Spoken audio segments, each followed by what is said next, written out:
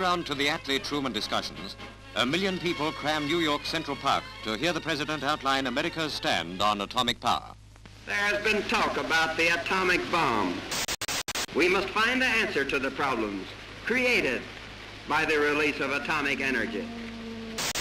Indeed, the highest hope of the American people is that world cooperation for peace will soon reach such a state of perfection that atomic methods of destruction can be definitely and effectively outlawed forever.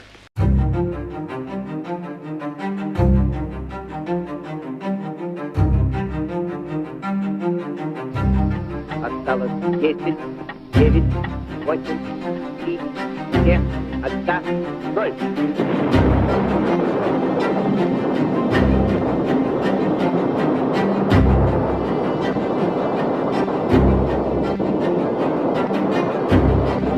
Нажатие кнопки, все осветилось ярчайшим.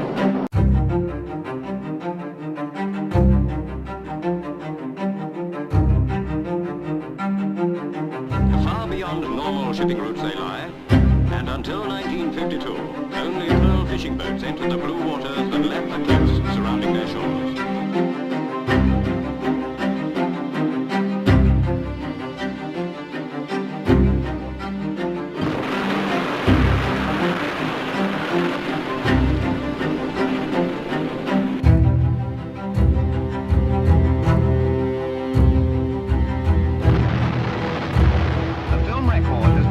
Censored by the French authorities, but this picture is impressive evidence of the bomb.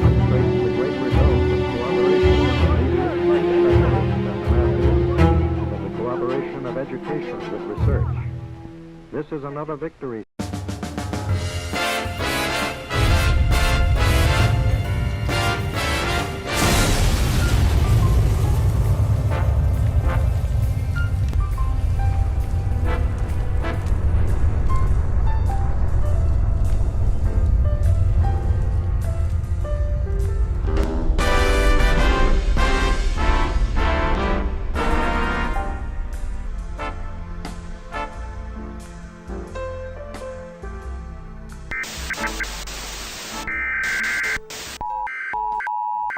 Emergency alert system capabilities. This is an emergency action notification. National alert and warning authorities, in coordination with emergency alert system participants. My fellow Americans, as you know, our attempts at preventing nuclear war have failed.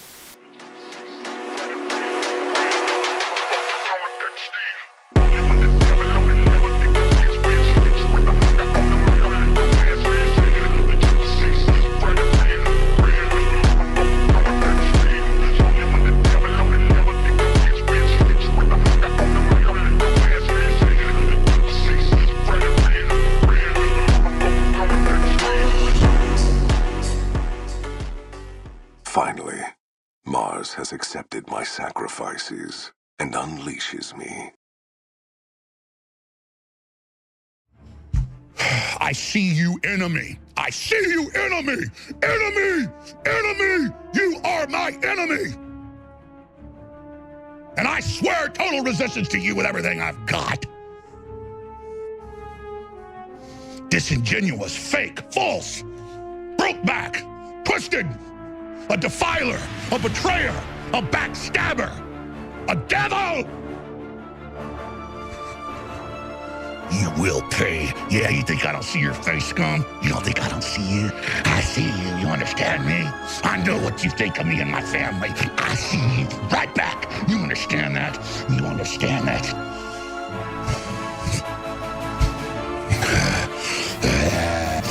You will fall! You will not bring humanity down! God is going to destroy you!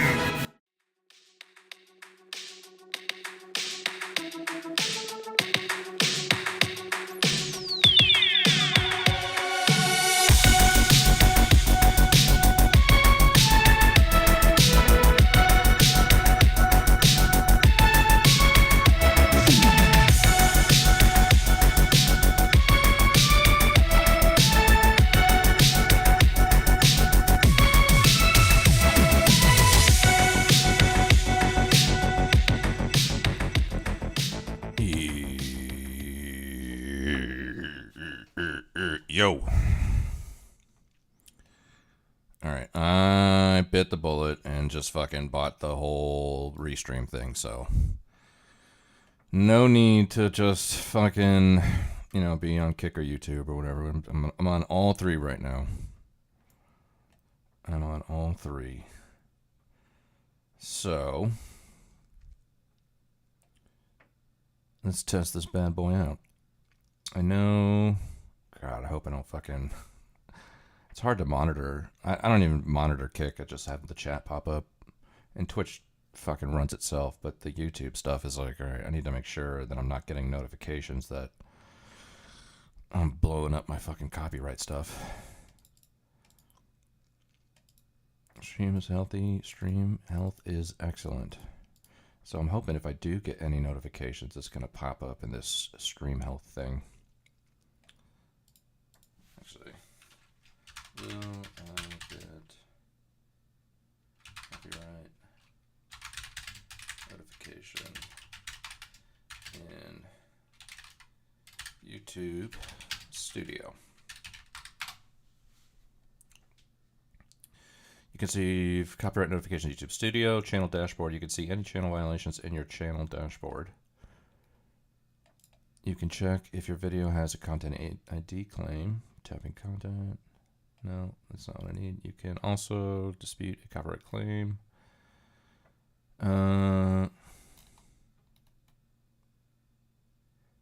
Copyright notifications in YouTube Studio, channel dashboard. Stream.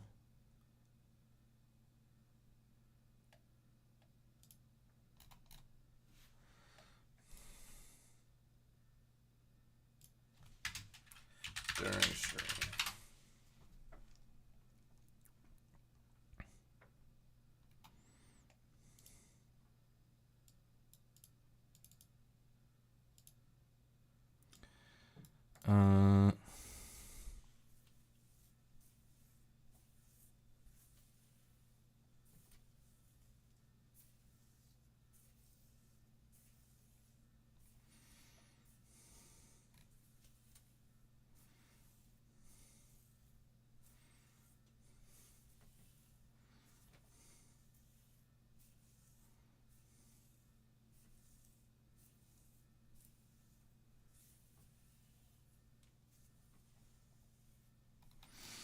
All right, whatever. We'll just roll with it.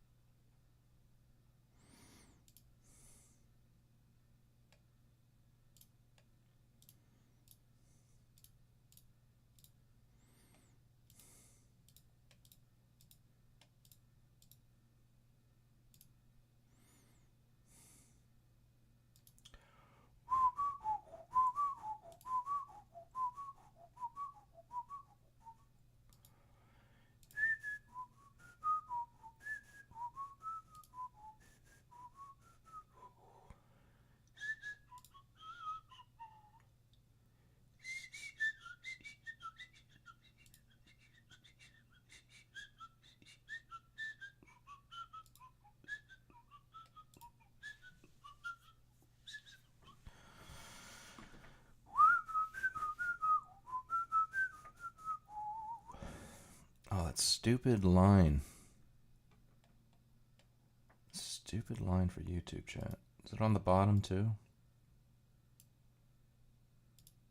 It is on the bottom too.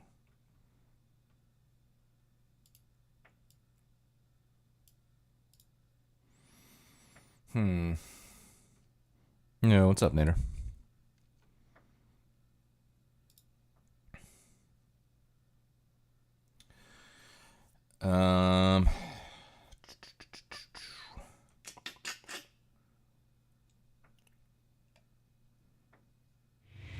You are the courier Lord Caesar has spoken of.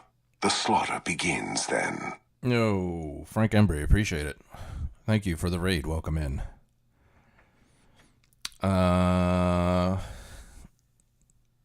Hey, what's up, Salty? Yeah. What's up, Cosmic? How you doing? PPG's lost his fucking mind more than usual. He's really saying some sick shit in his Discord. Dude. Finally, Mars has accepted my sacrifices and unleashes me. I got out of his Discord, I don't know, a week or two ago. I mean, we've already talked about that, though.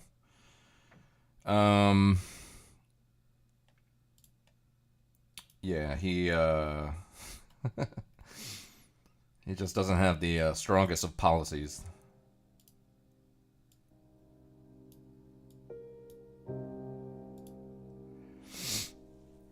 He's saying you and salty torpedoes. Okay, it's insane. I mean, he could say whatever he wants. I don't care. Silly o'clock over here. Have a good one. Yeah, thank you. Appreciate it, Frank. Thanks for the raid.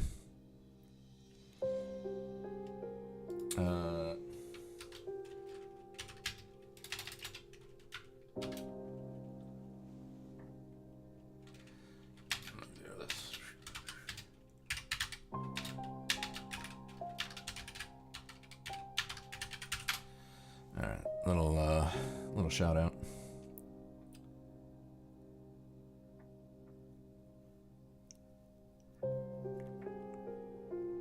Mida was 2, but you were in his list.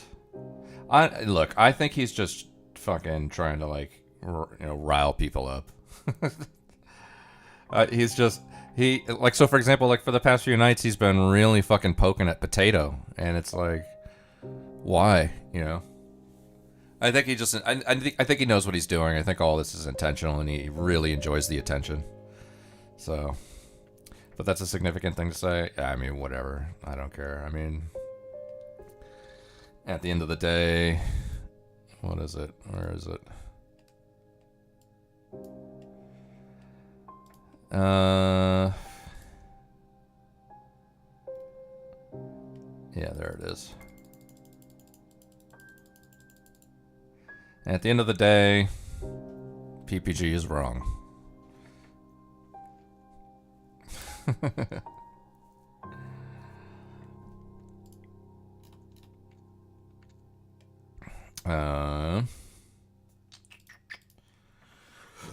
Excuse me. So I don't even care. I don't care. I think he's just saying that. I mean, think about it this way. A lot of these people left his Discord or were banned from his Discord, and he's saying all this stuff now. And it's like, I think he wants us to come back in the Discord to argue these points. And I am definitely not falling for that bait. That's for sure. I've been out of there for a couple weeks, and he keeps saying, he's like, come on back.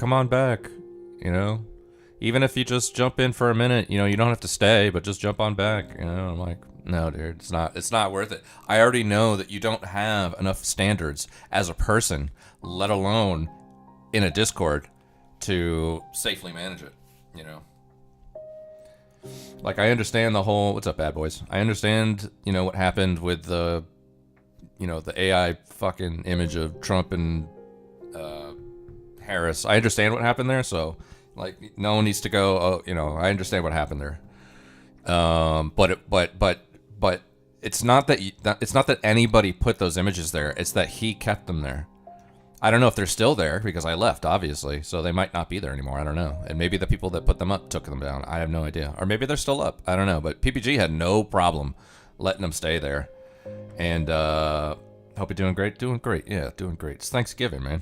It's Thanksgiving. So if you're in America and you celebrate Thanksgiving, it should be a great time. We're going to make Thanksgiving great again. That's what we're going to do. But yeah, how you doing? What's going on? FPPG? Yeah, I know. Exactly. But it was just also too, like, I asked him, there was the whole thing about, like, who was it? Sir Manifesto's possibly being a minor or whatever. And then, and he said, no, obviously that was a mistake. We cleared that up. And I'm like, okay, that's fine if that was a mistake, but, what's your policy on the whole minors thing? And he was like, oh, I don't care as long as they're, like, not causing trouble and they're just talking politics or whatever. I was like, nope, that's it. That's all I need to hear. So, does he even have it pissed me off so much just to go through that experience with him. Not pissed off, it just rubbed me the wrong way. And so, and you know, I don't spend any time in my Discord at all. My Discord is just there for notifications, and if you guys want to fucking talk shit to each other, that's fine. But I totally forgot that I never put up like a policy page, you know. So I just, as soon as all that happened, well, actually not as soon as I did this probably a few days ago, but I just put up a very quick rules page, and the first rule is no minors, no exceptions, 18 and up only. And then rule number 2 is more to come later. And that's, you know, whenever I feel like making more rules or whatever.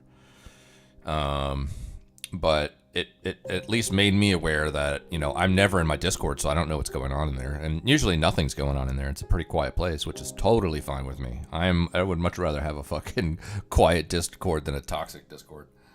But regardless, I put that up there because I was like, this is definitely at least minimally the one thing you have to follow in my fucking Discord. And I don't even know if he has like a policy page or a rules page at all, you know. He said he'd allow minors. What he said was, I asked him, do you care if minors are in here, or do you have any rules or policies, like, you know, for or against minors being in your Discord? And he said, basically, I don't care if, you know, minors are hanging out as long as they're like, you know, not causing trouble and they're just like talking politics or whatever, or, you know. That's what he said. He didn't say, yes, I allow minors in my Discord. He didn't say it like literally verbatim, but it was enough for me to be like, okay, well, no, that's not strong enough for me.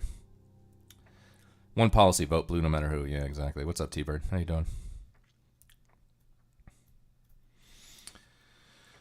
So yeah, this is my first fucking stream using the fucking... I just did the Black Friday for Restream, so I'm on all 3 tonight. I'm on Kick, I'm on YouTube. If you feel so inclined, please go drop some follows in those channels. You don't have to stay there, you know. You know, you can come back to Twitch and chat like Twitchers do. But if you're feeling generous, you know, head over to the Kick and the YouTube channels and just drop a follow. What else? Pretty sure I'm out then too. Yeah. Well, that's that. He changes from day to day. You know, I mean, you could talk to him right now and ask him, hey, what's your policy on minors? And he'll probably say, oh no minors. But when I talk to him, thank you, Salty. Thank you, Salty. I appreciate that. But when I talked to him, that is what he said to me. So I don't know. Maybe he's changed his policy.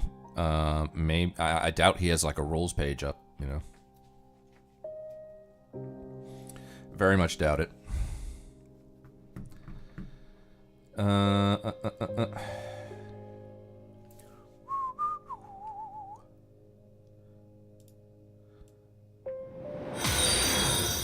Finally, Mars has accepted my sacrifices and unleashes me.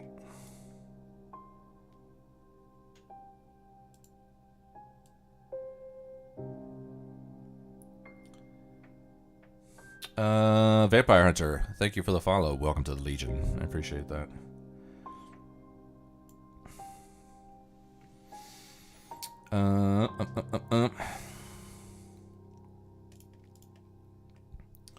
Is the Nightbot doing its thing?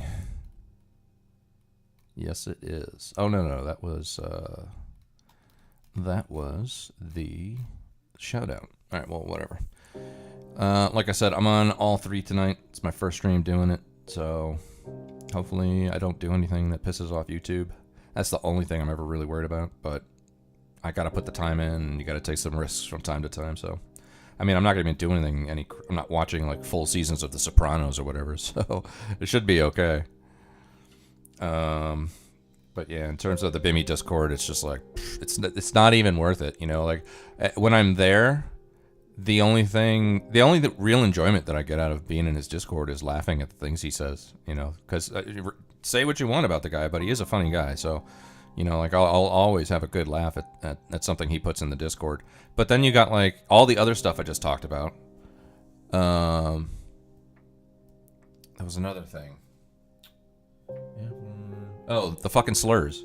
The fucking slurs. You know, I just don't want to see slurs every 2 seconds. You know, I don't want to be fucking on my phone scrolling through Discord when I'm, you know, not home or whatever, and just like scrolling through a shit ton of slurs or whatever, because that seems to be okay. I know some of you out there, slurs are a part of your everyday language, and some of you might consider things slurs and some things not slurs, and everybody has a different opinion about what is a slur and what's not a slur. But either way, I think there's probably a pretty set list of what slurs we can probably agree actually exist out there. And you know, I at least just don't see a policy from him. You know, if he's gonna say, if he's gonna drop certain slurs, then I want to know what other slurs are okay. That's it. I'm not judging him or anybody else for using slurs. You do what you want to do, okay? But if that's the case, if people are going to drop certain slurs, then I want to know what slurs are okay and which ones aren't. That's it, you know. So that's but you know that, and then also, like, you know, I don't even get any meaningful engagement from there. Like anytime I post something even remotely just kind of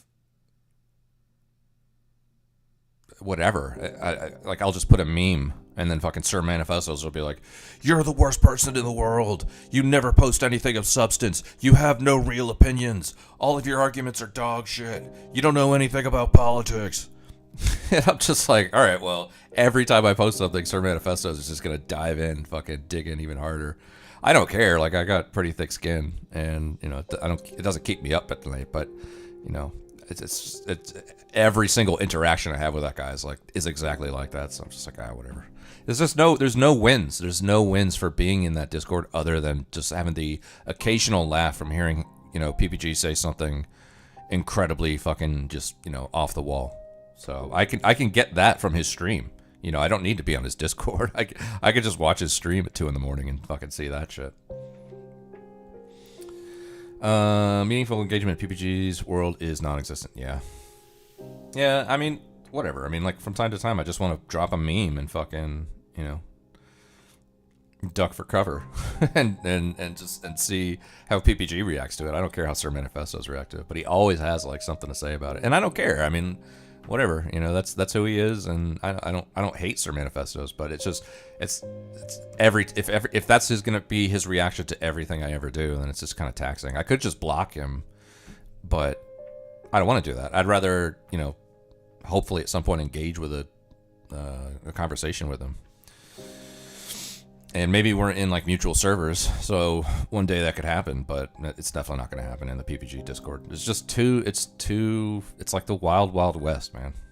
It's a wild west. Manifesto's weird. He was a chill right-wing type, now he's become PPG light. Yeah. Was he a chill right-wing? I don't even know. I've heard that name before, but I never really gotten to know, you know, Manifestos until I got into that Discord. I've seen the name around, though, I want to say.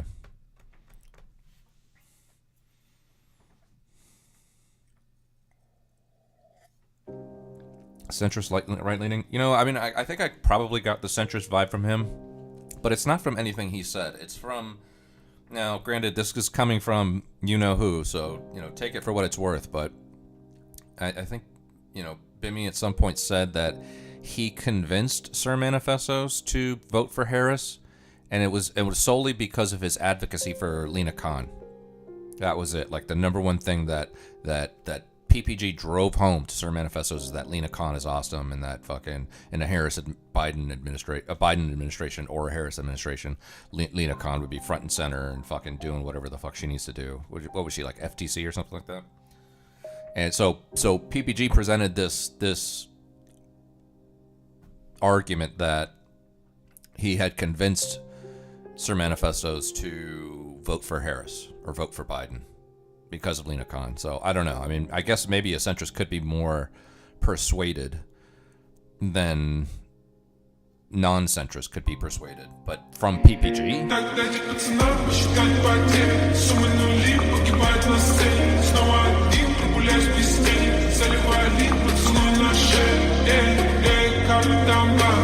yo, what's up, Conrad? So yeah, I don't know how anybody has anybody ever been convinced from PPG of taking up some kind of political stance. Sir Manifestos might be the only person in history to have ever been convinced by PPG to lean one way politically or the other. So.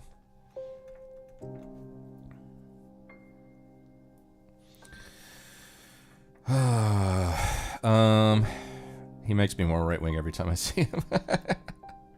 He is a right wing factory. Turbo's been telling him that for a while. Turbo's been telling him, like, look, dude, you are making people more right wing. If they're already right wing, you're pushing them further to the right. And if they are left or center, they're not anymore because they fucking hate you and they just want to be whatever the opposite of you is. And you're just taking people that are left of center or even fucking, you know, left of left and turning them into right wingers. And I don't fully disagree with Turbo in that at all. I mean, I don't know. I just don't think that you know, Bimmy has that kind of reach. But even if he did, you know, I think whatever. He's a great entertainer. You know, I'm not sitting here and just sitting here talking shit about him. He's a great entertainer. He's much better at streaming than I am. I wish he would actually put some time into, you know, building out his stream a little more. You know, like I can tell, like, he opens up OBS or Streamlabs, and he has one scene. He has one scene and two sources. He has a camera capture. He has a camera catcher, and he has a fucking a screen capture. And he just switches the screen capture between his browser and fucking Discord, and he always has his camera on, and that's it. You know, I think like, you know, with the level of entertainment that he brings to, you know, every stream, build out your stream a little more, man. Make it a little more interactive. I mean, you know, he's creating like all these Twitch accounts to hopefully bring people over to the Kick side, but what are they even getting when they come to the Kick side? Like nothing. You know, it's just him again. It's just him in a browser, and that's it. I got convinced by PPG to vote for Kamala. Yeah, Conrad, I knew that. I knew PPG would infect Conrad at some point. Does PPG get hate because he doesn't act feminine and cucked or what? I don't actually watch him. He gets hate because he is so blatantly outrageous politically. You know, he in the same breath, he will say we need to destroy capitalism and we need to vote for Biden and Kamala Harris, who are going to put in nothing but fucking establishment, fucking, you know, billionaires or whatever. Like he's inherently authoritarian, but he says he supports LGBTQ. He'll drop slurs all the time, but he wants to defend marginalized people. He's just like, there's just so many contradictions that it's like hard to keep track. You know, you'll see him on time. If you go into the politics channel from time to time, you'll see him there. And you know, I'm not talking shit about him. Like, I recommend going to his streams. I think to me it's fun. You know, I like going there because it's just fun. It's fun, honestly. Like, I just go there and watch people argue with him, and it's fucking hilarious. You know, he's a great entertainer. He's a great entertainer. Yeah, he's funny and he's entertaining. Bro is blank shit posting. Him? Yeah, always. But, you know, like, he's trying to get everybody to go over a Kick, and I don't blame him because, you know, he can't be on Twitch anymore. It doesn't matter. I mean, I don't think Twitch has much of legs on it anyway. All you people out there that just, like, log on to fucking Twitch to watch your favorite streamers every night, you go figure out where else they are, if they are anywhere else, because I just don't see Twitch lasting longer than a year or two, unless it gets bought and completely rebranded. You know, right now I bought the premium.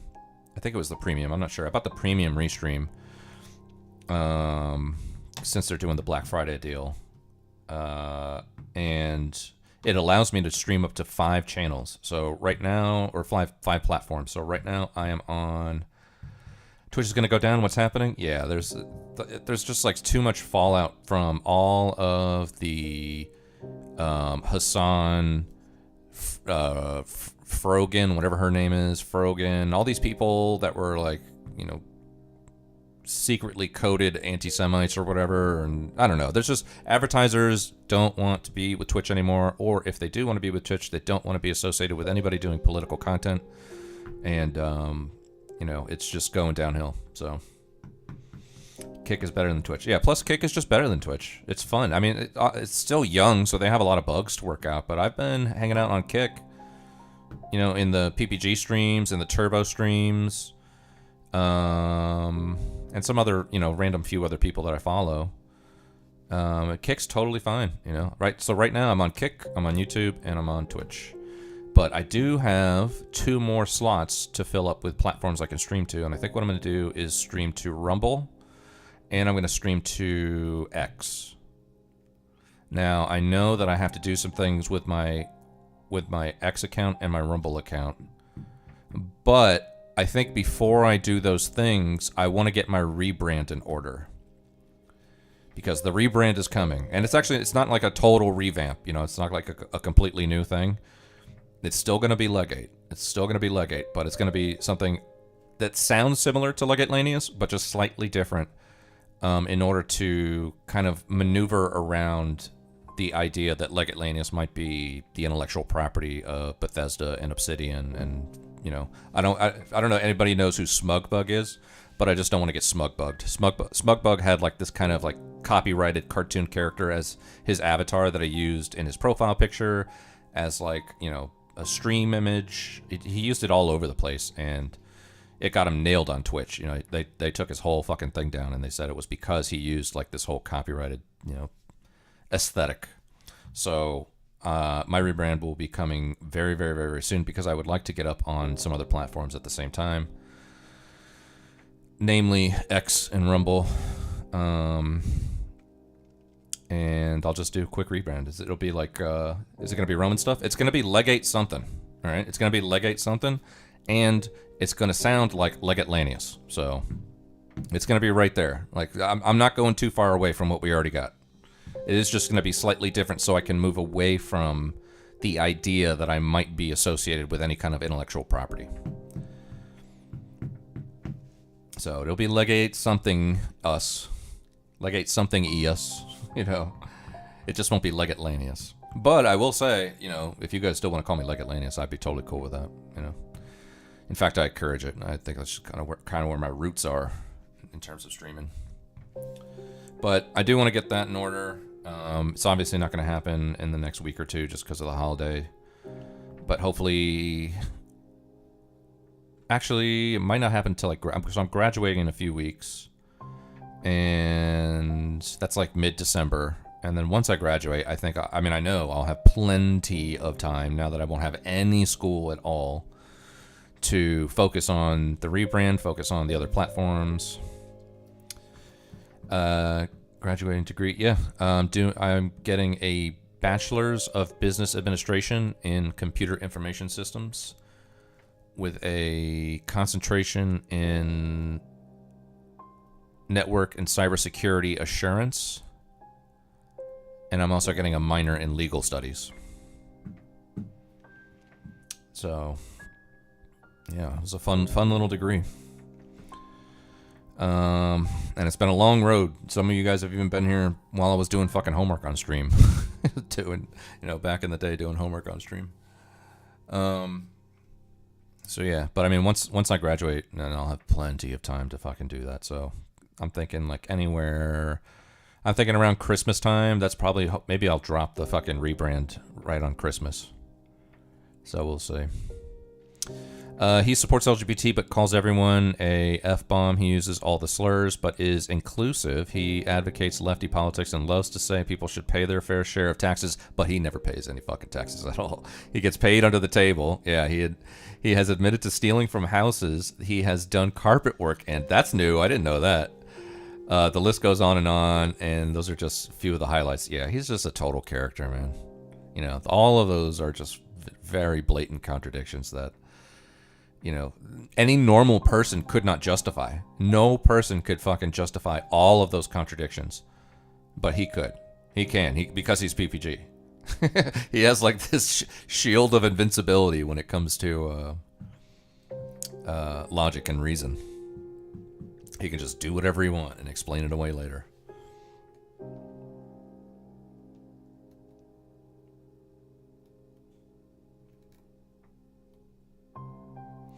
I mean, another thing he does. This is something that he does, and I don't like it.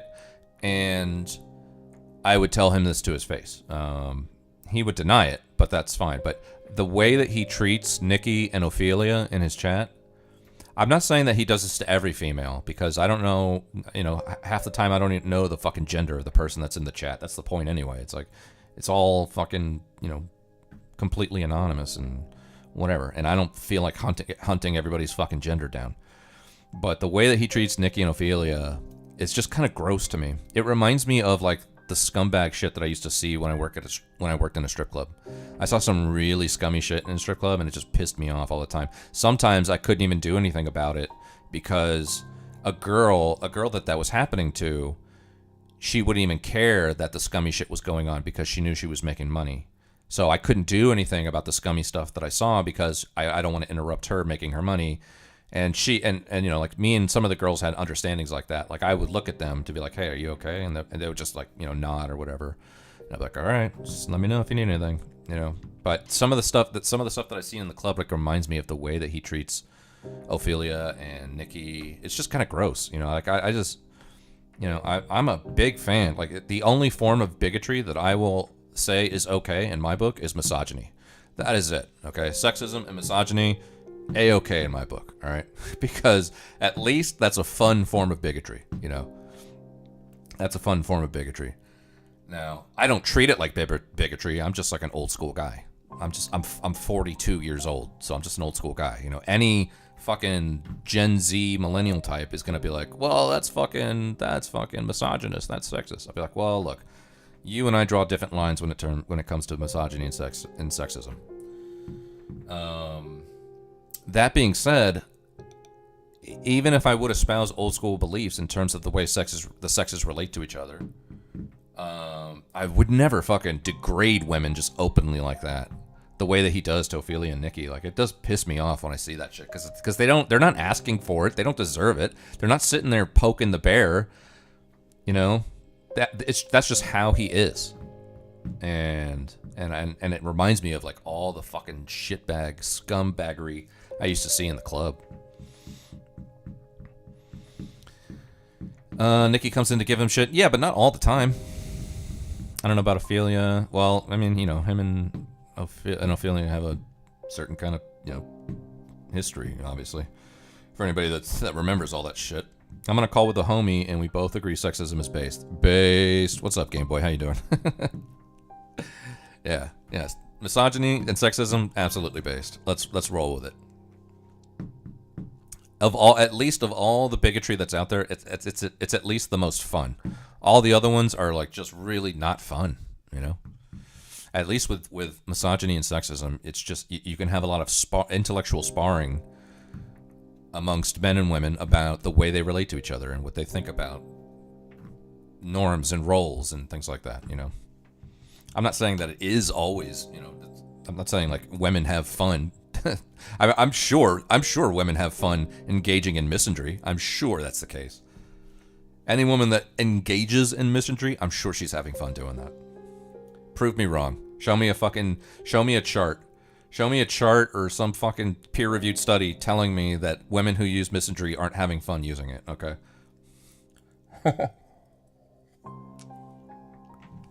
What's up, Practice? How you doing? Repeal the 19th. I mean, I would be fine with that. I would be fine with that, but I'd also be fine with adjusting the language in wherever else voting policies live to reflect the idea that no one can vote unless they are registered with a selective service. Period. The end. That, you know, if women want to vote, they gotta register selective service. If men want to vote, they have to be selective service. Simple as that.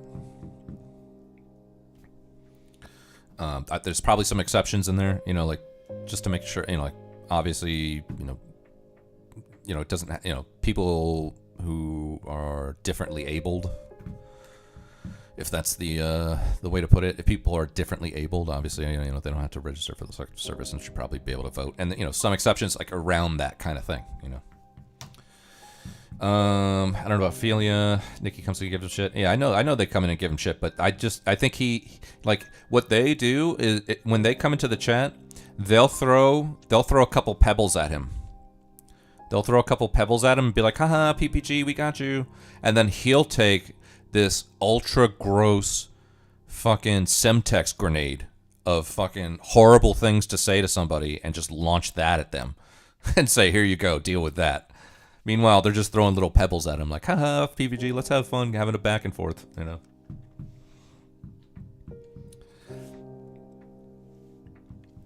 Voting was based on service. The country would become far right, according to the press. Possibly, but the thing is, the selective service is just for the draft. It's not for have you served your country. You know, it's not. It's just you have to register for the draft. Once you're 18, selective service, put your name in the hat. If you never get drafted, hey, great. You know, even better. But you have to register for the selective service. Finally found PPG on Kick yesterday, and it is fun to laugh at him. Yeah. It's a good time.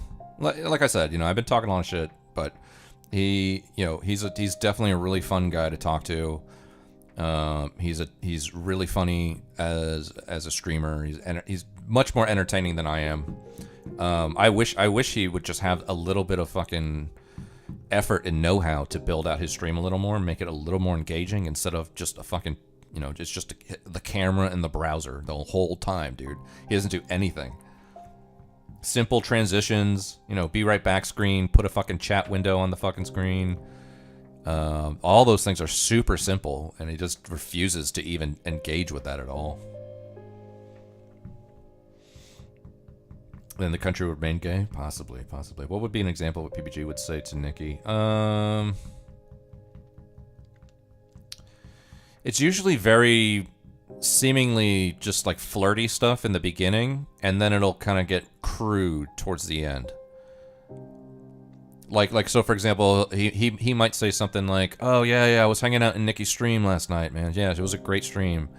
And you know, I might have been doing something else while I was watching the stream, you know what I'm saying? And they'll do the PPG laugh, like, you know what I'm saying?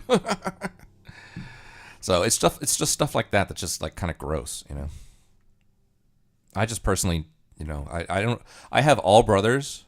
I didn't grow up with my mom, you know, like like my background is very like all male basically. I went to an all boys Catholic high school, but my experience from working in the strip club really informed me on what my attitude is going to be regarding women for the rest of my life, because fucking dudes can be really fucking gross and shitty sometimes, and I just don't like that ever, you know. I'm not saying that every woman needs to be treated like a queen or with respect, or you know, I mean, you know, hopefully every woman should get treated with respect, but sometimes women don't deserve respect, just like sometimes some men don't deserve respect. But I just don't like the gross shit. You know, like just like openly talking about fucking weird sexual masturbatory stuff, just one-on-one with them like that, like casually. Like to me, obviously I think they can take a lot because they're people on the internet, you know, but to me it's just fucking gross. I understand now. Yeah, well, go into a PPG stream, you'll see it from time to time. It's always a good time. Is he on right now? What's he talking about? So the other night, what happened was, we were talking about PPG for a couple minutes, and I said, you know what? Let's just pop into his stream real quick to see what he's talking about. And when we did, he literally when I unmuted his stream, the first thing that came out of his mouth was he said, "Look, okay, segregation is not oppression." That was the first thing that came out of his fucking mouth when I unmuted his stream. Look, okay, segregation is not oppression. I'm going to unmute him right now. We'll see what he's saying. So What do you think is gonna happen, dude? What happened in Iraq, brother? When the American invasion, it was like, what was it, like 8 million refugees? What do you want me to tell you, man? Yeah. Like when I would do television shows with round tables, they're not gonna happen. You try to make everybody share the same height. You put cushions underneath, or you raise it, or you lower it. You don't want one person this side, one person left. You don't want. I'm watching Jimmy Dore because we're gonna make fun of him, dude. Then we're gonna talk about the tariffs. The tariffs are right here. It's a good story, and they talk about the Mexican president. We're gonna talk about it. To look like a Kamala Harris interview on CNN. So for those that aren't familiar with some of the lore, fucking PPG loves like Kyle Kalinske, and Turbo likes Jimmy Dore. So there's kind of like this back and forth about who's better. Like, oh, you watch Kyle Kalinske. Oh, yeah, well, you watch Jimmy Dore and Jackson Hinkle or whatever.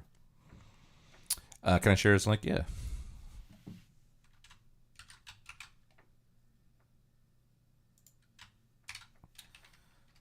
There it is, right there.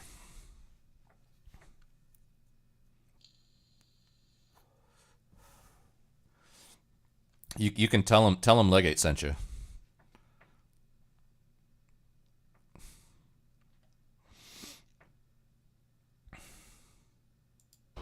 Did it sound to you like? And he's got this loud ass fan all summer long. He was sweating his ass off all summer long, and I saw that fan in the background. I was like, dude, why don't you just throw on the fan? He's like, nah, man, that thing's just too old and rickety. I'm like, okay, well, you're just fucking sweating profusely on camera. Now we're damn near in December, and he wants to fucking throw on the fan, and it's fucking just this loud as fuck sound in the background. The Union games, the how he refused to use the Taft-Hartley Act to destroy the Long Island fucking Union, etc. I know he won't talk about that, dude. So let me listen. It did feel like the Democratic Party. It did feel like. It did. Okay, he said you're it right. did feel like.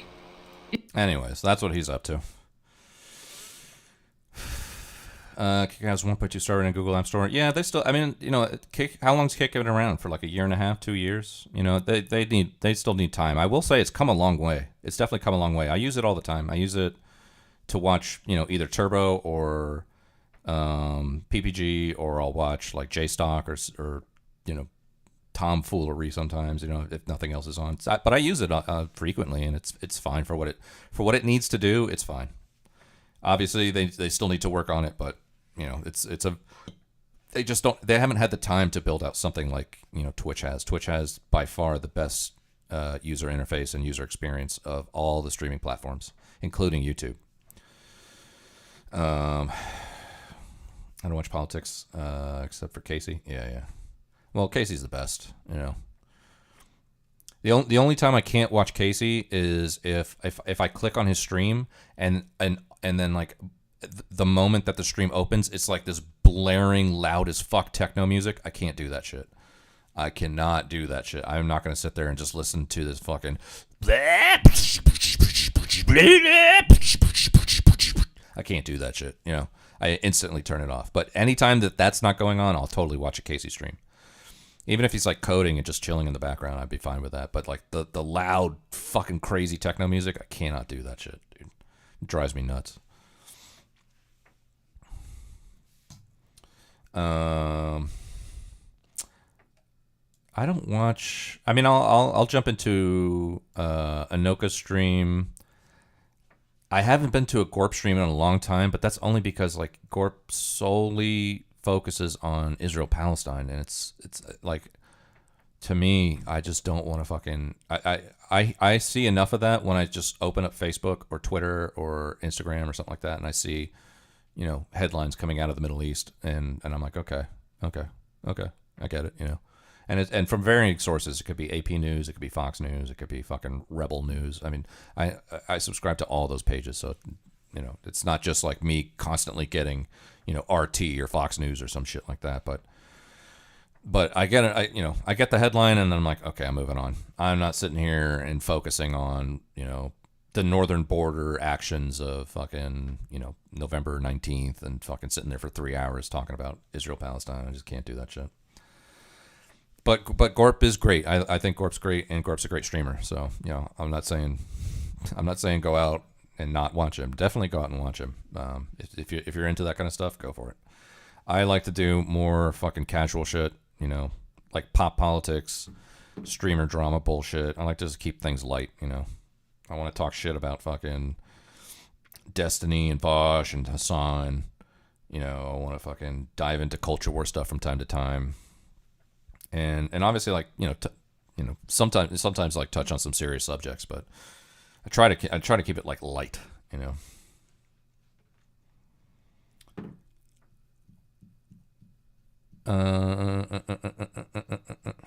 He says he has friends who died in the war. That's why. Oh, okay, gotcha. What's up, Bong? How you doing? There's only so much conversation to be had on a single topic. Yeah. And I mean, but also too, I mean, I don't know enough of the history. I can't go all the way back to 1948. I can't go all the way back to fucking, the USS Liberty. I can't go back into as much as much history as is there. It's just two sides of people constantly arguing about who's more right than the other. And both sides make good points, and I think a lot of sympathy and empathy should be felt for Palestinians. I think that anybody that minimizes the events of October 7th is a fucking douchebag, and I love America. so that's where I'm at with that. They know a lot of history, extreme detail. Yeah, they do. Yeah. So, and they're extremely qualified to be talking about it, especially in relation to me. I'm not qualified to talk about it. I'm just also not interested in it. I wish them well. And if I had to put an opinion out there about anything regarding it at all, I would definitely say maybe we shouldn't be giving Israel as many weapons as we are, because it's only making it worse. Now, instead of just fighting Hamas, now we're fighting Hamas and Hezbollah, and fucking, Iran by proxy, and I just don't know how much. I don't even, at this point, I just want Trump to get in office. He's going to fucking sign a deal. He's going to sign a deal with them. He's going to sign a deal with Ukraine, and then we can go back to fucking, talking about fucking gendered bathrooms and things like that.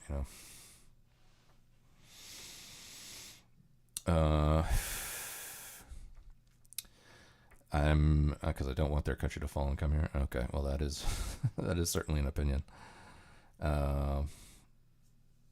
Ceasefire with the Hezbollah set for 4 a.m. Yeah. I was seeing that some headlines today about them making some headway with that. Which is great. That is great. Slowly but surely, I think Trump can do it. It's not me just being like a fucking Trump tard or whatever. Fucking, I voted for the guy, but I'm not in the MAGA cult. I'm happy to say "Make America Great Again," but it's not like, it's more ironic than it is unironic. But I do think that Trump could work something out, not only with them. I do think, and I don't even know too much about, Ukraine and Russia, but it does seem like Ukraine is probably going to have to give up some territory just to fucking put this thing to fucking rest. If there's enough territory already lost, at what point will Ukraine get that territory back? Huh? The only way that's going to happen if you start escalating into Russia, and nobody wants that. Ceasefire already started? Nice. Trump arrested Netanyahu, established state solution. Trump is a Muslim. Well, he did get a lot of Muslim support in Michigan. Specifically, I think the town is called Hamtramck. It's like a suburb outside of Detroit. He got the mayor's endorsement. He got a large chunk of the local population's vote. And, basically what won it is culture war kind of stuff. There was a lot of videos from sometime last year, where you saw like Muslim parents going into these school board meetings and talking about the books that are in the library and what they're teaching the kids in the schools and all that stuff. And I think that went a long way. I mean, the irony is these towns that were Muslim majority outside of Detroit were once kind of like, safe, really safe blue zones, very liberal, very progressive. And they essentially voted in Muslim majorities into their city councils. And I think recently one of the things they did was ban the pride flag from any official venue, whether it be, city halls or whatever, other places. So there's that. There's always that. That's interesting. The only way Ukraine wins in totality is if someone goes in boots on the ground to help. Just giving equipment isn't enough. Yeah. Trump's the bravest soldier of all. People have no idea. Yeah. Inshallah. Donald Trump, inshallah. I think Ukraine should give up the Donbass, give Kursk back to Russia. In exchange, they get NATO membership to stop future Russian aggression on them. Oh, well, if Russia's cool with them getting membership, I think I'd be fine with that, too. And that's one of the things that got us into this mess, right? Is the potential for Ukraine to get membership.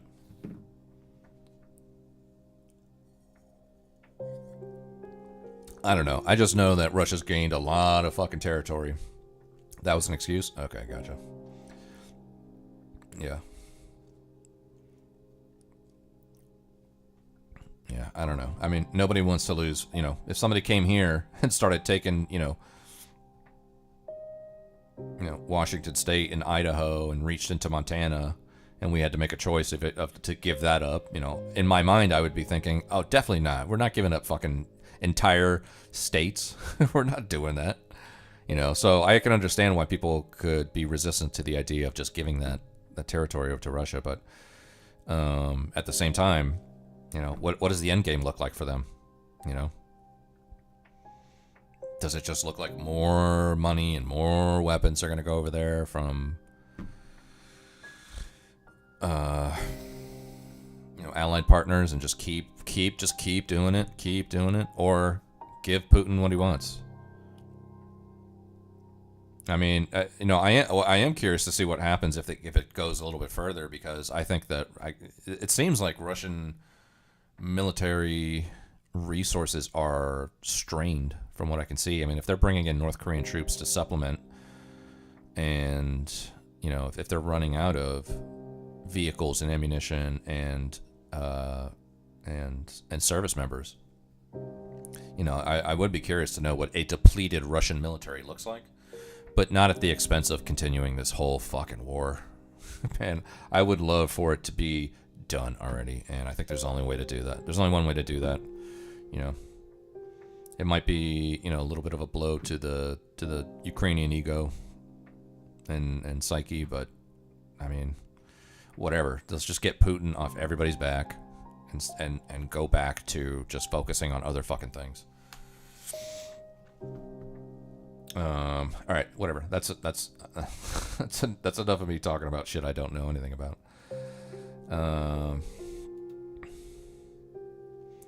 I don't think Russia will negotiate with the USA because they can't trust America. They'll probably take all of Ukraine at this point to not have America put nukes on it next time.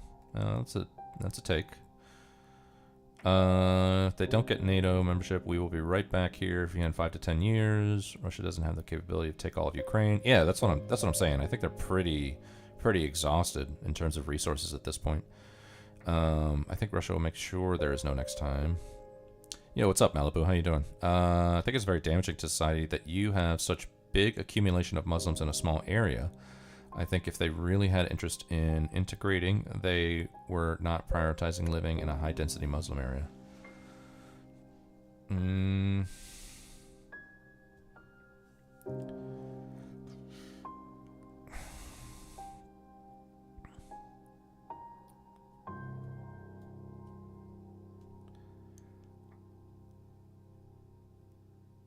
Yeah, I can see what you're saying there.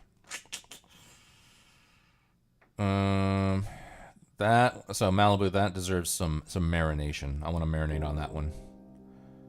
Remind me next time to sit with that idea and think about it a little bit more, because I understand what you're saying, and I don't entirely disagree, but I also want to be fair to Muslims that want to be American, you know.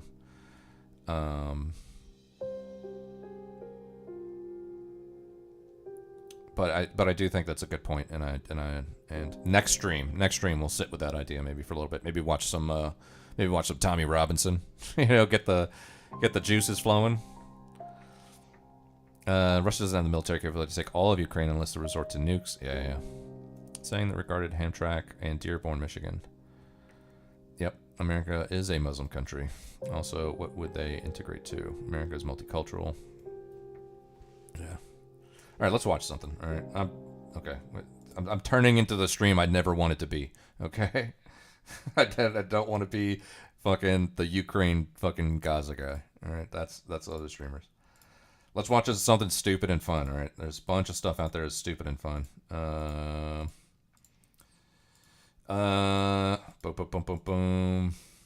Tim Pool. Oh, stupid and fun, definitely. Let's see, what else is there? Shoe on Head. I haven't seen this new Shoe on Head. I saw the intro to it, but I haven't seen the new Shoe on Head. Is it any good? Anybody seen it yet? Piers Morgan had a bunch of Democrats on. I believe it. I love. Some people are calling like Piers Morgan right wing now. He's right wing. Like, guy's not right wing, dude. But I don't know. I talk to people who think that fucking Obama's right wing, so who knows anymore. Stupid and fun. All right, stupid and fun. Let's see. Woke Democrat mayors lash out after border czar declares they'll be arrested for protecting illegals. Woke Hollywood actress melts down in Trump-deranged rant over Kamala Harris losing election.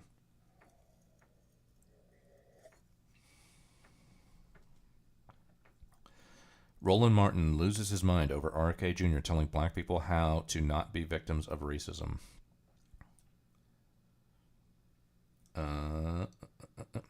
Delusional CNN panel triggered over Elon Musk buying MSNBC to turn it into a free speech platform. That one might be good. There was like a... Where was it? Didn't Kamala Harris have like a speech or something she came out with? Like a video?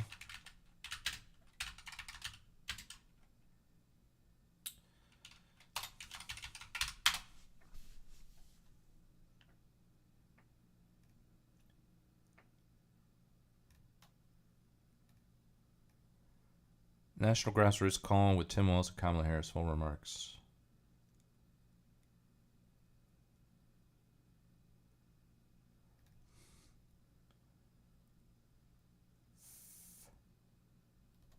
Let's see.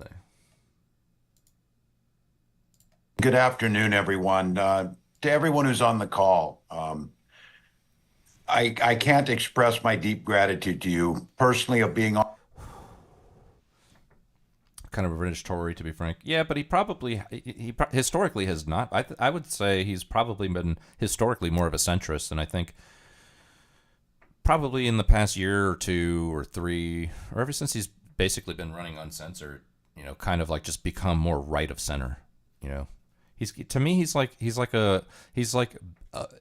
Bill Maher, but on the right. You know, where Bill Maher can easily say that he always votes Democrat.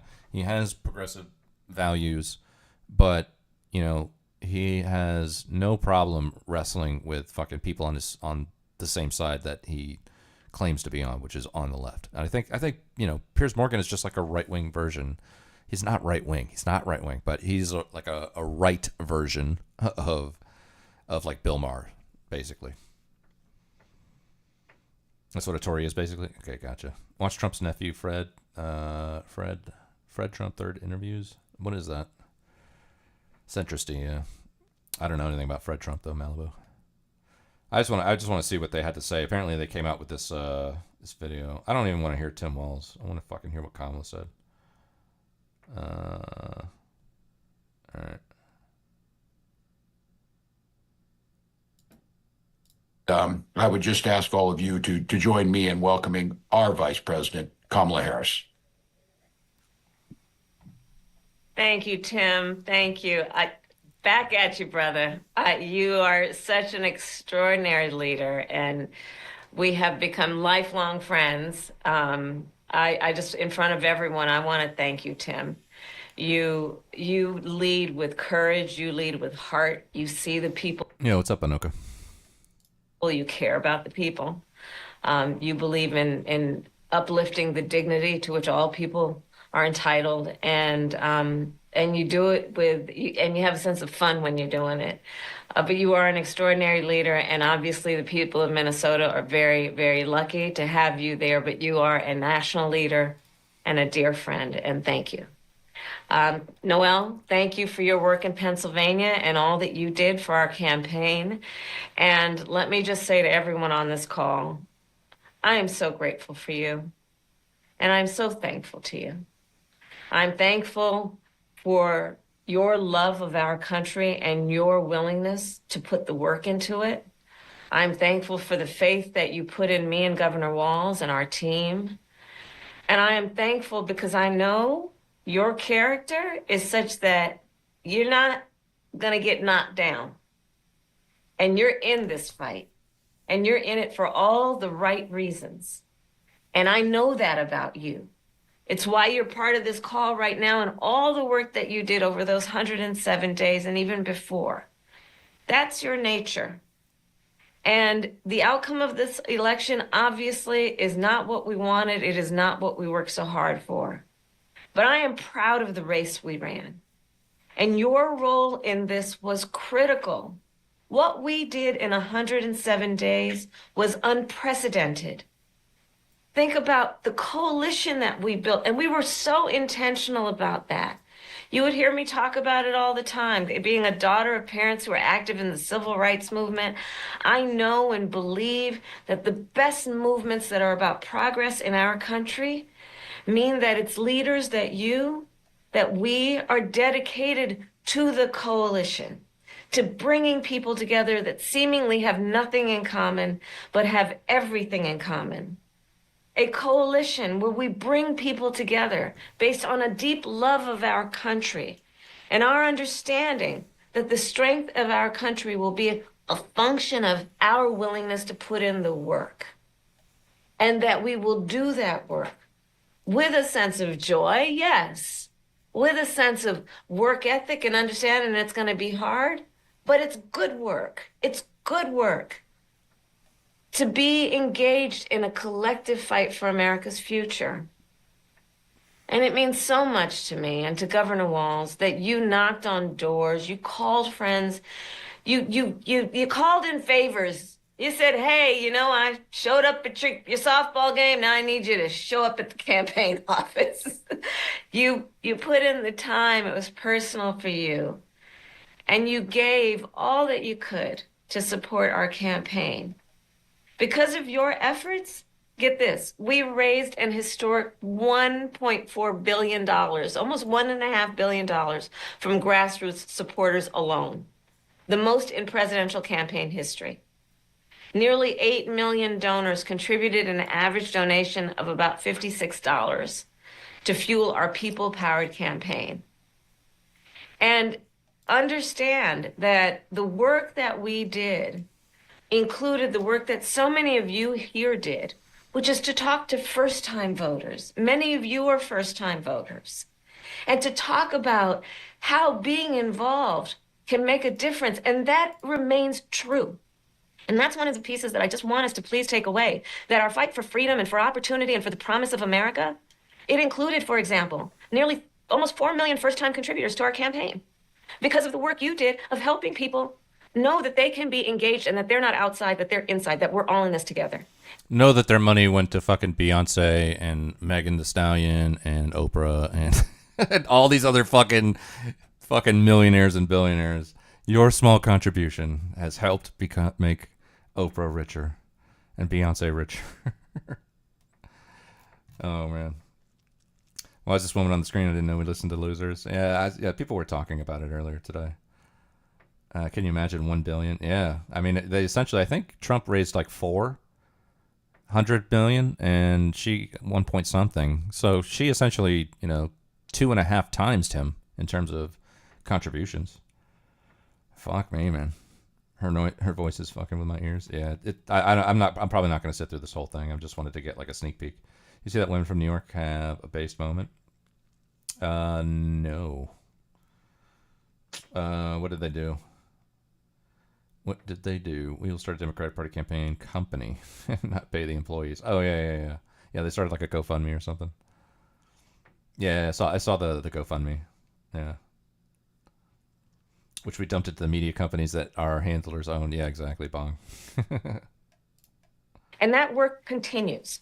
The work must continue of reminding ourselves that we have an ability to stay engaged in a way that will make a difference. The work that you all did, it's going to have lasting effect. Again, I'll say, the election didn't turn out like we wanted it to. Certainly not as we planned for it to. But understand that the work we put into it was about empowering people. That's the spirit with the work we did. Our spirit and our work was about saying that it is a strength that we each have to lift people up as opposed to beating people down. It is a strength we have that has lasting effect.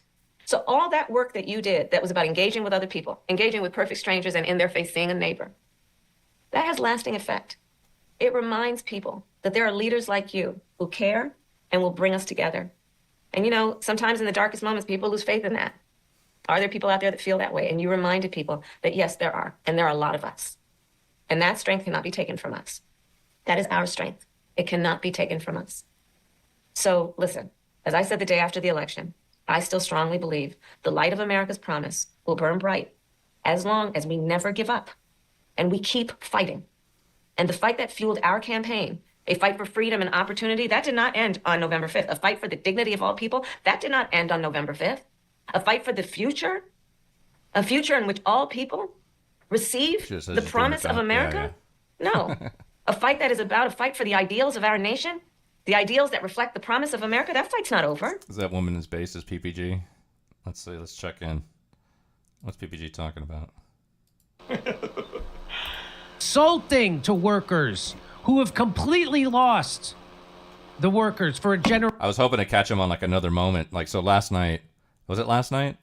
I don't know if it was last night or the night before, but we popped into his stream real quick, and the first thing that he said when we popped in was, "Okay, look, segregation is not oppression." Does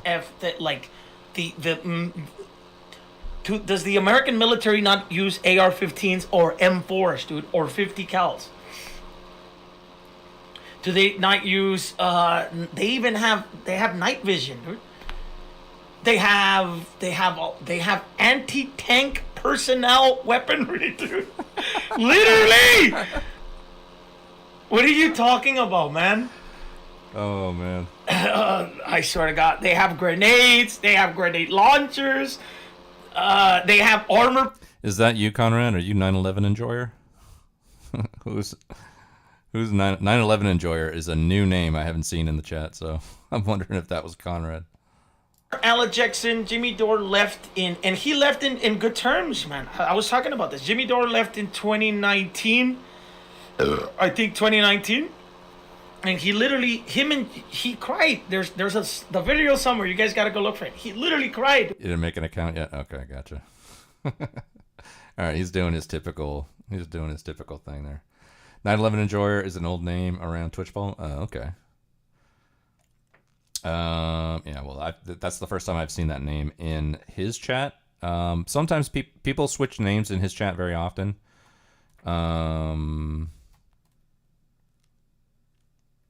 Just to kind of mess with him. Some people like change their name to political understander, but they'll put a capital I for the L at the end of political, so that it reads, it reads as political understander, but it's not.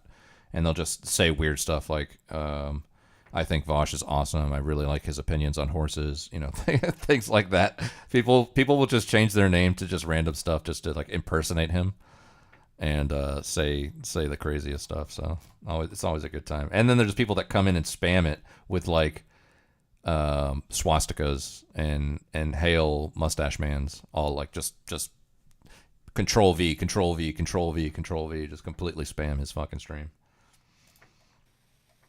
So look, we still have a lot to fight for, okay? A future where every American can... Okay, I'm done with you. Done with you.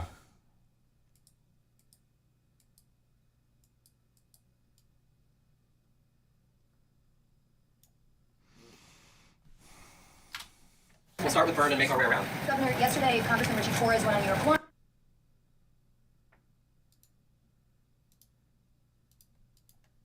And he called you ineffective relating to a number of areas and how you've handled the congestion pricing debacle as well as public safety.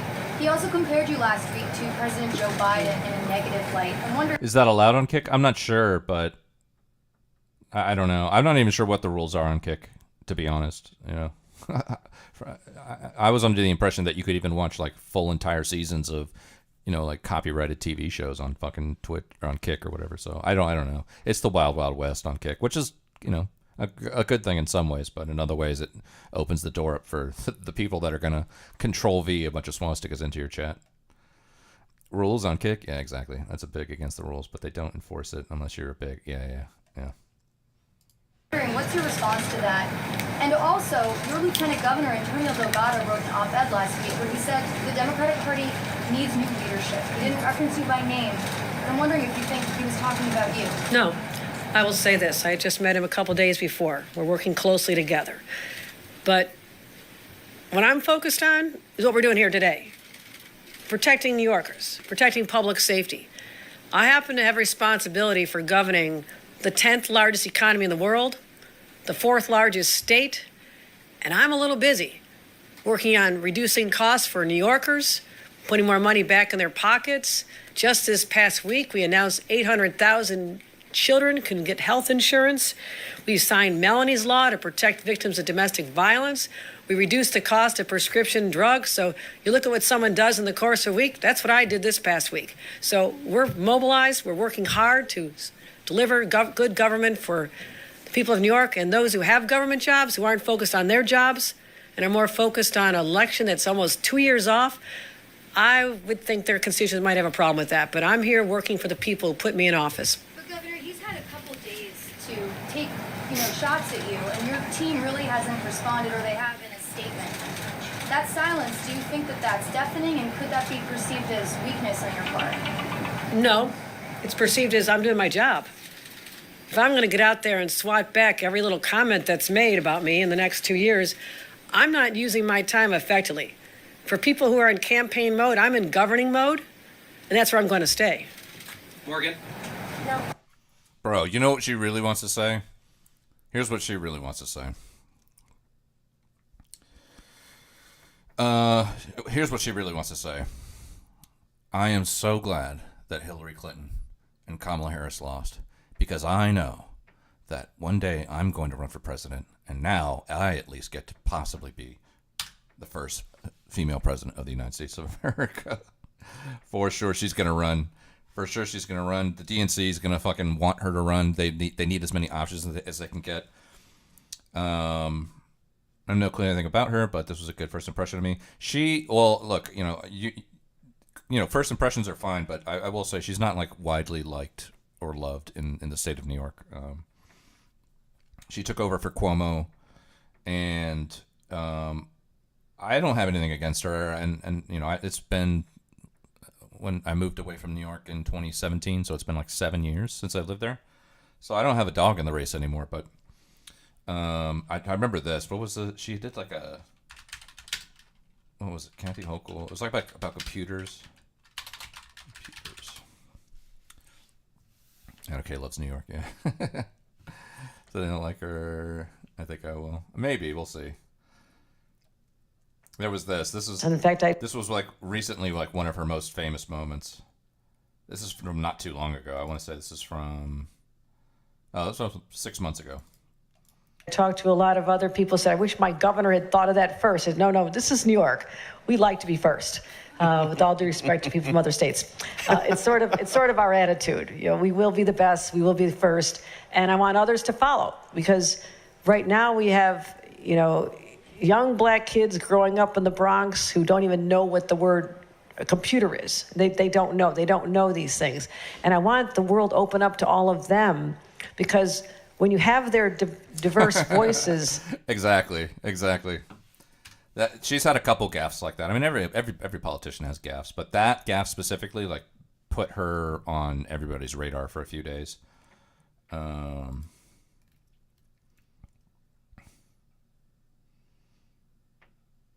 fact, like, so it even got brought up with fucking Karine Jean-Pierre. Is that her name? I think that's her name, right? Karine Jean-Pierre. They brought it up at a White House press briefing. Thanks, Karine. New York Governor Kathy Hochul made a controversial comment yesterday at the Milken Institute Global Conference while discussing the need to bring AI jobs to Black and brown communities. She said, right now we have young Black kids growing up in the Bronx who don't even know what the word computer is. What is the White House response to that? I want to be super mindful. I have not heard these comments, so I want to make sure I go back, read the comments, and get a sense of what was happening here. So I don't want to comment and be really mindful speaking at this podium on behalf of this president. So I just want to go back and see exactly. I know you're reading an excerpt or a line from what she said, but I just want to be super, super mindful here. Does the White House believe it is right to insinuate that Black kids don't know what the word computer means? I mean, look, obviously, we don't think that is the right way to speak about young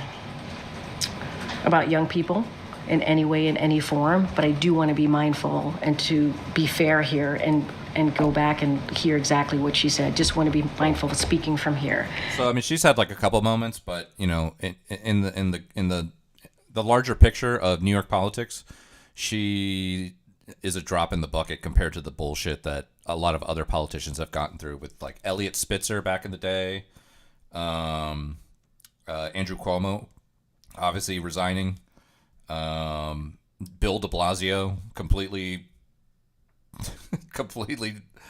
I don't want to say destroying New York City, but at least not gaining the love of the people of New York, that's for sure. Bill de Blasio, Eric Adams, obviously, with everything that he's got going on. So, you know, like, her gaffes here and there are just like, you know, drops in the bucket compared to other things that are going on and have gone on in New York. If that's the worst they got, we Gucci. Yeah, it's nothing crazy. She's, you know, there's a few more things like that, but nothing crazy. Trump shredded him at the Catholic dinner. Who, de Blasio? What's up, AMR? How you doing? Yeah. I mean, I think rightly so. Nobody like Bill de Blasio. Do you remember when Bill de Blasio said, "Fucking, hey, if you take the COVID shot, we'll give you some French fries"? That was great. That was amazing.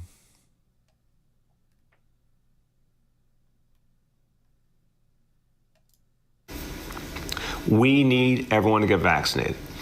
So we know we have to make it convenient. We know we have to make it easy. We know we need opportunities for people to speak to their trusted community voices, doctors, et cetera. We're doing all that. But we also know that incentives help. They really do. And so we've been announcing free tickets, gift cards, all sorts of incentives. Yeah, so they're really trying to get people on board with the vaccine back in the day. We love this city. We live here too. And we're going to get back. Get your vax, get your shack, and let's gather up as a community again. The Shake Shack team is here for you in New York. We'll see you soon all around New York City and Shack. Thank you so much, Randy. Thank you to the whole Shake Shack team. This is really going to help us out. And did you say free fries when you get vaccinated? I got vaccinated. You're saying I could get this? These delicious fries? Wait a minute. But there's also a burger element to this? Let me check with Bill Neathart. Is it too early in the day to eat a burger? No. You're good to go. This can be breakfast? Okay. I want you to look at this and think about, again. He was a disaster. I hate politicians. I do. That's why I love you, Anoka. I'm right there with you. I fucking hate them too. It's just a shit like this, man. I mean, look, it's one thing to offer incentives to put, you know, something important but also experimental into your body and cross your fingers. But, putting fucking French fries out there as an incentive to take the shot is just fucking ridiculous. And that's just one thing. De Blasio was a nightmare. I think his wife robbed like millions of dollars from the New York City Health Fund or something like that. I don't know. There was a lot of shit going on with him. He's got that third party he is working on, but his time's about to end. I think we'll get another Bernie in my lifetime. Oh, possibly. Possibly. We were talking about Bernie the other night. What were we talking about?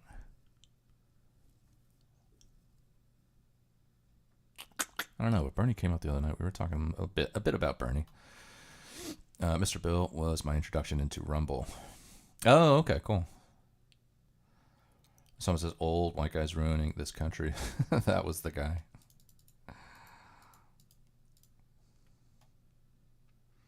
AMR, that's Bill. Yeah, I know. I mean, I just zero in on a fucking portion of the name, and I say, okay, boom, and I just happen to see AMR.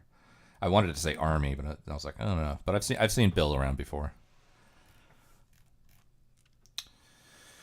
Okay. I want to see this shoe on head video. I haven't seen it. Gotta support my queen. One of my queens.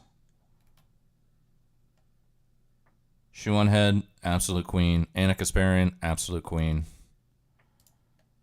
And I haven't seen this one yet. I watched the intro to it, but I haven't seen the rest of it, so I'm curious to see what she says here. Let's go.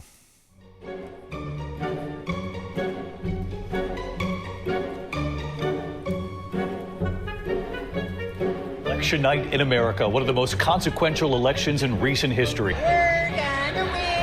Donald Trump has won the presidential election in Kentucky. Florida, Alabama, Tennessee, and Oklahoma. Missouri will go to Donald Trump. It's clear now that Donald Trump has picked up key support among Hispanic voters, despite all the things that he said. Donald Trump will win the state of North Carolina. That the state of Georgia will go to former President Donald Trump. The evening was getting increasingly somber as people realized what this map is looking like. CNN projects that Donald Trump will win the great Commonwealth of Pennsylvania. Kamala Harris is not winning. So you won't hear from the vice president tonight? News Decision Desk can now officially project that Donald Trump will become the 47th president of the United States. Do you really think that the Democratic Party is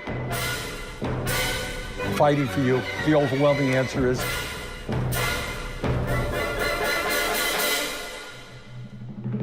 no.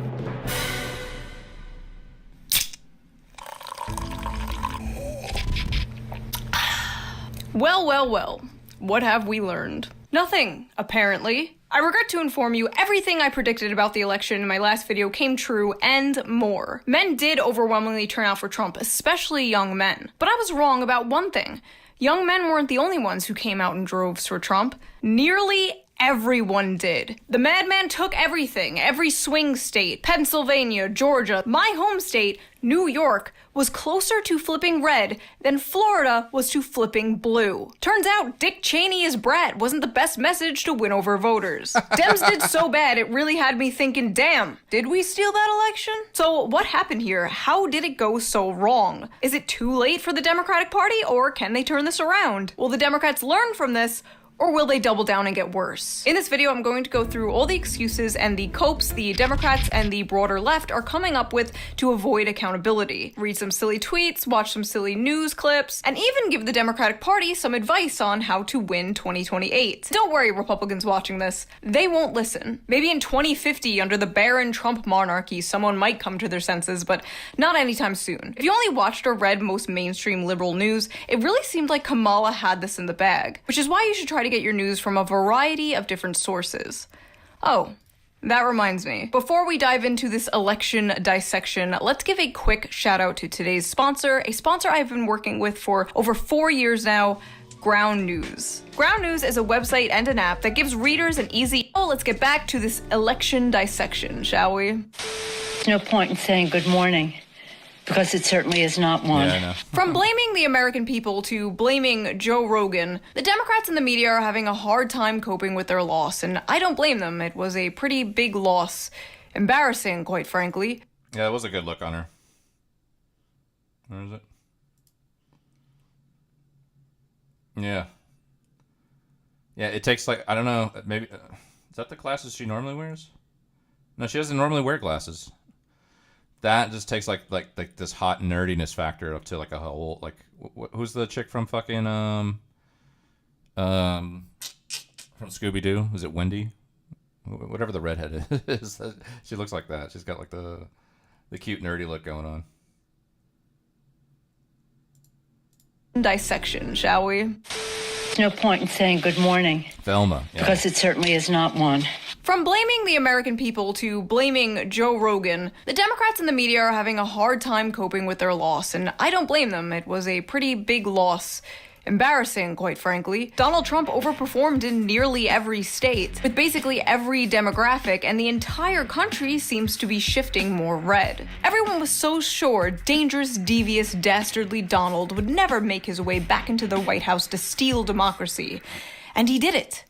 With democracy. Anyway, I got a lot of comments on my last video from new fags like, wait, you're left-wing and you hate the Democrats? Yeah, man, that's a pretty common thing. If you were shocked that I'm left-wing, maybe that's a sign you need to take a step back and evaluate some of the preconceived stereotypes you have of people. Not all of us are crazy blue-haired socialists, no.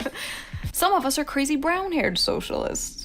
But for those of you who are new here, hello, I am Shoe on Head. If you ask the right wing, I am Stalin. If you ask the left wing, I am Hitler. Fiscally far left, culturally centrist, socially retarded. But if you really must put me in a box, it's not that hard to pin me down. I'm a populist. Think Huey Long if he was a 5'3" Italian New Yorker woman who still did her hair and makeup like it was 2008. Put a pin in that Huey Long name, by the way. He's gonna come up later. I grew up in the 90s and the 2000s. My political awakening was jibjab.com. The first time I voted for Obama. I was ready for that hope and change. Instead, we got the crushing of Occupy Wall Street and more drone strikes. And from there, it only got worse.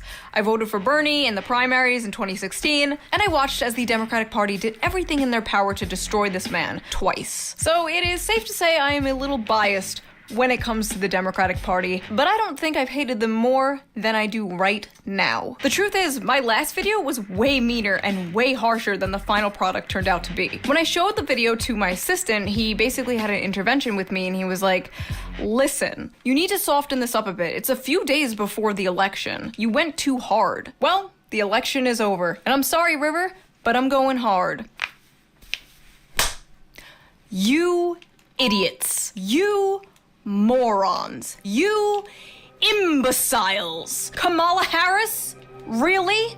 That's who you threw up there? The one who dropped out before Iowa? The one who got blown the f*** out by Tulsi Gabbard? Why didn't you hold a primary? Aren't you the f***ing saviors of democracy? Where the f*** was the democracy? Oh, big congratulations to Tim Walz on being the first white male DEI hire. It didn't f***ing work. The DNC completely neutered that guy, reduced him to this weird token white man. Hello, fellow men, I too play football. But hey, men weren't the only demographic you completely dropped the ball with. Trump made incredible gains with women, too. Oh, and all those never-Trumpers you tried to court, the people who like the old, respectable GOP. You know, the old, respectable GOP that led us into a pointless war that cost us trillions of dollars and millions of lives. But we're at least nice on Twitter, that GOP. Yeah, they didn't come out and vote for your ass either. So you got Liz Cheney to tag along for what? For f***ing what? You raised $1 billion and ended up $20 million in debt? Where the hell did all that money go? Maybe you should have blown it all on celebrity appearances that did nothing. Or maybe it was spending 6 figures on a single-use set for the Call Her Daddy podcast that didn't even hit 1 million views. I want to see a full audit of this campaign, because I wouldn't be surprised if this was all like a big money laundering scheme, because honestly, that makes more sense than this being a legitimate presidential campaign. Then, they had the audacity to beg their supporters for money after she lost. How about you? How about every DNC consultant should have this map sewn onto the inside of their eyelids? May they never have a peaceful wink of sleep for the rest of their miserable lives. So that is how I feel about the whole situation. But what do Democrats and the media think? What do they think the Harris campaign did wrong? Why do they think Kamala lost? I think Harris ran a really good campaign. If there's one person I do not blame for this loss, it is Vice President Harris. This is gonna be a long fucking video. The media this morning saying Dems need to have a reckoning. No, we don't. We can't be blamed because we expected Americans to be who they always claim they are.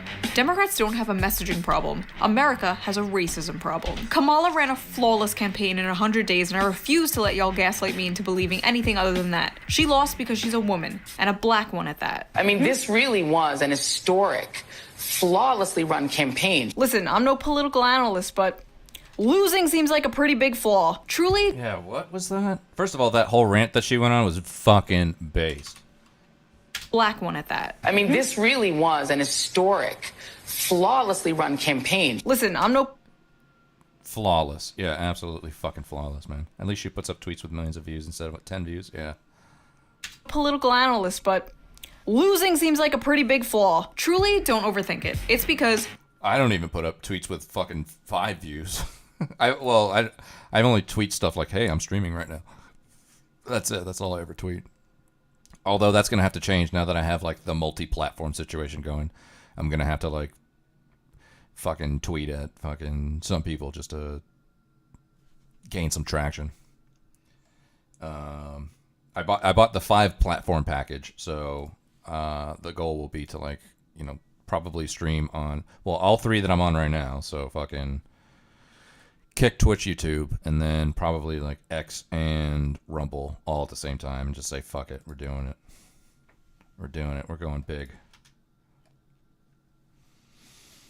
I mean, the grifters... the grifters make a mountain out of a molehill by just handpicking Twitter cringe and attributing it to entire groups. Yeah. Use a stream mode or restream? I'm using restream. The tweet shoe shows are always mainstream. Yeah.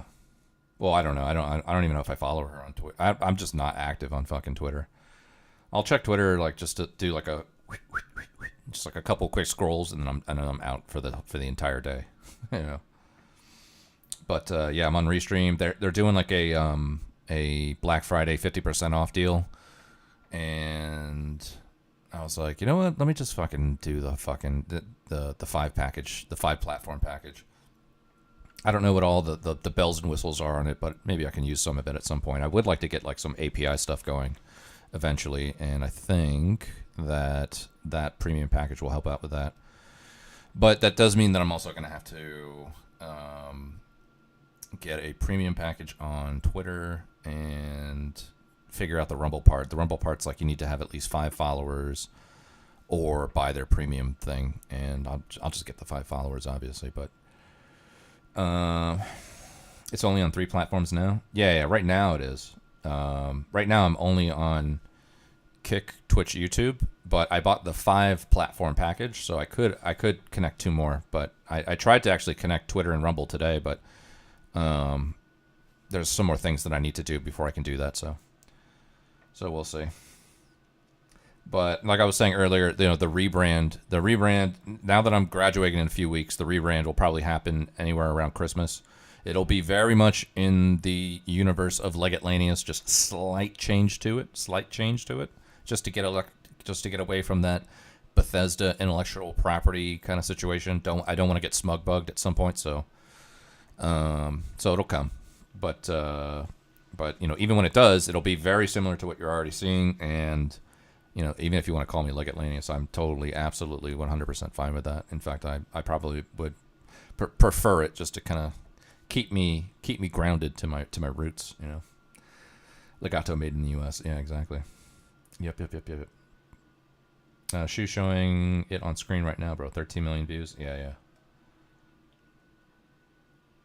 Well, is that her? Who is that? I don't even know who that is. Whatever. Let's go back a little bit. But losing seems like a pretty big flaw. Truly, don't overthink it. It's because she's a woman, she's a black woman. Don't overthink it. In fact, don't think about it at all. And Kamala Harris lived up to our dreams. Don't let anyone tell you otherwise. She ran a remarkable 107-day emergency campaign full of joy and hope. Kamala Harris was the perfect candidate, and she ran a beautiful campaign of joy, empathy, and unity. Joy and empathy and unity doesn't motivate people to go to the polls. No wonder Republicans had incredible turnout and so many Democrats stayed home. This isn't Steven's universe. You just can't, joy and empathy and unity your way out of not being able to afford food for your family. CNN has a story titled, Where the Harris Campaign Went Wrong. Nope. I won't read it. Harris ran a great campaign. The story should be titled, Where the American People Went Wrong. La la la, I can't hear you. La la la la la la, I can't hear you. It's not me, it's you. La la la la. The cope is unreal here. They don't even want to listen to criticism. They really think they did absolutely nothing wrong. They only see this as... I bought the professional. And so it'll probably be Twitter and Rumble. But before I even do the Twitter Rumble part, I just want to get the rebrand going. So I'll be working over that. Once I come back from, so I'm leaving tomorrow for Thanksgiving, and I won't be back until Saturday night. So I will see you guys in a few days, yeah. And then once I'm back, I'm gonna start working the rebrand. Like I said, it's not gonna be drastically different. It's going to be very, very much right in the pocket of where we're at right now, with just some slight tweaks.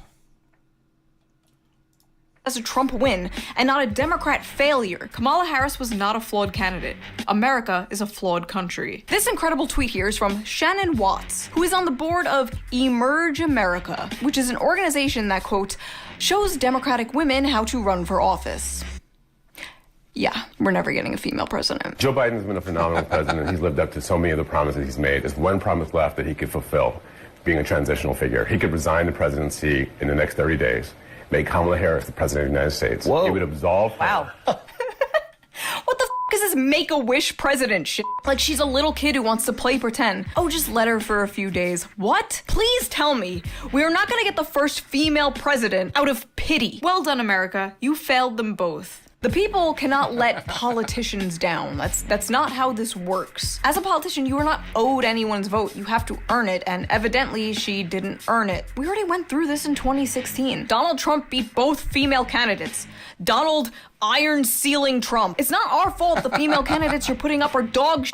Give us some good female candidates and maybe people will vote for them. At this rate, the first female president is going to be a Republican. Mark my words, it's bound to happen. And if it doesn't happen, this was a joke. One of the groups that showed up overwhelmingly for Trump was Latinos. One of the major stories of the results is the significant surge in support for Trump among Latino voters. Trump nearly erased the Democratic advantage in this group, narrowing the gap from 33 points to just 8. Democrats gonna build the wall 50 times higher after that one. We have to have a very, very uncomfortable conversation about Latino voters in this country. Me watching him deport the Latinos and the Arab Americans after they voted for him. And Cinco de Mayo. To all you Latinos that voted for Trump, I hope he mass deports you and your entire family, whether you were here legally or not. You gotta go. I know for a fact that most Latinos for Trump have undocumented family members. So if you know of a Latino who voted for Trump, I urge you to call this number and report said family members. Donald Trump's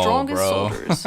Spiteful liberals. A district that's 97% Latino went 75 percentage points for Donald Trump. Why? Misogyny. It's on the border. It's the border misogyny. crisis is on their doorstep. And they were begging people to care about it for years. We need to take some less. That's what that was. Another demographic for people that overwhelmingly showed up to vote against Kamala were Muslims. In a Michigan-specific poll of 502 registered Muslim voters, Stein got 59% support, followed by Trump at 22%, and Harris with a tiny 14% of the vote. The results show significant backlash to the Biden administration's handling of Israel's brutal war in Gaza, which has killed at least 43,508 Palestinians, including more than 16,765 children, as well as how the Harris campaign chose to tackle the issue. So how exactly did they tackle that issue? Why, sending that old pervert freak Bill Clinton up to Michigan to talk down to Muslims about Palestine. I understand why young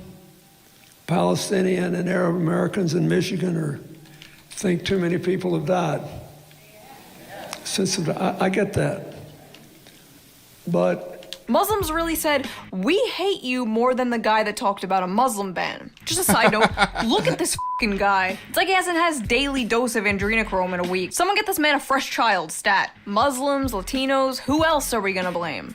Ah yes, women. Yes, Trump improved with young men, but he drew in young women too. Wow, look at that. 52% of all women who look like me are stupid. Despite making abortion the #1 issue in her campaign, despite Brat Summer, despite the white women for Harris Zoom calls, and most of all, despite the Taylor Swift endorsement, Harris only managed to get +8 with women. Despite it all, many women came out to support Trump, especially Gen Z women. In 2020, 30% of young women voted for Trump. In 2024, 40% of young women voted for Trump. In fact, so many women voted for him that women on TikTok started wearing blue bracelets to signal to other women that they were one of the good ones who didn't vote for Trump. Swifties, I'm buying as many blue beads and blue hearts as I can, and I'm gonna make bracelets so we know who we can trust. Yeah. Oh my God. Oh my God. Anyway, some young women in response to Trump's victory are starting to get into the 4B movement. A movement started in South Korea. Basically, MGTOW for women. Women giving up on dating men, having sex with men, having babies, marriage, whatever.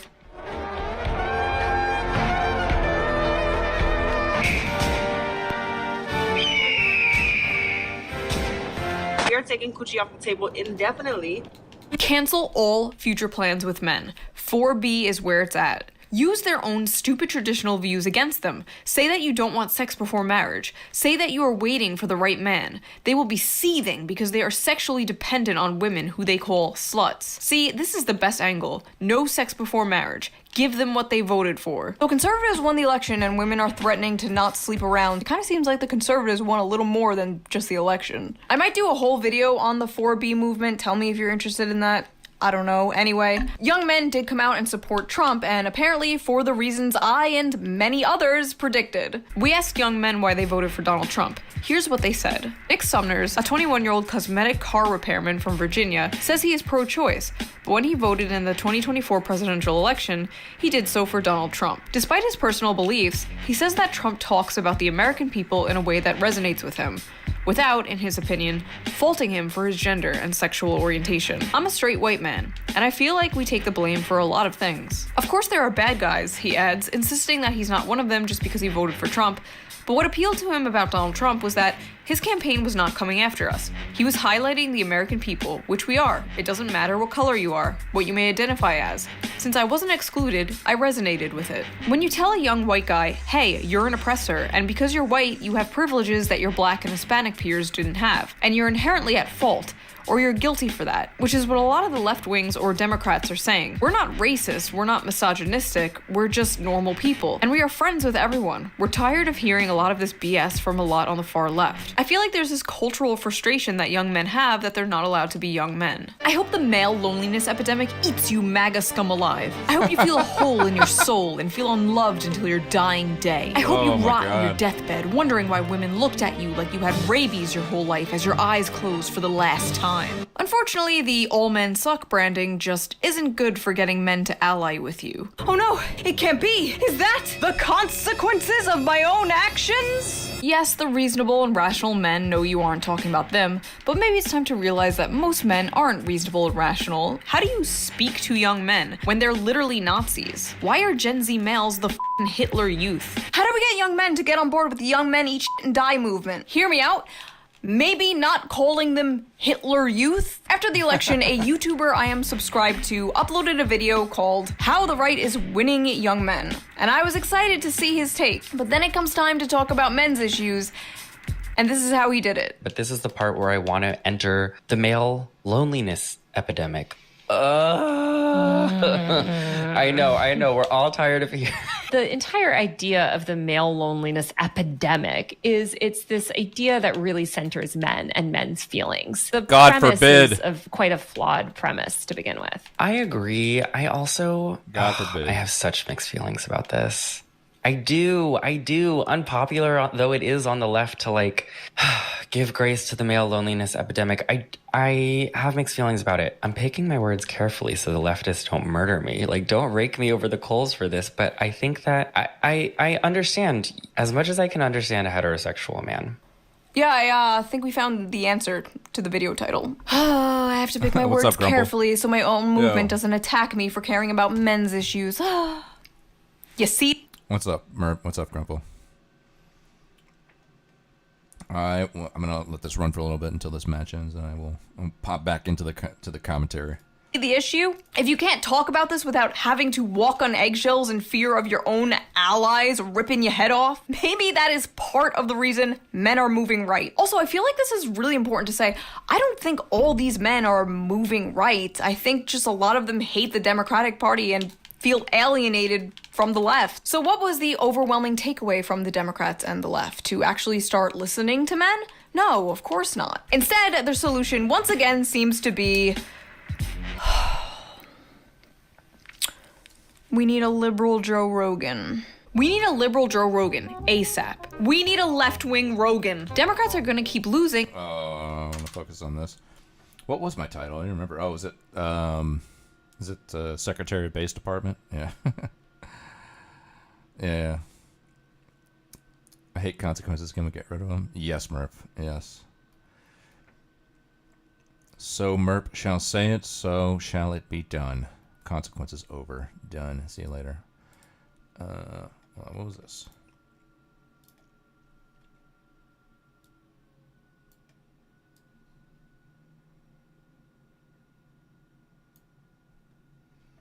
No.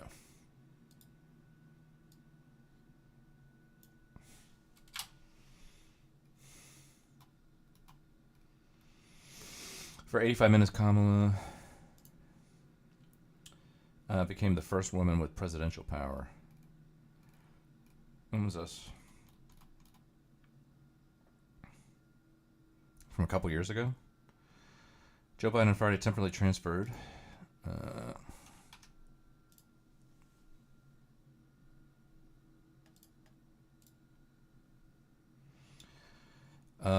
Power to Vice President Kamala Harris while he was under anesthesia for a routine colonoscopy.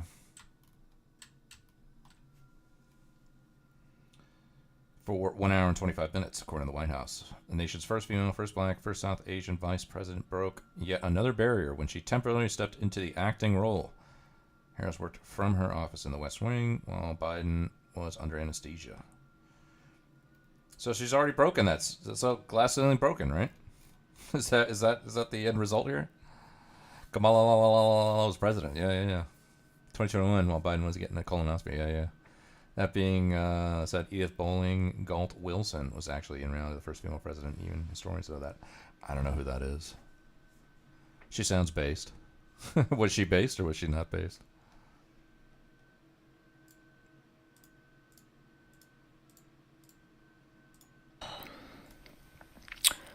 We need a liberal Joe Rogan.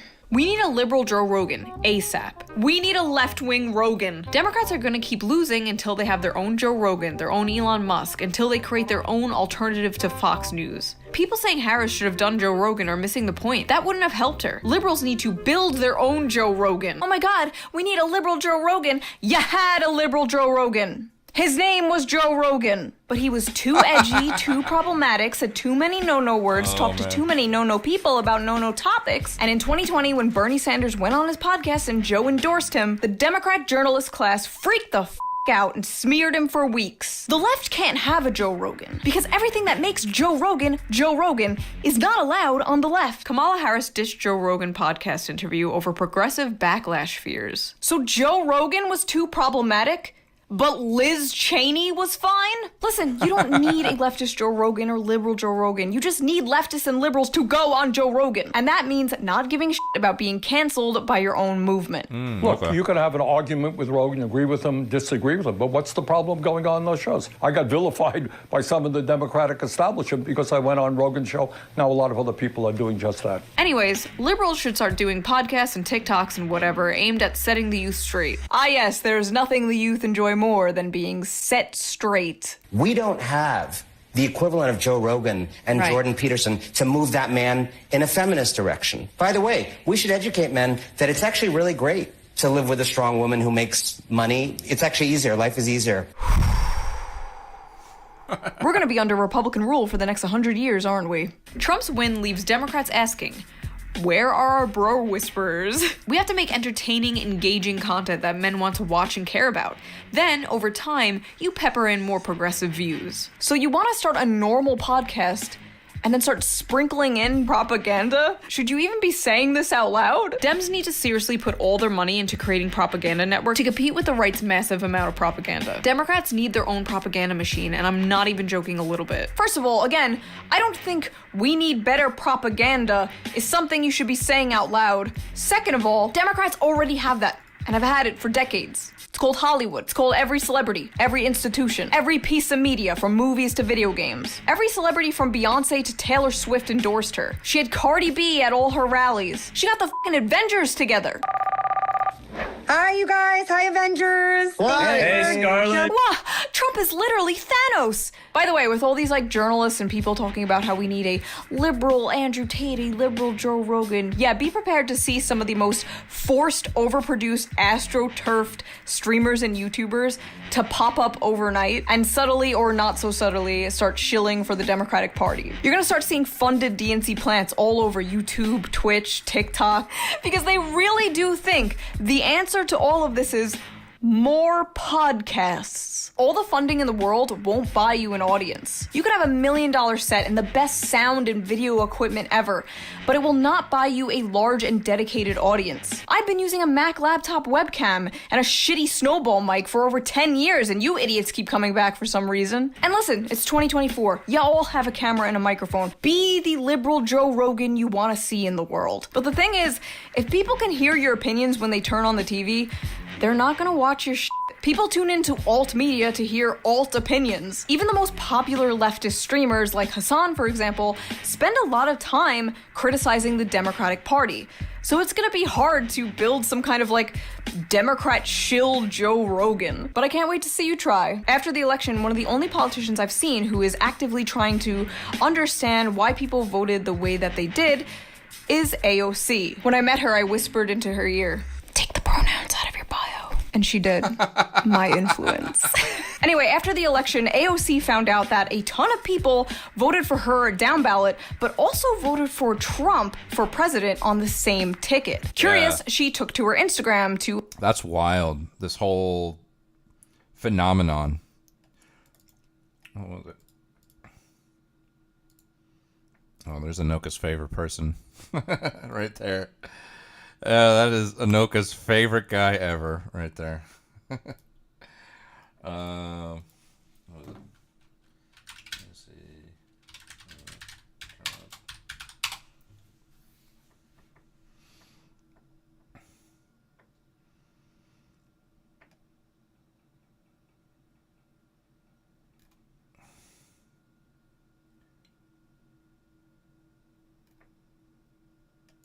I actually want to learn from you. I want to hear what you were thinking. Congresswoman Alexandria Ocasio-Cortez, very progressive New Yorker, she went on Instagram to ask people, looking at the polls and realizing, hey, there are hundreds, if not thousands, of people that voted for me in my district and also voted for Donald Trump. Why? She's posting the responses, some of them. Quote, "It's real simple. Trump and you care for the working class." Quote, "I feel that you are both outsiders compared to the rest of D.C. and less establishment." The part where they said they're both outsiders really struck with me because, A, I think it was the economy, and both AOC and Donald Trump fight for it. Different ways, different policy prescriptions, but they talk about it. And then that ability to connect with people, especially for AOC being very close to the district, but Donald Trump obviously projecting it via social media. I actually want to learn from... It is wild to me to think that there are people out there that would vote for AOC and Trump at the same time. Maybe it shouldn't be wild to me. Maybe there's a reason why. But on its surface, it does seem like a wild concept. Yeah.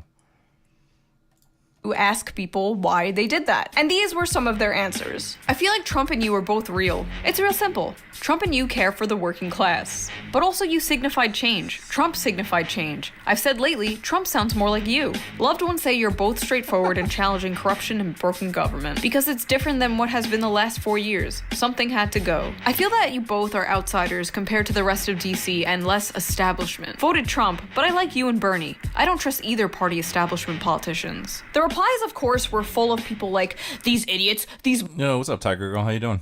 Welcome in. And okay was telling me he and his mom get into WWE fights. I could be thinking about two different conversations. Yeah, possibly. Yeah, welcome in, Tiger Girl. Morons, these fools, most depressing shit I've ever seen. These people sound dumb as hell. Such staggering ignorance and stupidity. The median voter, I hate the median voter. I want to destroy the median voter. Why is the median voter this stupid? I hate the median voter. How could this be real? Americans really are the dumbest gentlemen on earth. This is giving me a headache. I don't understand the median voter. Listen, it's really not that hard to understand. It's populism, honey. It's why when I went to January 6th and told a bunch of boomers I was a Bernie supporter, a ton of them reacted like this. I think he's one of the few honest people I think he's honest. He beat Hillary Clinton, and he would have beat Joe Biden, too. People hate empty suits that sound like they're constantly reading from a script. They want someone who tells it like it is. Someone who fights for the everyman, or at least sounds like they do. How are you feeling about Trump's upcoming presidency, Trump 2? I voted for him. Oh, you like AOC? Yeah. Did you vote for her? Yeah. Remember one thing about why people voted for Trump. They want change. The average American voter despises the establishment and will vote for anyone who promises to destroy it. And the fact that none of you understand this is a big reason why you lost and will continue to lose until you do understand it. Capiche? The beatings will continue until the populism improves. How could people have voted for this felon? How could they vote for Trump, especially after January 6th, where he led a bunch of his supporters to destroy that beautiful, shining beacon of hope? Well, first of all, you have to understand that that's not a shining beacon of hope to most people. That is a dirty, disgusting brothel that sold out the future of their children and will probably send them into the next world war. After all the indictments, the mugshots, the committees, the documentaries, people clearly don't care about January 6th. And that might scare some people, but the truth is, a politician that promises safety and affordable food can do 100 January 6s. It's kind of like FDR said. Democracy has disappeared in several other great nations, not because the people of those nations dislike democracy, but because they had grown tired of unemployment and insecurity, of seeing their children hungry while they sat helpless in the face of government confusion and government weakness through lack of leadership. Finally, in desperation, they chose to sacrifice liberty in hope of getting something to eat. Speaking of FDR, let's talk a little bit about the guy that FDR stole a bunch of his ideas from, shall we? Someone who the modern Democratic Party should probably try and learn from. That's right, I finally found an excuse to talk about my favorite politician. The man, the myth, the legend, the kingfish himself, Huey Long. Huey Long was the 40th governor of Louisiana from 1928 to 1932. He was a populist member of the Democratic Party and rose to national prominence during the Great Depression. He took on big oil and Wall Street and drastically helped lift Louisiana out of poverty. Long had many supporters and haters, and to this day is celebrated as a populist champion of the people, and at the same time, denounced as a fascist demagogue. To give you a better idea of who Huey was, here are some quotes from the man himself. Corrupted by wealth and power, your government is like a restaurant with only one dish. They've got a set of Republican waiters on one side and a set of Democratic waiters on the other. But no matter which set of waiters brings you the dish, the legislative grub is all prepared in the same Wall Street kitchen. The only difference I ever found between the Democratic leadership and the Republican leadership is that one of them is skinning you from the ankle up and the other from the ear down. But Huey Long wasn't some enlightened centrist, no. The man firmly had a side, and that side was the people. I'm for the poor man. All poor men. Black and white. They all gotta have a chance. They gotta have a home, a job, a decent education for their children. Every man a king. That's my slogan. When asked if he cared about the bad press he got, Huey replied, "All I care about is what the boys at the forks of the creek think of me." And when Big Oil threatened to leave Louisiana, he said, "If they gotta leave, they can go to hell and stay there." They don't make politicians like this anymore. Politicians used to be like mob bosses. Now they go on Call Her Daddy podcasts. Sad. Huey had many powerful enemies, and because of this, he was assassinated in 1935. His last words were allegedly, "God, don't let me die. I have so much to do." There's a lot of talk online right now about how we need a Joe Rogan for the left and Andrew Tate for the left, but there's also talk about how we need a Donald Trump for the left, and well, Huey Long was exactly that. And to be completely honest, I don't think you people could handle a Donald Trump for the left. You couldn't even handle Bernie Sanders. You called him a sexist and a racist and did everything in your power to crush him and keep him down. But unlike Bernie, Huey Long wouldn't just lay down and take it. Huey Long would scare the shit out of the modern Democratic Party. But if there's anyone they need to take a lesson from, it's him. Alright, time to get out of this costume. I feel like an old whore. It should come as no great surprise that the Democratic Party, which has abandoned working class people, would find that the working class had abandoned them. Bernie Sanders said in a statement about the results of Tuesday's election, "While the Democratic leadership defends the status quo, the American people are angry and want change, and they're right. Will the big money interest and well-paid consultants who control the Democratic Party learn any real lessons from this disastrous campaign? Will they understand the pain and political alienation that tens of millions of Americans are experiencing? Do they have any ideas as to how we can take on the increasingly powerful oligarchy, which has so much economic power? Probably not. All the groups that Sanders originally courted, young people, Latinos, the working class, are gone. And I don't know if they're coming back. Maybe this is a one-time thing, maybe it's just because of Trump or inflation, or maybe the meme is coming true. Maybe Republicans are the new party of the working class. Democrats' working class exodus sets off reckoning within party. Democrats, who have long prided themselves as the party for the little guy, instead strengthened their emerging base of financially secure college graduates this election, while a growing number of blue-collar voters embraced Trump and Republicans. Especially alarming for Democrats this election, the exodus of working class voters from the Democratic Party included not just white voters, but helped Trump make gains with Latino and black men. This realignment crystallized a political reality that is tough for Democrats to swallow.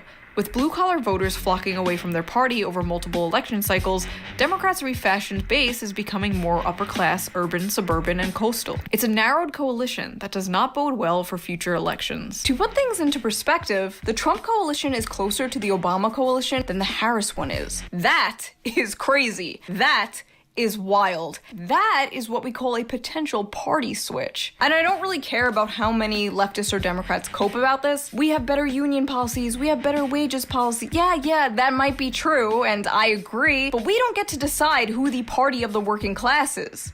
The working class does. And if exit polls are anything to go by, basic left-wing economic policy is still incredibly popular. People just hate the Democratic Party. White men without college degrees are going to ruin this country. First of all, white men without college degrees built this country, bitch. Second of all, this is apparently a real Democratic Party strategist saying this. You want to know how to win 2028? Step 1, stop listening to freaks like this. The election, if having a degree was a requirement to vote. And this is what the election would look like if everyone was allowed to vote. Oh wait, that's this election. I too hate democracy. And I think Bernie Sanders is wrong. I think the more relevant question actually is what is wrong with America? Democrats have a smug problem. The day after the election, an NBC News chart circulated on Instagram that highlighting exit poll data showing that the more education you had, the more likely you would vote for Vice President Kamala Harris over President-elect Donald Trump. Some liberals used the occasion to look down upon the icky dummies who were too stupid to know they shouldn't vote for Trump. Yet Trump's victory was both definitive and diverse. He won broad swaths of the electorate, making significant gains in New York and California, and winning over larger percentages of Latino voters and young voters than in 2020. He also won a majority of first-time voters. Large factions of the left condescendingly believe that dumb people are the reason Trump won in 2016 and won again in 2024. And that patronizing, visceral vibe is obvious. It's a massive turnoff to many other voters. It is a mountain smug Democrats have to overcome if they want to reconnect with voters. Once, the coastal liberal establishment had an air of open-mindedness. But now, these elites have evolved into the provincial, narrow-minded scolds they once critiqued. All their education has narrowed their worldview. Their credentialism has built themselves a bubble in which to hide from reality. It's the meme. It's like the meme is like, you know, they'll show like somebody from, you know, the early 80s with a mohawk and like, you know, a ball chain and a leather jacket, and it's like, oh, that's the counterculture back then. And then now the counterculture is like the trad dude with his trad wife and his trad kids. It's like that. It's like, it's just the meme coming true. The contempt many liberals and some leftists have for the working class has never been more on display than it is right now. Even coming from some leftist YouTubers I watch that I know better and spend a lot of their time trying to bring people to the left. Your college degree does not make you any smarter than a working class person without a college degree. And more importantly, don't talk down to a vast majority of the population, because despite how badly you want to believe it, they are not stupid. They are the people who grow your food, build your houses, pave your roads, fix the plumbing in your luxury apartments. And guess what? There are more of them than they are of you. So maybe you people should start listening to them instead of wagging your finger in their faces as if disagreeing with you is some moral failing, because it's not. These people aren't all racists and Nazis or whatever. They are normal people. I've been told to vote left in school so much, and whenever asked why, they said they are the good ones. Yeah, that's definitely part of the vibe. Is that like, you know, the people on the right, they're the bad guys. And then obviously the other way around. I'm curious, Murph, what do you mean by I've been told to vote left in school? Like teachers say these kinds of things, or guest speakers, or faculty? Who are the people in school that are saying these kinds of things? They're not stupid, but they can be ignorant to policy and politics. Yeah. They are the proletariat. They're who you should be fighting for. And they don't believe you are fighting for them. More importantly, there is a difference between being educated and being smart. IQ isn't just about how many books you read or how many words you know. A lot of it is about pattern recognition, and boy did I recognize some patterns here. Maybe you guys should have listened to the bimbo with populist brain rot, because she seemed to be right about a lot of this. If the Democratic Party wants to win another election, they need to start understanding the importance of populism. Drop the divisive identity politics and focus on the bread and butter issues, or you are doomed. Become the party of Huey Long again, or you are doomed. But you know what? Maybe you're not doomed. Because if Trump fails to deliver on his promises, or we get like George Bush 3, it's totally possible that the populism vacuum will be open again. Will the Democrats take advantage of this and actually put up a good candidate? No. They're gonna put up like Pete Buttigieg or Gavin Newsom, and the populism vacuum will be filled by people like my Twitter mutual and soon to be Vice President of the United States, J.D. Vance. That is still so weird. What do I do with this power? Hey, J.D. best buddy, I have an idea. It's called Patriot Care, and it's healthcare, but our tax dollars go to it instead of bombs. Doesn't that sound cool? If you can't beat 'em, join 'em. The fact is, this election was a complete rejection of the liberal ideology. Or it was just because of inflation and people want to afford eggs again. Yeah, it was probably that. It just kind of sucks to see the party you voted for your whole life, the party you grew up with, just get worse and worse over time. After this, the Democrats are gonna move right in the dumbest ways. They're gonna become like the new neocons, but gay. And I have no idea how a second Trump term is gonna go. I hope it goes well. I don't know. Congrats to RFK, I guess. I'll see you guys in the Adderall labor camps. Otherwise known as the concentration camps. Get it? Okay. Anyway, so that is enough of my yapping. Now I want to hear you yap. Why do you think Trump won? And what could the Democrats do to win 2028? Anyway, if you liked this video, please consider subscribing. Also, if you can, donate to me on Patreon, or you could do a little tip with the little tip jar down below somewhere. It helps the channel a lot, and I appreciate it so much. And I will see you very soon with a new video that is very, very different than this one. Some of you might like it. I know a certain community will. But that is it for now, so bye!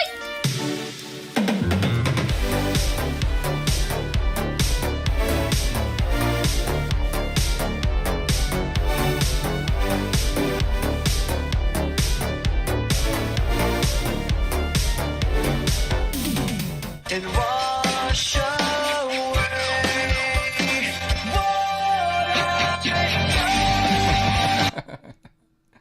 Amazing. Amazing. Amazing. Teachers told me from college till the end of uni, every fucking election social gathering happened to talk about social issues, which ended in a vote for the left party, please. Oh, wow. Well, at the university level, that doesn't surprise me. All right, buddy. I'll see you later. Later, Noka. Yeah. So I guess at the university level, that's not surprising. I was thinking that what you were saying in terms of teachers was like, high school, middle school, that kind of thing. I don't know what you guys call it, where you're at, but, primary school. I don't know what you guys call it, but I was wondering if that kind of messaging was happening outside of the university level.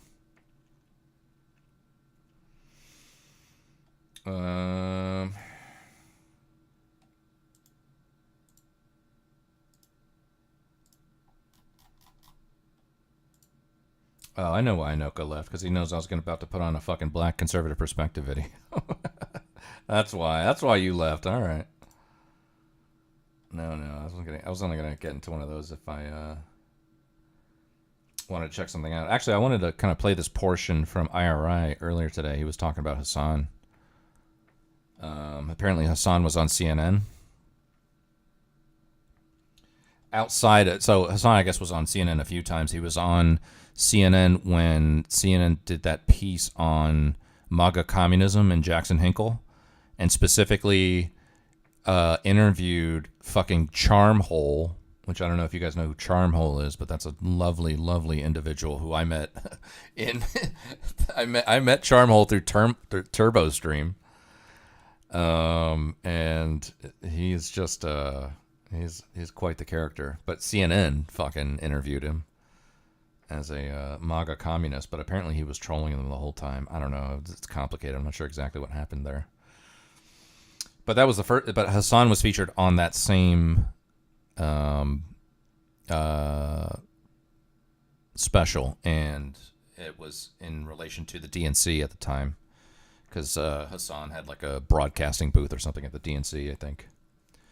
It's not even anecdotal evidence. I can pull up gatherings, WhatsApp, and Skype chats. No, I totally agree with you. I believe everything you're saying. But what I was specifically asking was, I can understand that kind of messaging happening at the university level is probably pretty common, but I was wondering if it happened at all before the university level. So like high school, elementary school, things like that. Were there teachers where you are at, having some kind of political messaging kind of built into their day-to-day or their curriculum, or even not before 16? Okay, gotcha. Thank God. Yeah. Well, I was going to say that's what I was really curious about. I was wondering if that was happening, prior to uni. Let's do a Bimmy check. What's Bimmy doing? He's got Anna Kasparian on the screen right now. My queen. Until whatever happens to me, and I will die a happy man, dude. I will die for this woman without a second to be asked, dude. I'm not even kidding. I would volunteer for the Mexican military, dude. I want to see it. To the Republican shitheads who say they're going to invade Mexico, let's do it, baby. Let's party. Let's party. Cenk had referenced earlier, and let's take a listen to what her warnings are. A un arancel vendrá otro. To one tariff, there will come another, and so on. She's gonna play I told you, AMLO was right about her, dude. AMLO said if he just said he would join the Mexican military for their new president, and I typed in, okay, so you would become a baby killer? Nice. He was calling Grumple a baby killer to no end. And I was like, okay, let's turn the tables on him. American company, don't you worry. Respuesta. Y así, until we put our common businesses at risk, right? I mean, we're hostile to it. I'm going to show you guys a time period. He's talking about the new Mexican president who's like a Jewish socialist or something like that. The Jewish part has nothing to do with anything, but in terms of like all the other ideals that she espouses. Apparently, she's like this left-wing socialist type or whatever, and Bimmy really loves that. Por ejemplo, For example, de los principales Mexico's main exportadores de exporters México of a the Estados US Unidos are- son General I Motors. love this woman, dude. I love her, dude. By the way, this is called. This is what we were talking about earlier, Alex Jackson. This is called the Mañaneras, dude. This is her talking to the entire Mexican country, dude. She's look at her. You see? She's talking to the entire nation, dude. And she's perfectly describing what's gonna happen in detail if this fucking orangutan does with his tariffs, dude. He's like, hey, the countries that we share together, Is Jewish by religion / ethnicity Jewish or self-proclaimed Jewish? I'm not sure. I don't know anything about her. I just know that she was just recently elected, and that's some of her attributes. But I don't know if it's by birth or what her deal is. ¿Por qué ponerle un impuesto? Why are you gonna put a tax and put them at risk? This is I love her, bro. This is her going.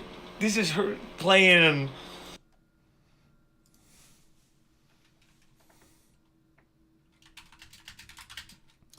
All I know is PPG called Grumple a baby killer to no end. And now I'm hearing him say that he would join the Mexican military.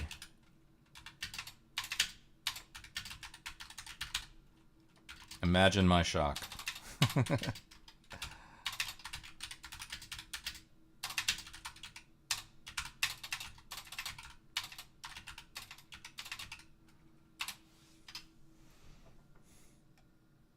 Long time since this stream started. I got into a fight with retards like Maida and morons who don't know anything about Mexico, right? Bro, he's been on a rampage lately with people. He's been on a rampage with Maida specifically, a major rampage with Maida. He's been on a rampage with Potato. Not as much as Maida, but he's been calling out Potato. Sorry. In Mexico, it is because of the United States. Well, first president in Mexican history who is literally talking to the Mexican citizens nation and saying, hey, you want to know who's creating the violence? It's not me, man. It's not me. It was a dog pile with some other idiots. Yeah, but either way, I'm going to throw it back at him real quick. Or immigrants coming in. It's the United States. If PPG was a politician, this is what I would do. No, here we go. 70% of illegal weapons seized from criminals in Mexico come from your country, the United States. Por ciento de las armas ilegales incautadas a delincuentes en México proviene de su país.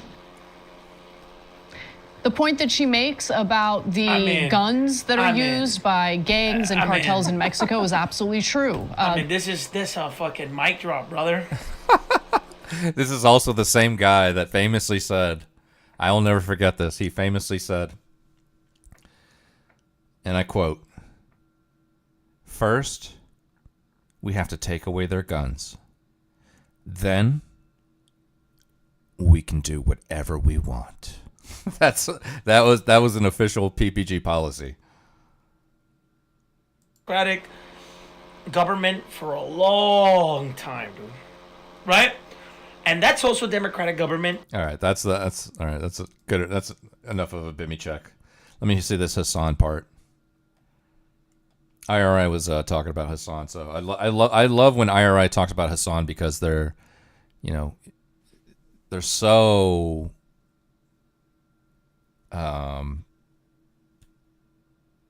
opposite when it comes to the way that they approach their message. And they're also opposite in their beliefs. So it could be. I was watching a little bit of this earlier. I remember it being interesting. I hope she means nuclear energy. She talks about renewable. She doesn't seem bad. I don't know. Yeah, I don't know anything about her. I'm not saying anything she's saying is bad. She might be correct about a lot of things, but You have to be careful when Bimmy says I really love this person. You just have to exercise a little bit of caution there. All right, that's all I think we're saying. For this, appreciate it. All right, let's see what the boy genius had to say. Look at this thumbnail that they gave him. Doing push-ups with a weight on his back. This feels so try-hard. This feels so try-hard. No, you're right. Can this Twitch superstar be the left's Joe Rogan? He says no, thanks. Most people are all talk. If this election taught us anything, it's that people will trade their moral high ground for what they think will get them cheaper Yo. gas. Hey, what's up, 60? How you doing? Long time. Welcome in. I'm glad we have this community that stands by our convictions. Right, chat? Right, chat? Io, thank you for the 1K bits. Yeah, I think when push comes to shove, people are not willing to pay a few more dollars to not use a certain service or product. Starting on into almost imminent World War III, possibly. Yeah. So 60. I'm graduating in a few weeks, and that means I'm gonna have a lot more free time. So if you have any projects coming up, let me know about them, and I will see what kind of time I can put into them. I'm graduating on December 17th, and that means I'll officially be done with school, which means I'm only going to be working. So I'll have some free time to put into some content if that's what if you're still doing any of that. IRS play fly? Yeah, exactly. Yeah, I know he was that's like one of his big claims to fame. Really think that. Ceased all activities indefinitely for IRL stuff. Oh, okay. Well, I mean, if anything comes up, if you need any voice work or whatever, just let me know. I'll have much more time in the next few months now that I'm going to be officially done with school. So I think that, because look at it, there's organic fruit and vegetables at every single grocery store, and everybody knows that stuff is healthier for you, that there's chemicals on the regular stuff, and the section is tiny, absolutely tiny. The organic section, it's minuscule. Every time I go there now for stuff that's like grown in the dirt. I saw this YouTuber I follow, and she made a good case for why you should buy organic when it comes to certain things. And I said, okay, I'll try that. And so I buy a few vegetables in the organic section. But it's like, we know that's healthier for you, better for you, and it's better for the environment, better for everything. And nobody buys that shit. Slave labor. Watch the true. I be shopping on Amazon be just me. Office said on Monday. Vehicle rebate program. He tells Donnie O'Sullivan what Democrats need to do to reach young male voters. Now, I don't mean to nitpick here, but I feel like this is super cringe to put a picture of him working out. As far as I know, Hassan does not center any of his content around working out. Does anyone know? I don't feel like this is a part of his content at all. He's into working out, obviously, but is this something he talks about, engages in any way? I don't think so. So why show him doing this? Seems like it's pandering. I don't even blame him for this, except for him agreeing to work out, let them film him or something. He has a second channel now that's about fitness. Oh, okay. I had no idea about that. What's that called? That, I think, would be a good direction for him to go.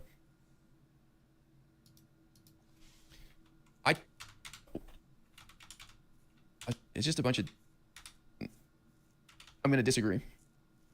Tony O'Sullivan. This is Hassan Piker. This is my dog Kaya. I thought you legitimately were going to work out. I can do some weights. He's a social media superstar with almost 3 million followers on the video streaming platform Twitch. They're eating the pets. So this is that whole masculinity thing people are talking about, huh? And he's part of a growing group of streamers and podcasters reaching young men online, a space Trump tapped into to reach young male voters. Punch in, then you won't be able to see that he's not doing any weights. But Hassan is not a Trump supporter. He's a progressive. I'm about to say, this guy don't have any weights on the machine. Eating the pets. So this is that whole masculinity thing people are talking about, huh? And he's part of a growing... So this is that whole masculinity thing people are talking about. Dude, Can CNN be any more out of touch? This blows my mind. I really think CNN, MSNBC are just going to die, man. It's really sad, too, because they're wonderful brands that people have affinity for. Like, I have just... And podcasters reaching young men on... They show him on his phone on the row machine. Online, a space Trump tapped into to reach... This guy's not doing any weight. None. Son, but this reminds me of Trump supporter. He's a progressive, a fan of Bernie and AOC. The Democratic Party even invited him to the DNC in August. One thing we've been hearing for weeks now is that the left needs a Joe Rogan. Yeah. I don't think that the Democratic Party can podcast itself out of this issue. Joe Rogan, he endorsed Bernie Sanders in 2020. Maybe they should do an autopsy on why he left the party.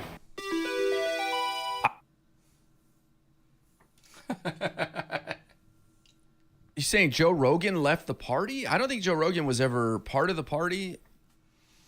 I don't really understand that statement. Also, congratulations. What congratulations on what? Blinken family is so fierce about election results, they're willing to light the fire with a world war. What do you think on this? Anthony Blinken? I don't know. I'm not sure. I'm not sure I know what you're talking about there. I mean, they have certainly like escalated in terms of, I mean, what was it? The Biden policy, I think, the Biden policy update, giving some of those weapons to Ukraine in terms of like reaching into, the munitions that can reach much further into Russia, does sound like a step backward from where we see, from the direction we seem to have been headed. But give Ukraine news. Yeah. What's up, you and me? How you doing? But yeah, what do you mean congratulations? Are you talking about Trump, or what are you talking about there?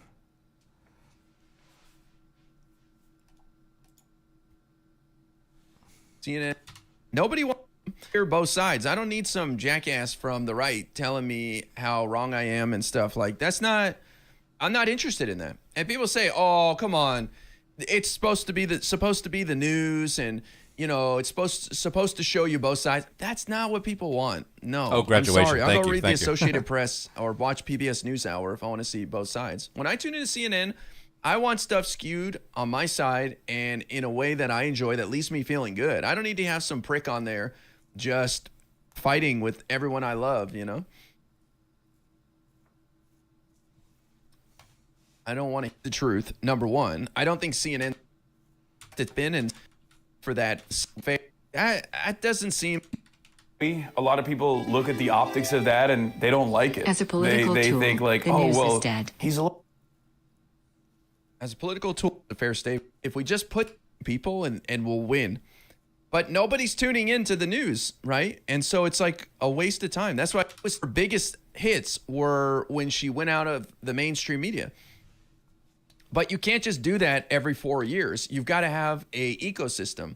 For example, what's up, Wampa? Recently Matt Gaetz broke the news that he would not be returned. Hope you and Chad are well. Yeah, I'm doing all right. How you doing? Your name scares me. What is it? It is an interesting name. 60 TP aiming. Yeah, it is an interesting name. Turning to the 119th Congress, which he won re-election to. We knew he wasn't re-elected. His daily news and perception means more than truth, though, right now.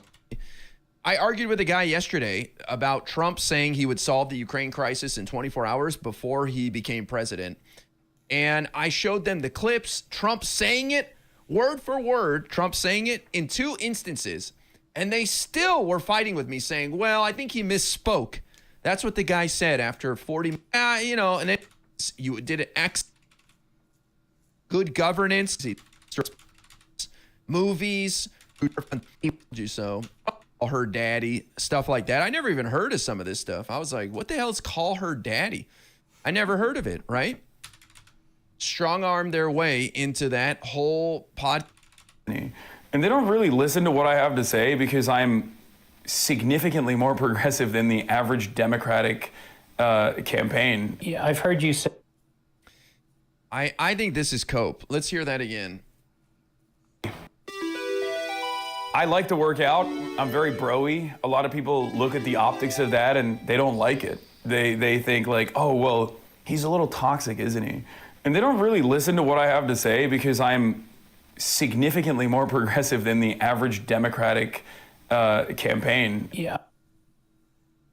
I don't think there's any truth to any of that. Obviously, I have Hassan derangement syndrome, and I'm going to disagree with everything he says. But I don't think there's any truth to that because that's not the criticism that people make of Hassan. He's too bro-y. Nah, Hassan he's too bro-y, man.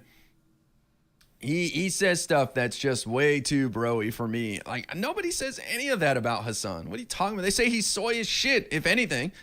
What are you talking about? Potato. Thank you for the 21 months. I appreciate that. And then as far as nobody listening to him, I assume he's talking about the Democratic Party because he's too progressive. I don't think so. I think his definition of progressive is different from mine. My idea of progressive is you support Medicare for all, you support things like the Green New Deal, you want to see homelessness, and you support some big policy. That doesn't mean you're anti-American and pro random terrorist group in the world and shit on Zionism all day long. Like those are the reasons why people are distance themselves from him. Has nothing to do with this being too progressive. That's not progressive. Or as a caricature of a real boy, yeah. Look, here's the thing. I don't mind IRI. I see IRI as kind of just like, in terms of streaming, he's kind of just like the news. You know, he watches C-SPAN. He's just a dyed-in-the-wool liberal. And, you know, regardless of what your opinion is on liberals, you know, he doesn't let his personality, I think, get in the way of trying to convey information. And he's kind of plain and boring. And I kind of like that about them, you know. I mean, I watch enough streamers that are entertaining that sometimes I want to break. Sometimes I want to break from that. Sometimes I just want somebody who's just gonna, you know, say what things are or what they think things are, and IRA kind of represents that to me.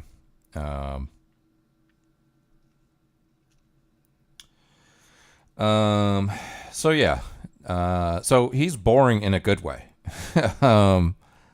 I like to think that I'm probably somewhere in that neighborhood too, of just like boring, but in a good way. I don't, like I get on here and stream all the time. I wish my stream was more entertaining, but I just, to me, this is just a hobby.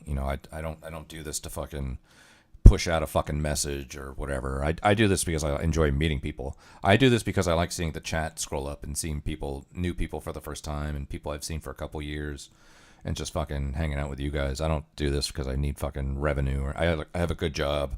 I have a life outside of this shit. I just do this for fun. But there's enough streamers out there that are like really bold and, entertaining and all that. PPG is one of them. But I think what I appreciate about IRI is that he's very he'll literally just sit there and watch C-SPAN for like an hour, and I kind of like that. It sounds boring maybe, but I get enough of the entertainment from other streamers. Sometimes I just want something that's more straightforward, and IRI seems to do a decent job of that. Lets his ego get in the way. Maybe. Well, I mean, there's like the IRI of the election era of the past year and a half, and then there's the IRI that's outside of that. And I tend to lean on the IRI that everybody should know is the IRI that's not during an election era. That's why he's even giving an opinion. Yeah, that's true. This guy's dope in voice acting. Oh, me or IRI? I don't know if I'm dope in voice acting. I've done voice acting before, but I think what I do is I'll go in and I'll edit the things that I record and make it sound better. Add a little bit of bass here, clean up the fucking gaps here and there.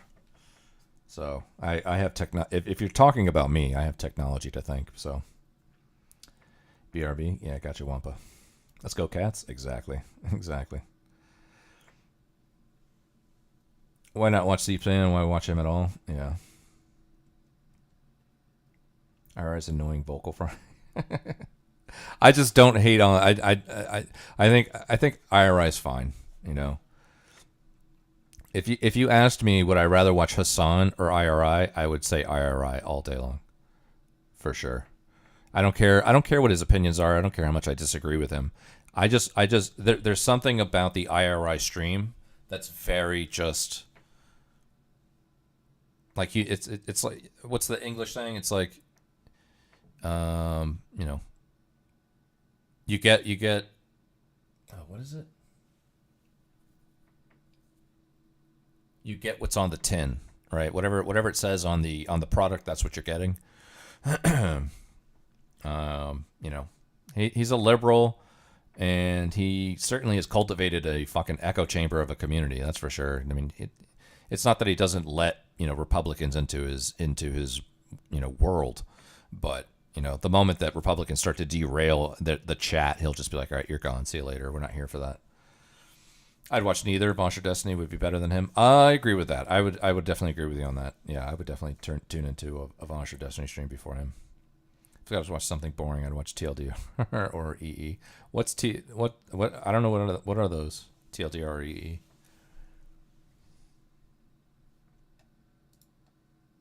They say too comp or any care their bullet point. That's just, I've heard you say when it comes to stuff that guys like, you know, you seek that stuff out online, whether it's watching a streamer, whether it's watching guys talking about working out and fitness.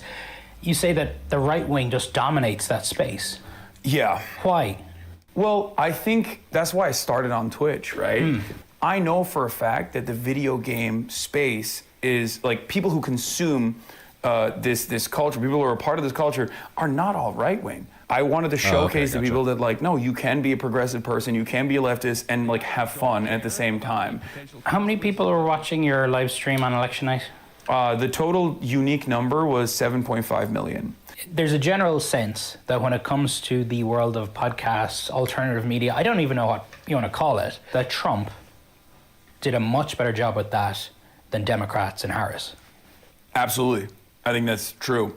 I was a naysayer early. When I saw the Aiden Ross collab, I thought this doesn't have motion. So this is Trump with Aiden Ross. When Trump went on Aiden Ross's stream, I was like, it was awkward, it was weird.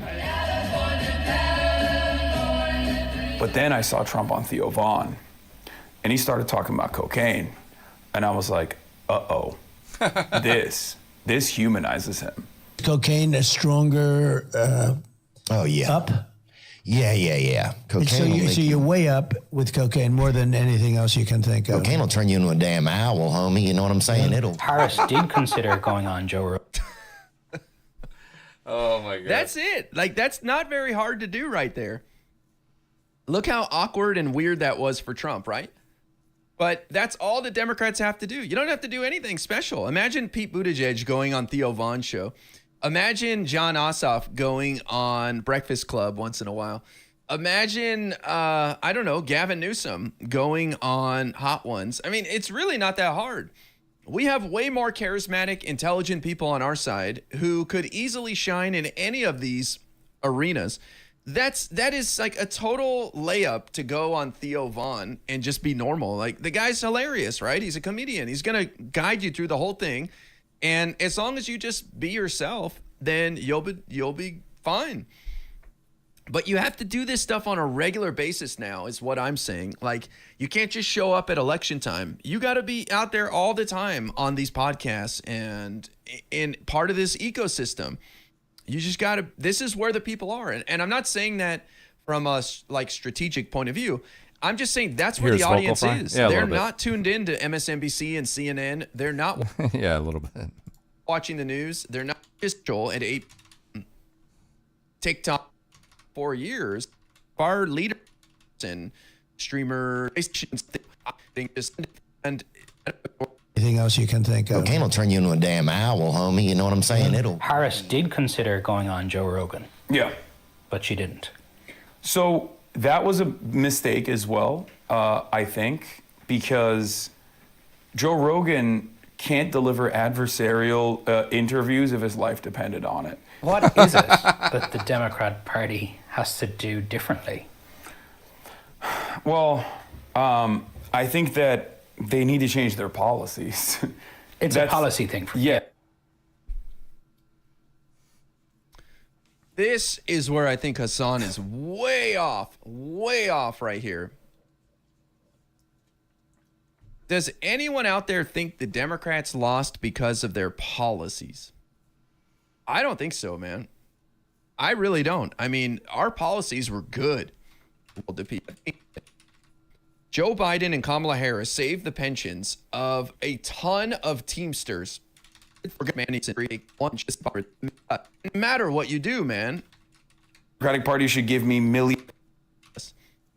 So I'm sorry, but policy doesn't matter at all, dude. Yes, it's 100% a policy thing. Because I'll say, which is the boring answer. Although it would be very self-serving for me to say, I'm the left's Joe Rogan, the Democratic Party should give me millions of dollars. That's not going to solve this problem. What will solve this problem is if the Democratic Party actually adopts real left-wing economic populist messaging instead of purposefully avoiding that stuff because they're terrified of upsetting their corporate donors. God. So notice how he switched from policy to messaging instantly right there, interchangeably. I think that's two totally different things. Messaging is way different than actual policy.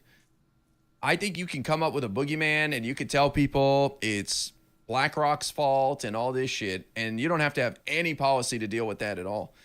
And then as far as corporate whatever, I don't think this stuff resonates. Real Man. Let me hear. left-wing economic populist messaging instead of purposefully avoiding that stuff because they're terrified of upsetting their corporate donors. Corporate donors. I'm curious to see how many grassroots donations Kamala Harris received compared to corporate donations. Because I feel like she got a lot. I don't think anybody's scared of upsetting their corporate donors. You feel like she got a lot? Says the same dumb shit as Uncle. Fucking almost tripled the Republican budget. Almost triple the Trump budget. I feel like she got a lot. Of course she got a lot, man. She's fucking over $1 billion. Start with a feel statement. Yeah. It does. I'm a stickler for that. The whole I feel thing. I'm not saying I'm immune to it. I definitely will use it from time to time because I do think it is useful to say something like I feel like. But I will every time I catch myself about to say it, I will pause and then I will say I don't normally start sentences like this, but I feel like, you know. To me, it's just the boogeyman, right? It's this like group of people that you can't picture, you can't point to. It's just random corporate donors, just nebulous, right? Just the corporate donors, right?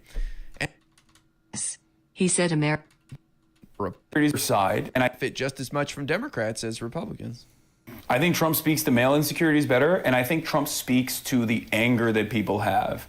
Whereas the other side of the political spectrum does not speak to that anger at all. There's been a lot of controversy. That I agree with him on 100%. Our side spent no time talking about men's grievances. None. Nothing. I talked about this a lot. What are we offering young men on our side?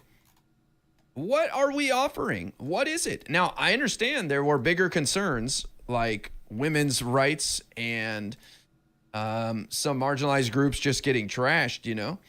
But if I was a young guy and my life was okay and I was just kind of tuned out of politics, what in the world was the Democratic Party offering me? Because if you're not paying attention to politics, all you're seeing is crazy stuff on the internet. Is my because more. An insurance. All right, I think we're going to be done with this. Thank you, man. Appreciate it. Let's go. Have to address nature, right? Involved in his administration, right? To me, I like that guy. This band project. What's that about? Sisters club at school for. that just completely misses the mark. I know somebody out there will say, I don't think it's that bad. I think it's fine. Chorus, I like it. That's super old. Yeah.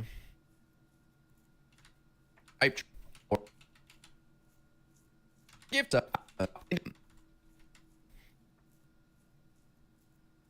should have shot and he kind of fucked and to come. He was too unstable age that before he became 25 watching right. and this turn where we have like first off. Bro, get to the Hassan shit. Unless you get a one art you does do the Trump speaks to the anger that people have, whereas the other side of the political spectrum does not speak to that anger at all. There's been a lot of controversy around you. Yes. The way you talk about Israel is viewed by some as anti-Semitic. Yeah. Are you anti-Semitic? Of course not. The real problem here is that I'm an anti-Zionist. The real of course. Oh, man. Let it be known. Let it be known I did not say the Z word, okay? I did not say it. Somebody else said it. Actually, somebody very fond of somebody Twitch is very fond of said it, not me. All right. I'm sorry. That felt fake. Again, I have Hassan derangement syndrome. I've been diagnosed with it, okay? I don't shy away from it. Guffi up. Guffa! Of course I'm not an anti-Semite. Oh my God. Are you kidding me? I had to look up anti-Semite the other day. I was confused. I never heard the word in my life. Question is equivalent to asking Trump if he's racist. Like, nobody's going to admit to being an anti-Semite, first of all, right? And I don't think Hassan is genuinely an anti-Semite. I don't think he sits around and hates Did he really, Jewish Bong? people. But he fuels the fire knowingly by... You know, if there was a time when IRI was like up and coming and wanted to kind of just get his name out there, I can understand that. You know, back in the day, maybe IRI was trying to build his name up a little bit. You know, get some follows, get some... leech some viewership. Nah, I can totally see that. But now, not so much. Definitely not. I could never see that. That would never happen now. There's no way that he would raid into Hassan. That's for sure. And even if it did, it would be like a drop in the bucket. I mean, IRI's been like focusing lately more on. He's been doing like the TikTok route, the whole fucking like that. You know that woke teen blonde guy from the Jubilee videos, Dean. You know, everybody's doing like the TikTok debates. IRI just got into that recently, so he's been more focused on that than anything. And his views on his streams have been like, I don't know, maybe 60 people on YouTube and maybe like, I don't know, 100 people on Twitch or something like that. And maybe, you know, he used to be on Kick. I don't think he's on Kick anymore, but he's been like, you know, streaming for a couple hours and then says, okay, I'm going over to TikTok. I'll see you guys over there. So, but even if he did raid into Hassan now, it'd be a drop in the bucket. I mean, Hassan's what, like fucking anywhere from 20 to 40,000, you know, concurrent viewers, I think. Something ridiculous like that. Smart to diversify, yeah. Happening certain causes and people, right? That's not to say that his support of the Palestinians. No, IRI's numbers during the election were massive. I mean, he was definitely on YouTube. He was like at least. He was in like that 1,000 range, I want to say, anywhere from like 800 to 1,200 on YouTube. I don't know about Twitch, but on YouTube, his numbers were fucking doing pretty well, and now they're massively down.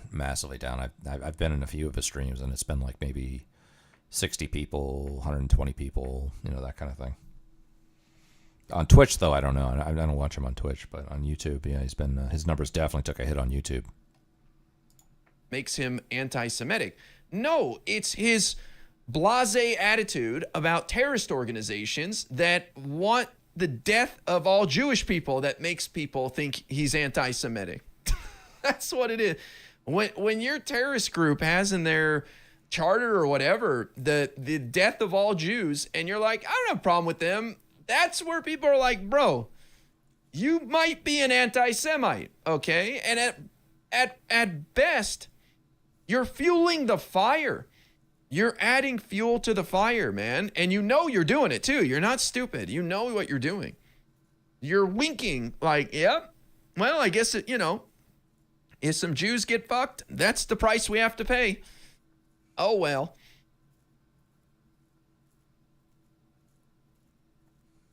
The real problem here is that I'm extremely critical of Israel. Some as anti-Semitic. Yeah. Are you anti-Semitic? Of course not.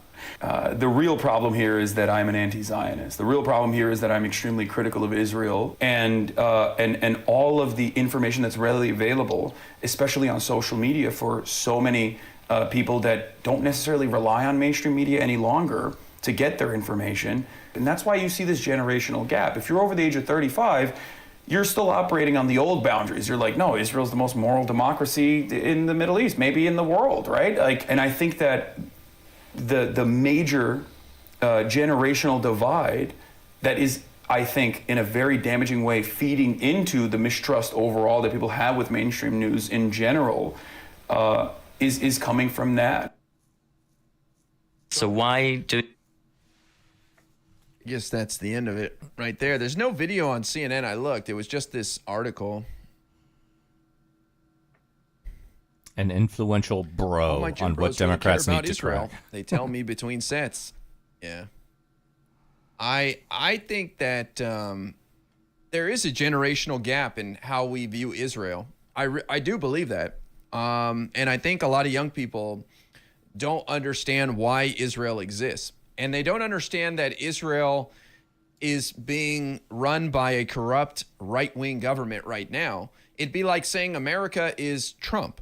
Well, there's a lot of us who didn't vote for Trump, and he doesn't define us. In fact, more than 50% of the country voted for someone other than Trump in this last election. And so for you to say that, well, America's just Trump and everything Trump stands for, and so we should destroy America, it's like, what? There's like more than half of us here trying to fight for something different, bro. And it's just a very simplistic view of what's going on over there. And then you also have a lot of distance from the Holocaust. A lot of young people never even heard of the Holocaust. They're willing to hear arguments that dispute some of the allegations. Like there's a lot of people now that openly question the Holocaust and what Jews went through. I mean, there's people who... There are. I don't know. Does anybody else think that maybe like JQing has gone up probably in the past couple years? I will say I went to an election night party with some of my friends. My friends threw an election night party, and they are very involved in politics. Like actually involved in politics, not fucking internet fucking degens or whatever. They literally work with the Republican Party to make movies and documentaries and ads and get Republicans elected, whether it be presidents or city council members or senators or judges, whatever. They literally work with politics, and they had a party on election night. And I remember going there, and it was a sea of MAGA hats. Everybody had a fucking MAGA hat on. And I was like, okay, cool. All right, I'll get down with this. I mean, I'm fucking Republican, right? But I started talking to some of the people, and some of the people that I was talking to definitely reminded me of people that you might see in a Nick Fuentes stream, for sure, like in the chat. Some of the people that I met that night, I could tell were, people that might frequent a Nick Fuentes stream. I could tell just by the way they would talk about Israel, the way they would talk about culture wars, where they would talk about all kinds of things like that. And I just thought to myself, man, I remember 2016, same people. So I was around the same people, but there wasn't this large group of potential JQ enjoyers out there, I guess. I don't know what to call them, but 2020, I don't remember what I did for 2020 for the election. But this past party that I went to, yeah, it was definitely like a bunch of Nick Fuentes types. I was just like, okay.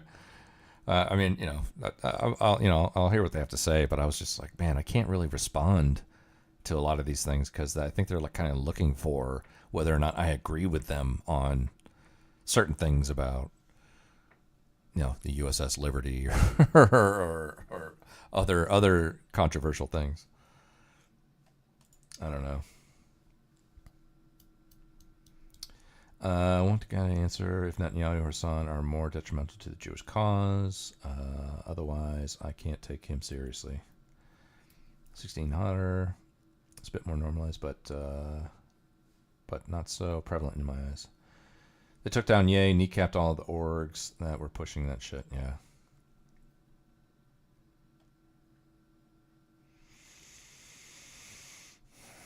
All right. Well, that was IRI. Oh, look who it is. Look who it is. I close IRI and look who pops up. Let's do a Bimmy check. What's Bimmy talking about?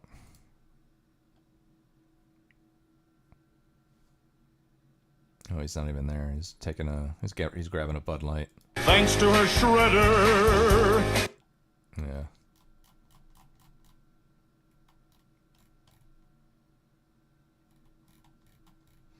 Is Turbo on? Turbo's not even on.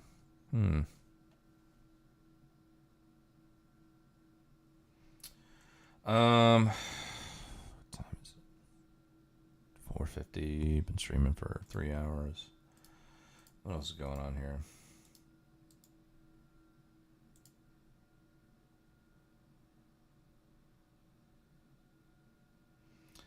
Jank and Anna attack us again and lie over and over in deranged hissy fit.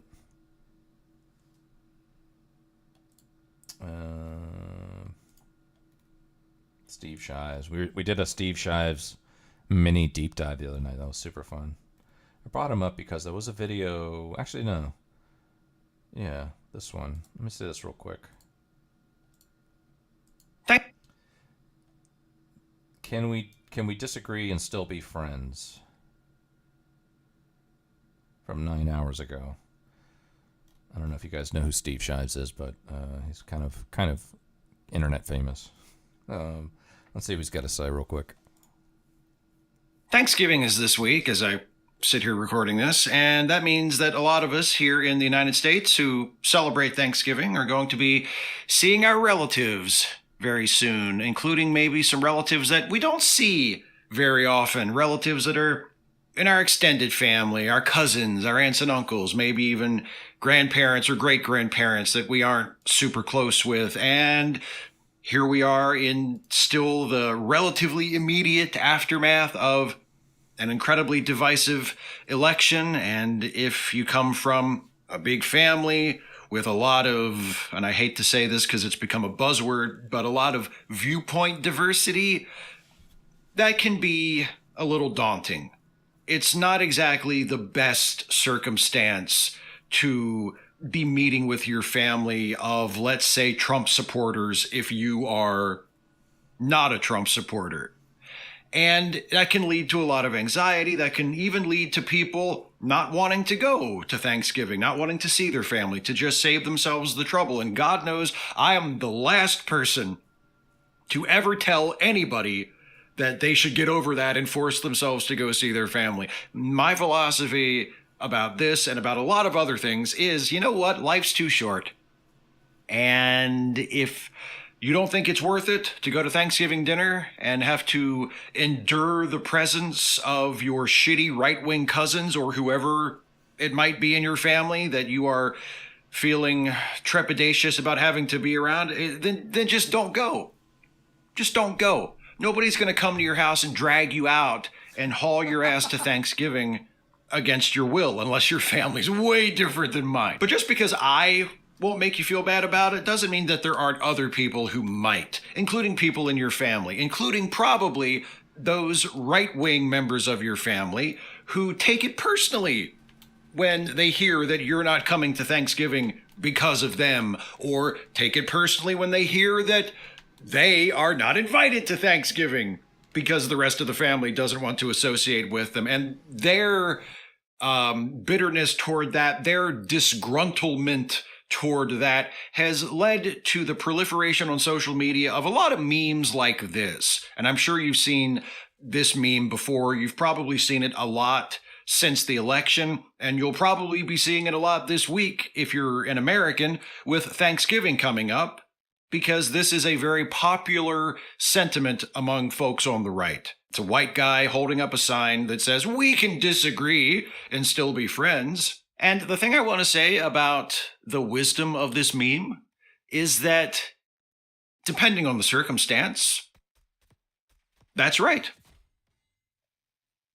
We can disagree and still be friends. I like pineapple on pizza. If you don't, we can disagree and still be friends. We can even order a pizza together. We can just order it half and half, where half of it has pineapple on it and half of it doesn't and has whatever you like. We can do that. We can still be friends. We can still share a pizza and be friends and coexist. I like baseball. If you prefer basketball or football or some other sport, that's okay. We can disagree. We can still be friends. Speaking of baseball, I'm an Orioles fan. If you are a Yankees fan, we can disagree. We can still be friends. I'm a pro wrestling fan. If you don't like pro wrestling, and I love pro wrestling, it's probably not going to be that big of a wedge between us, right? We can still be friends. We can disagree and still be friends. You know, it's not going to break us up. I think the best live-action Superman was Christopher Reeve. If you think the best live-action Superman was Henry Cavill, it's going to be really tough.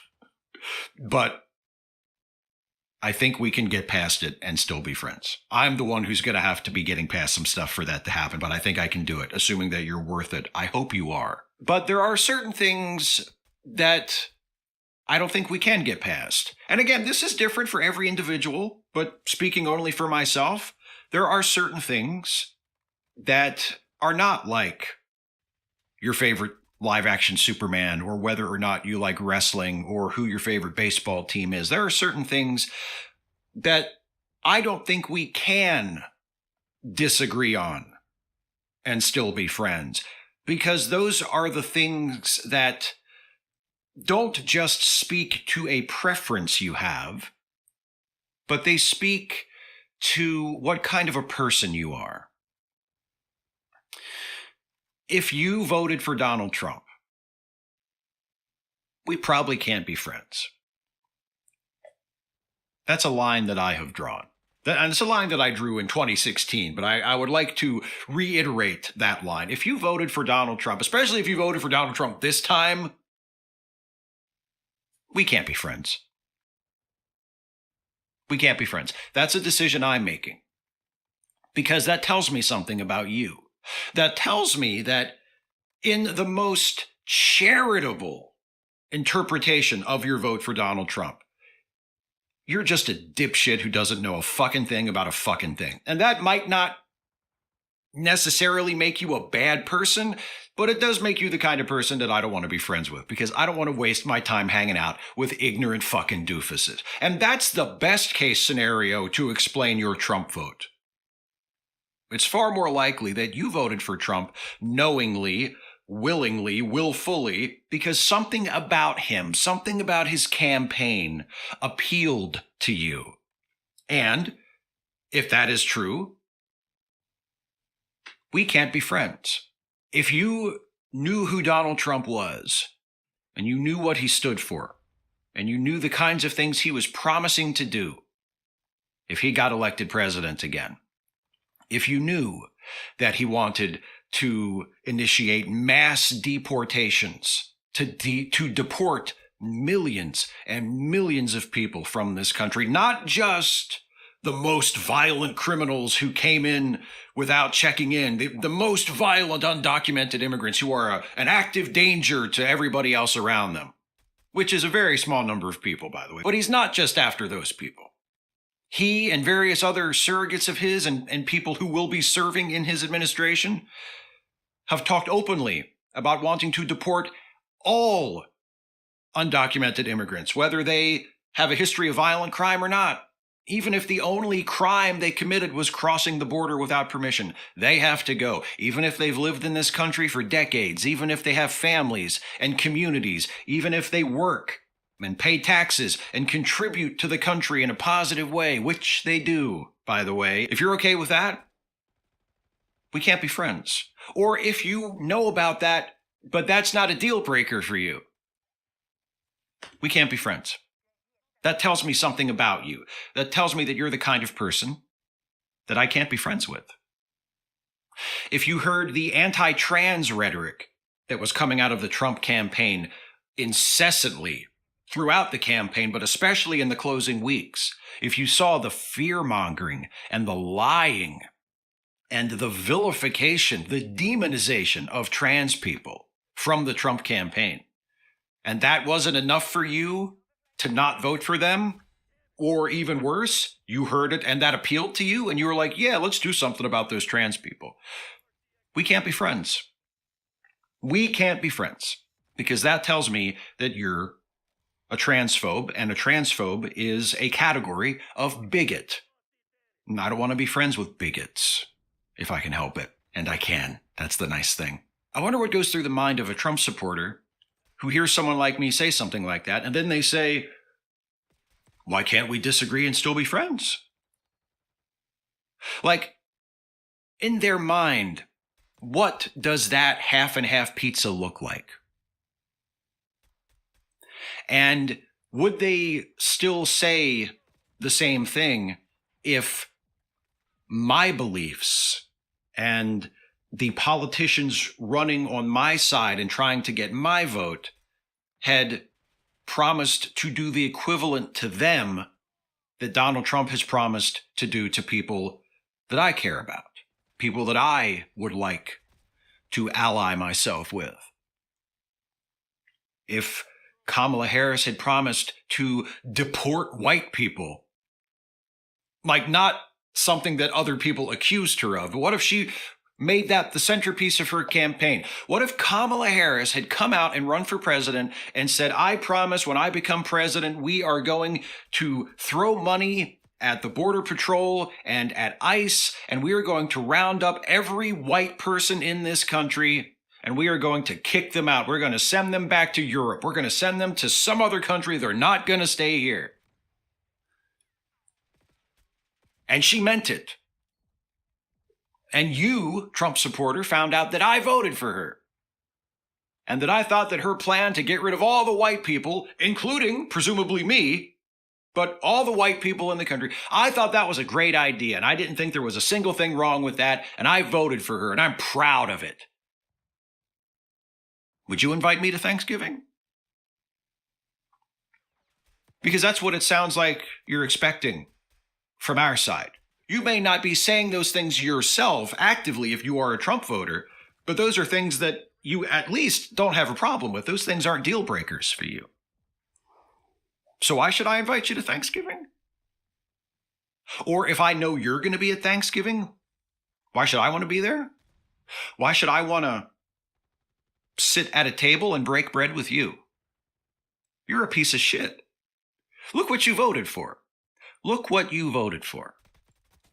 You voted for the scapegoating and the disenfranchisement and the vilification of innocent people, innocent citizens in this country who are doing you no harm, who are doing nobody any harm.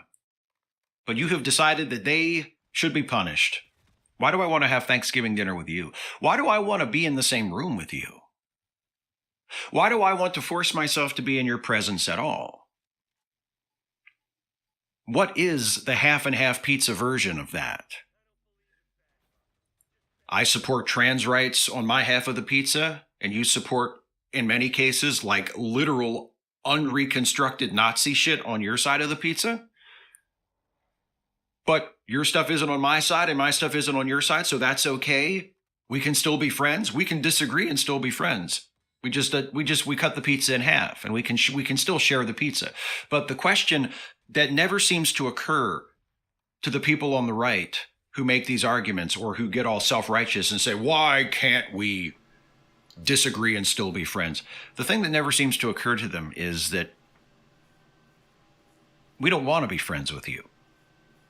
I don't feel like I'm depriving myself of something necessary by saying I'm not going to be friends with Trump supporters. I'm not going to be friends with people on the far right who, if they aren't fucking Nazis, are at least uncomfortably Nazi adjacent, are worryingly okay with being counted on the side of Nazis. I don't feel like I'm depriving myself of something by not associating with those people and by not allowing those people to associate themselves with me, because the choices you have made and the people that you have revealed yourselves to be through your actions, through your choices, through who you support and the kinds of things you tolerate and the kinds of things you make a big show of not tolerating. We find that offensive. We find that repugnant in a way that we are unwilling to overlook, even if it's Thanksgiving.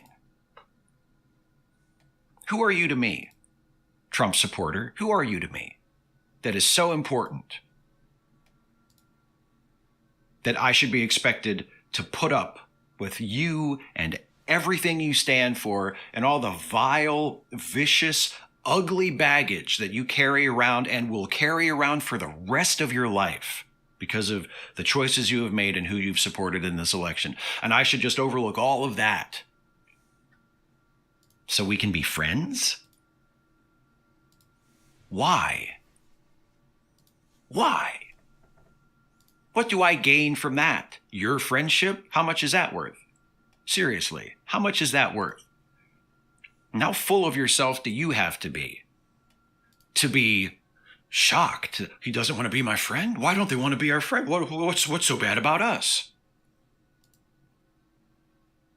I think maybe that's part of the problem. I think maybe if you pulled your heads out of your asses, not only would you understand why a bunch of us don't want to be your friends and don't want to be around you, but you might also start to understand why so many of your positions and so many of the things you support are so unacceptable to so many of us. Because when you pull your head out of your ass and you look around at the world, you start to notice that there are other people there. It's not just a thought experiment. There are other people that are really there, and some of them are not like you. Does that mean they don't deserve rights? Does that mean they don't deserve basic respect? If I judge you and your position by your vote, then you believe they don't deserve basic respect. You believe they don't deserve rights, at least not the same rights that you have. So why do I want to be friends with you? What do you bring to the table? It's Thanksgiving. What do you bring to the table? Mashed potatoes? I'd rather eat dried, instant mashed potatoes made out of a box than whatever kind of mashed potatoes you would bring to Thanksgiving. Because even if they were the most delicious mashed potatoes you could ever have, I wouldn't be okay with who I'd have to thank for them. Oh, man. Steve Shives.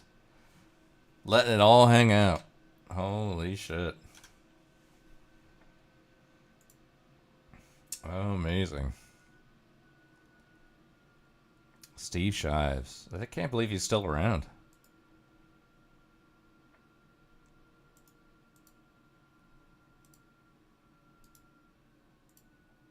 Cannot believe he's still around. Let's do a Bimmy check.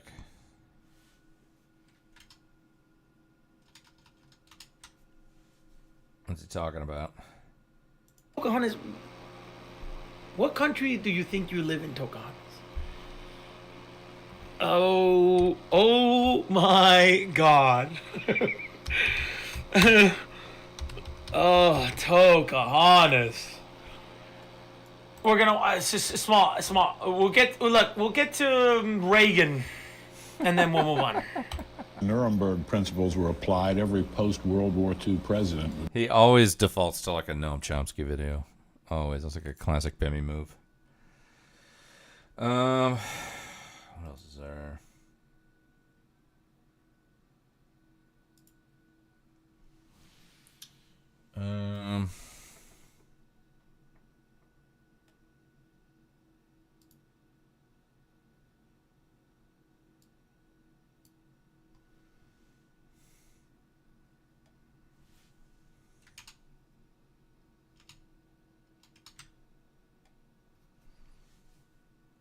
Turbo's not on? Is anybody in Turbo's Discord?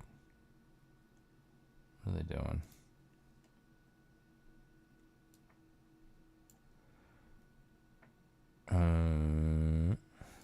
Oh, some people in Turbo's Discord. Let's see what they're up to. They do that. Yeah. So anyway, I have to go back and get my money back from this dipshit, and I think I'm gonna cuss them out again. I might just cuss them out again, but yeah, I told them they can keep their free half ounce and just like stick it up their ass, and I'm like, you guys need to quit smoking so much when you're on the job because you're fucking up too much. We were selling fucking things on the dark web there, and like on the onion, you know, the onion. Yeah, onion, yeah. Yeah, we were doing that. We were selling them. We were putting things out in like flyers and like. Hold on, let me make sure they're not talking about fucking crazy shit. Hold on, give me 1 second. I know exactly. Yeah, give me 1 second to make sure they're. Give me 1 minute. I'm gonna see if I impress upon them that I'm streaming.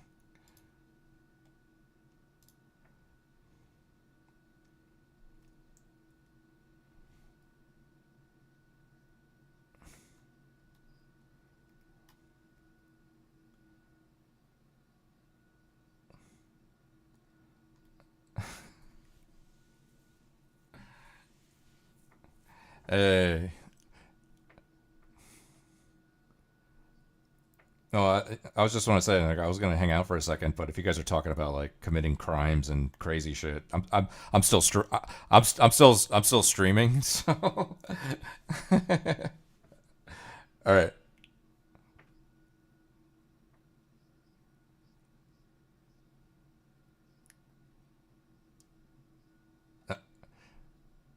Okay. Well, I'm gonna turn my desktop audio back on so people can hear.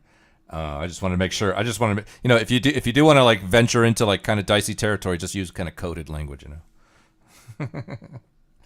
All right, cool. You did great, but he said that horrible shit about you too. So. So what's up with this? Somebody was saying who was somebody came into my chat. Turbo. Somebody came in my chat and saying like, yeah, like fucking Legate's a pedo and Salty's a pedo, and like he's saying like all kinds of crazy stuff.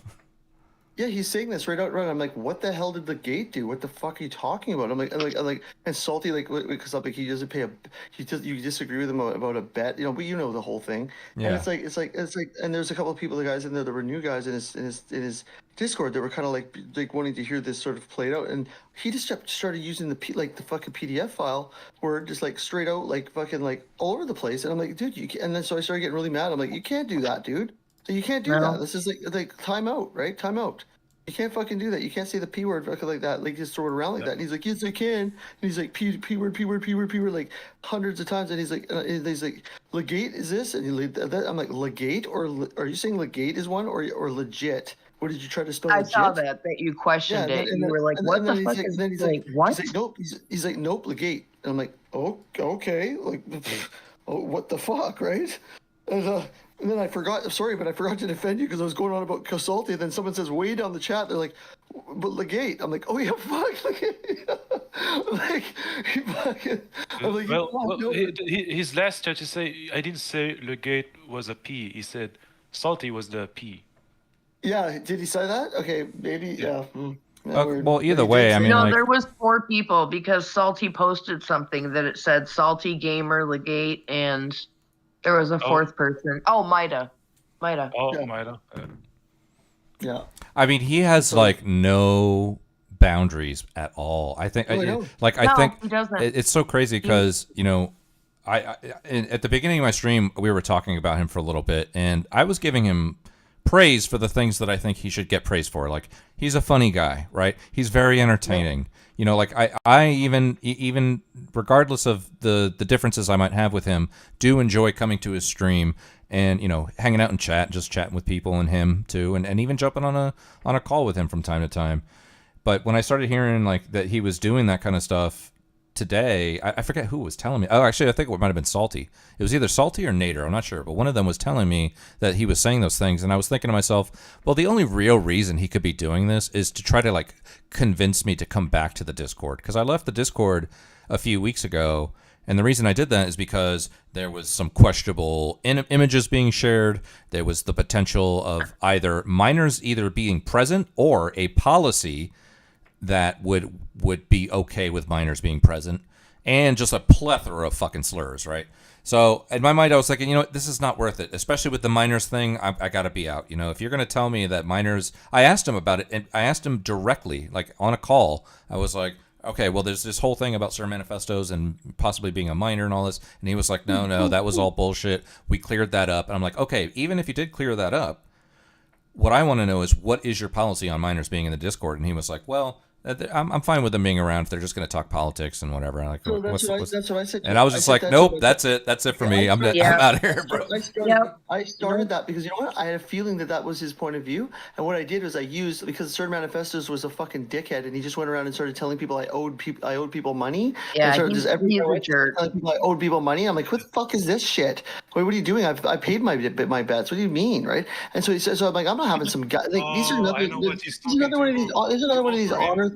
This is another one of these honor things where you don't call people the P word, and you don't go around and tell people that people owe money, for fuck's sake, right? So I said, all I said was, oh yeah, by the way, PPG, Sir Manifestos is 17 and he's black. So you should get rid of him, just so I know that, just to tell you that. And he's like, well, why black? And I'm like, I don't know. He this is what he told me. And I said, so he's under 18. You should get rid of him out of the Discord because that's underage. And then I threw that at him to see what he'd say, and he's like, I don't care if he's 17. And then he went onto the stream that night and said, that's he banned me and you, and he acted like I did this big thing where I've doxed somebody. He's like, he used the word, he doxed him because he's known his ethnicity, he's black, and he's 17. And meanwhile, Manifestos is not telling him that that's not true at all. He's letting him just go along with that like he's been doxed. It's just a nightmare, right? And then finally you realize, at the end of the stream, PPG just realizes, he's like, oh, so he's Hispanic and he's in his 20s? He's in his 20s? Oh, it's like, he just told everybody that I doxed him for like fucking 3 hours. What a moron. What a moron. And oh my gosh. And I'm like, well, why don't you ban people that are under 18 in your chat, you idiot, right? Like, I don't let anyone under 18 in my near me in my fucking Discord. No. Bye, right? Yeah. See you later. Yeah. You know? In fact, like after I had that conversation with him, the one of the first things I did is went to my Discord and I just started a policy page with rules, and I said, rule number 1, no minors, no exceptions, 18 up only. And then rule number 2 is I'll come back and fill the rest out later. Because I was like, I don't spend any time in my Discord ever. I just use it for like telling people if I'm going to be on Kick or if I'm going to be on YouTube or Twitch or whatever. And some people like casually drop memes and have conversations from time to time, but it's very chill and very laid back, and it's like, it's very, sometimes it goes inactive for days and weeks sometimes, and I'm totally fine with that. But the reason why I did that is like, you know what, if this guy is going to go around and just have like a very lackadaisical approach to fucking minors being in this fucking Discord, I got to make sure that my Discord is like completely the opposite of his. Gotta protect yourself. Yeah. Yep. Yeah, he's calling Salty the P word because he's going on about like trying to actually like pin him with it by saying like, he's like, oh, his girlfriend's like 20 years old. I'm like, dude, his girlfriend is 28, turning almost 29, and he's like, oh, she's poor, she's taking advantage. And she's none of your concern. How about that? Yeah, and by the way, that's the main part. He bought a house in Thailand, and she bought it. She's not poor, dude. She's not poor at all. She's 28 years old. She's not, she's not a minor, and she's not a fucking poor person. So cares stop if she's looking. poor or not? Like, what the fuck? Yeah, it doesn't matter, Yeah, but you know, those still, are I mean, well, there's a funny, thing. There's a thing with that. I mean, there's a thing with power with that. I mean, there's a power dynamic with Oh, that. I mean, I guess if you're getting technical, I'm just I see saying, what you mean, I guess, but if you're getting yeah. technical and you want to bitch about that stuff. I mean, sure, there's a thing with that, but that's not the Yeah. case. Right? So, you know, you can't just apply that to people and sort of blanket people with bullshit, you know, shit like that. Yeah, but even if he wanted to make that argument on Salty, at least there's like something there to base it on, right? Maybe there's an age gap relationship or something, and if he wanted to say, "Oh, he's a fucking P word," then I mean, he's wrong. Obviously, he's wrong, but whatever. He at least got something to base it on. If he's saying that about me, I don't know what he's basing that on, other than I've had pretty fucking vanilla takes about fucking age gap relationships in the past, right? He would say things like That's nothing to base it on. That's nothing to base it on that you've said that. You, by the way, what you said, I've heard every time you said it. What you said about your position on the age thing has been completely and utterly acceptable. You were just like, I wouldn't probably go below 25, and you know I would probably. I've heard you say that. I know exactly what you said. I said like mid like for me mid-20s is a sweet spot. And that's about it. And that's only because I'm 42, and the chances of me meeting a woman in my age range that doesn't have, you know, a lot going on. But, you know, the various things that we could bring up, you know, it's just less likely. We are rare. Yeah, exactly. If you can find, by the way, if you're in your mid 40s and you can find a fucking really smart fucking like, you know, down to earth fucking chick that's 25 years old and she's hot, are you fucking stupid? I'm not turning that. I'm not turning that down for anything, bro. That's the fuck no. No, fuck no. My as I said, I always use this fucking example. Is my dad was fucking 42 and my mom was 22, and they hooked up and they fucking had me and my brother, and fucking my mom and dad were together for the rest of my dad's like entire fucking face of the earth, time he was on the face of the earth. He died at 87 years old and fucking had a great marriage, and fucking that's what I experienced with it. And I'm sorry, I know it's a little bit. Age gap can be. There's all sorts of different. You know, there's also different scenarios. It's not always the same. But I'm just saying it doesn't have to be fucked up. You know what I mean? Yeah, exactly. My sister-in-law, her husband is 16 years older than her. Yeah, well, you know, and they've been married happily for over 20 years now. So. Yeah, but the thing is, like, I took him to task, or at least I thought I did. I mean, you know, he was making outrageous claims like the age of consent should be 25. I'm like, okay, even if that's the case, even if you think that's the PBG, I was like, so even if that's the case, you know, so what about 35 and 25? Is that okay? And he'd be like, yeah, I think that'd be okay. I'm like, what about 34 and 20? What about 34 and 24? He'd be like, no, that's pedo. that's PDF stuff. Pedo, like a pedo is a guy. I'm like, bro, it's the same fucking thing, dude. Pedo is a strong word, man. Like it's not lightly. Pedo is it's not a light word. No, it's not light word at all. Pedo is really different, man. It's a person that goes and like takes advantage of children, dude. It's a fucking really exactly. That's the thing. He's throwing it around with 20-year-olds. Come on. And then there's Ophelia comes in and says to him, you can watch lolly porn and it's not being a pedo. And he's decided that she's right. Okay, right there. That's because he's just gonna. I mean, the 25-year-old is out of the water. Pedo. You know, that's fucked. Oh, shit. That blows his whole 25-year-old. If I remember, Ophelia said it's okay to watch rape porn. Yeah, he said it's okay to watch rape. Well, anime. Yeah, they call it like consensual non-consent, but I understand what you're saying. Yeah. But it's fucked. Oh, it's like is it? Yeah, no. I don't think you should get to normalize any kind of rape sort of culture or any kind of fucked up sort of like little like hostage sex scenario and shit. You should not be fucking like exploiting that like and making it like normal and having it like involved in people's like sort of like sexual appetites. You know, it shouldn't be fucking offered. You know, shouldn't make it. It's just It's fucked. It's fucking twisted. It's fucking shit. It's fucked. It's totally like I think if I ever see any clip of that like or come by any of that stuff, I'm kind of like it upsets me. I'm pretty fucking crazy, and that shit upsets me. It gets me fucking weird. Like when I do the worst. God struck me with like having two daughters, and since I have two daughters, it's almost like fucking I got way more sensitive about certain things and way more like fucking it like sort of gives you that, you know. Just out of that little curiosity, was anybody agreeing with him on any of this? Yeah, they do. These little goons back him up. His little They do. acolytes do. Because he has little pylons. You know, he has little people that likes to pile up. You know, like they like to fucking like to you know, dog Like Sir pile on people. Manifestos and these people, or Yeah, those guys are just Oh yeah, straight up 100% troll. Alex John or whatever his name is. That one. Yeah. You know, Anarch, those guys, like, all those guys are just like, yeah, man. Even though they think PPG is an idiot 90% of the time, and yet they always, as soon as I'm there, they pile. They just can't. They can't handle anything they I hate say. Turbo. Turbo's like the target, right? Like I'm defending. They see you and they go. Maybe I did an injustice by defending you on his Discord, because maybe I defended you. That's the wrong guy to defend you. So basically, that's maybe where they were all going off. But like, if I say anything, it's the opposite, right? It's just like, it's crazy. was he saying anything else that was crazy, or was it just that kind of stuff? It's pretty colorful. It's pretty fucking out there. I mean, if you look at my Discord on the main page, you could just see, like, I pasted lots of it. Like, you have it there? Yeah, the whole. Let me see. Let me check it out. I put a bunch of it on the main page.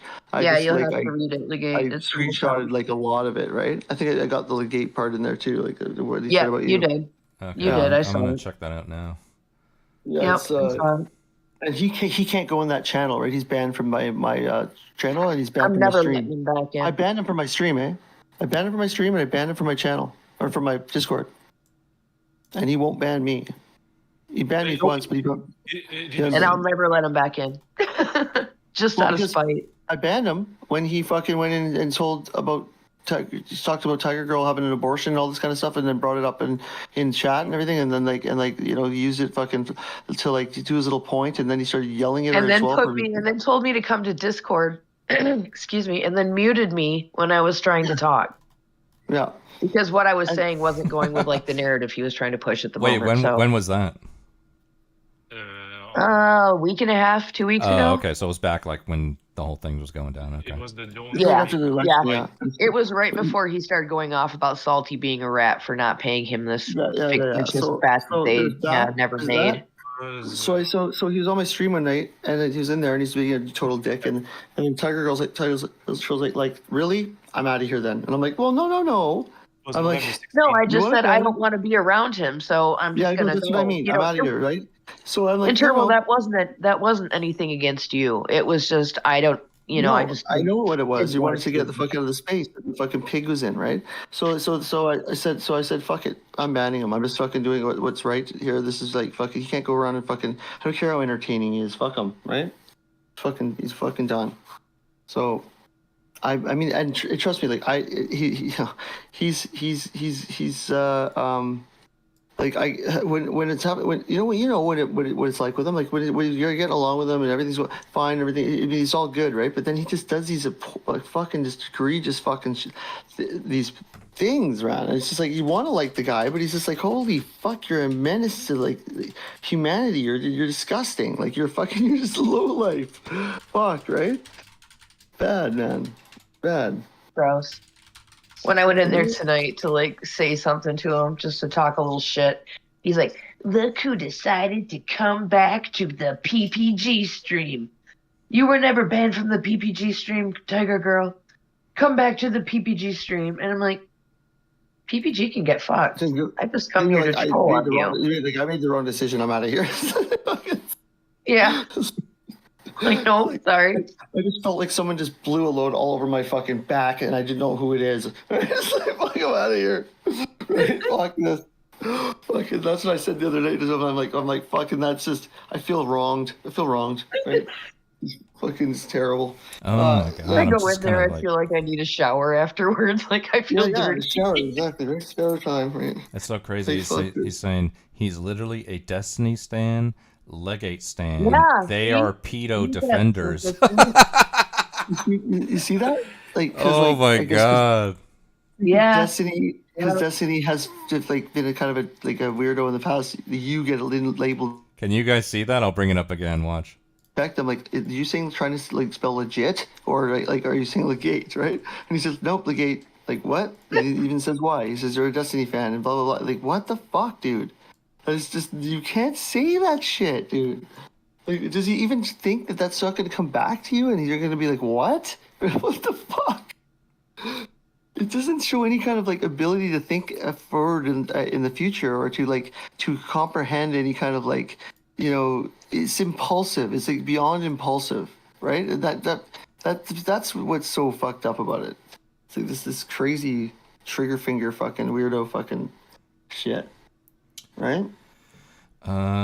He's saying, so you're saying, like, where's the evidence? He's saying, cause of destiny. And then he says, you're clarifying legate or legit. And he says legate very clearly there. So legate is a pedo defender. That's what Casey, Gamerboy, Mida, and Salty said. What is he talking? He's just making stuff up, bro. There's no way that anybody said any of this. No, they didn't. Gamer came in and said that later down the road. He said he didn't say any of that stuff.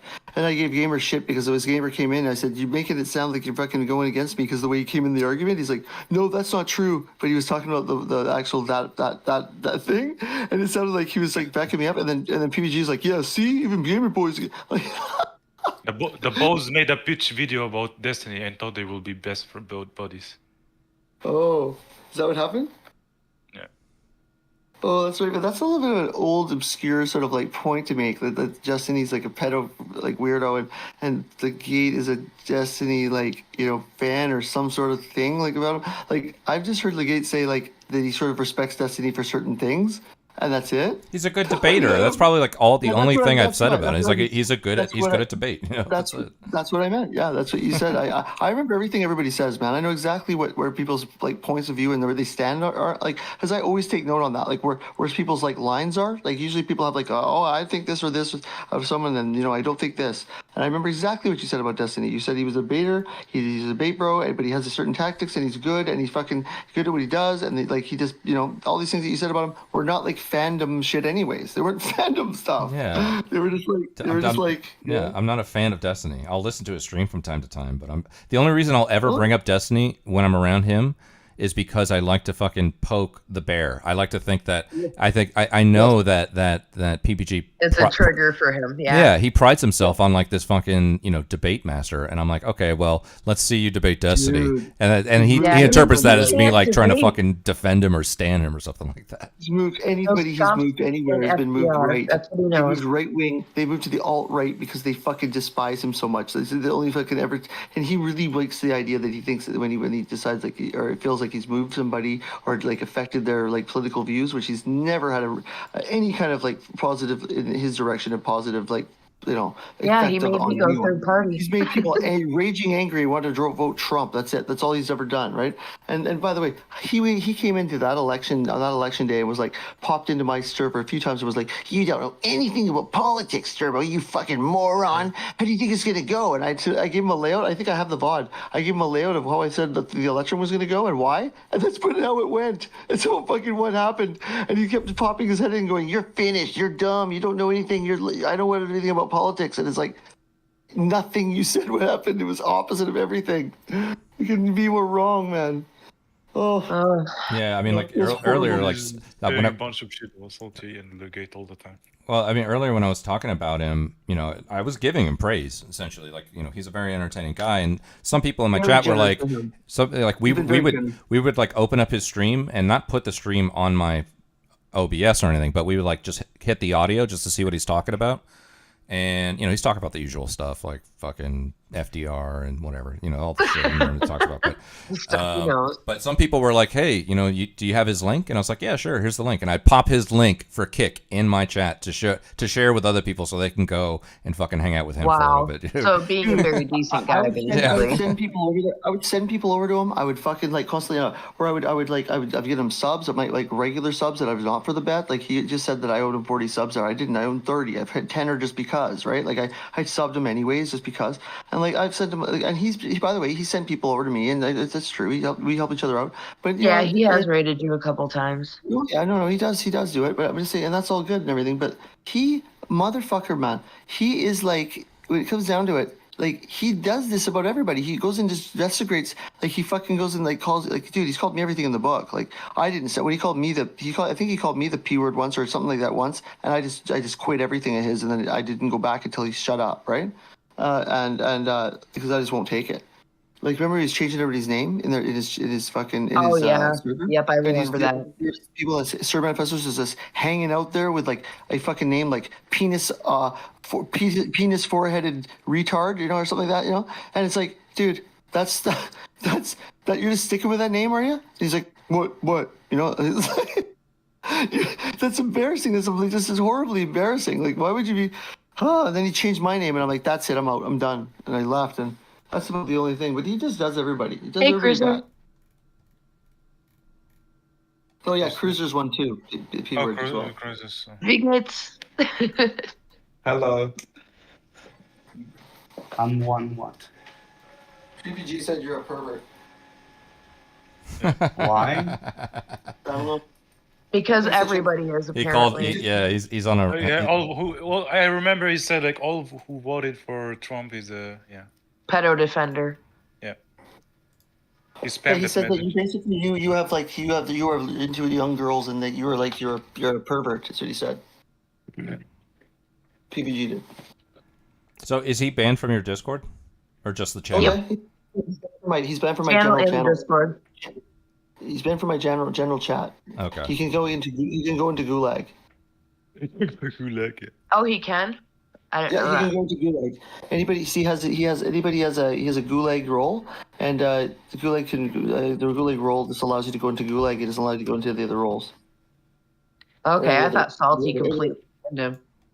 So he can come in and he can like do his little trash talk on just that channel. Him and Sippers are kind of like banned to that, you know, and you can still get the little sort of like on what he says, but he can't see any civilized people say in the regular place, right? That works.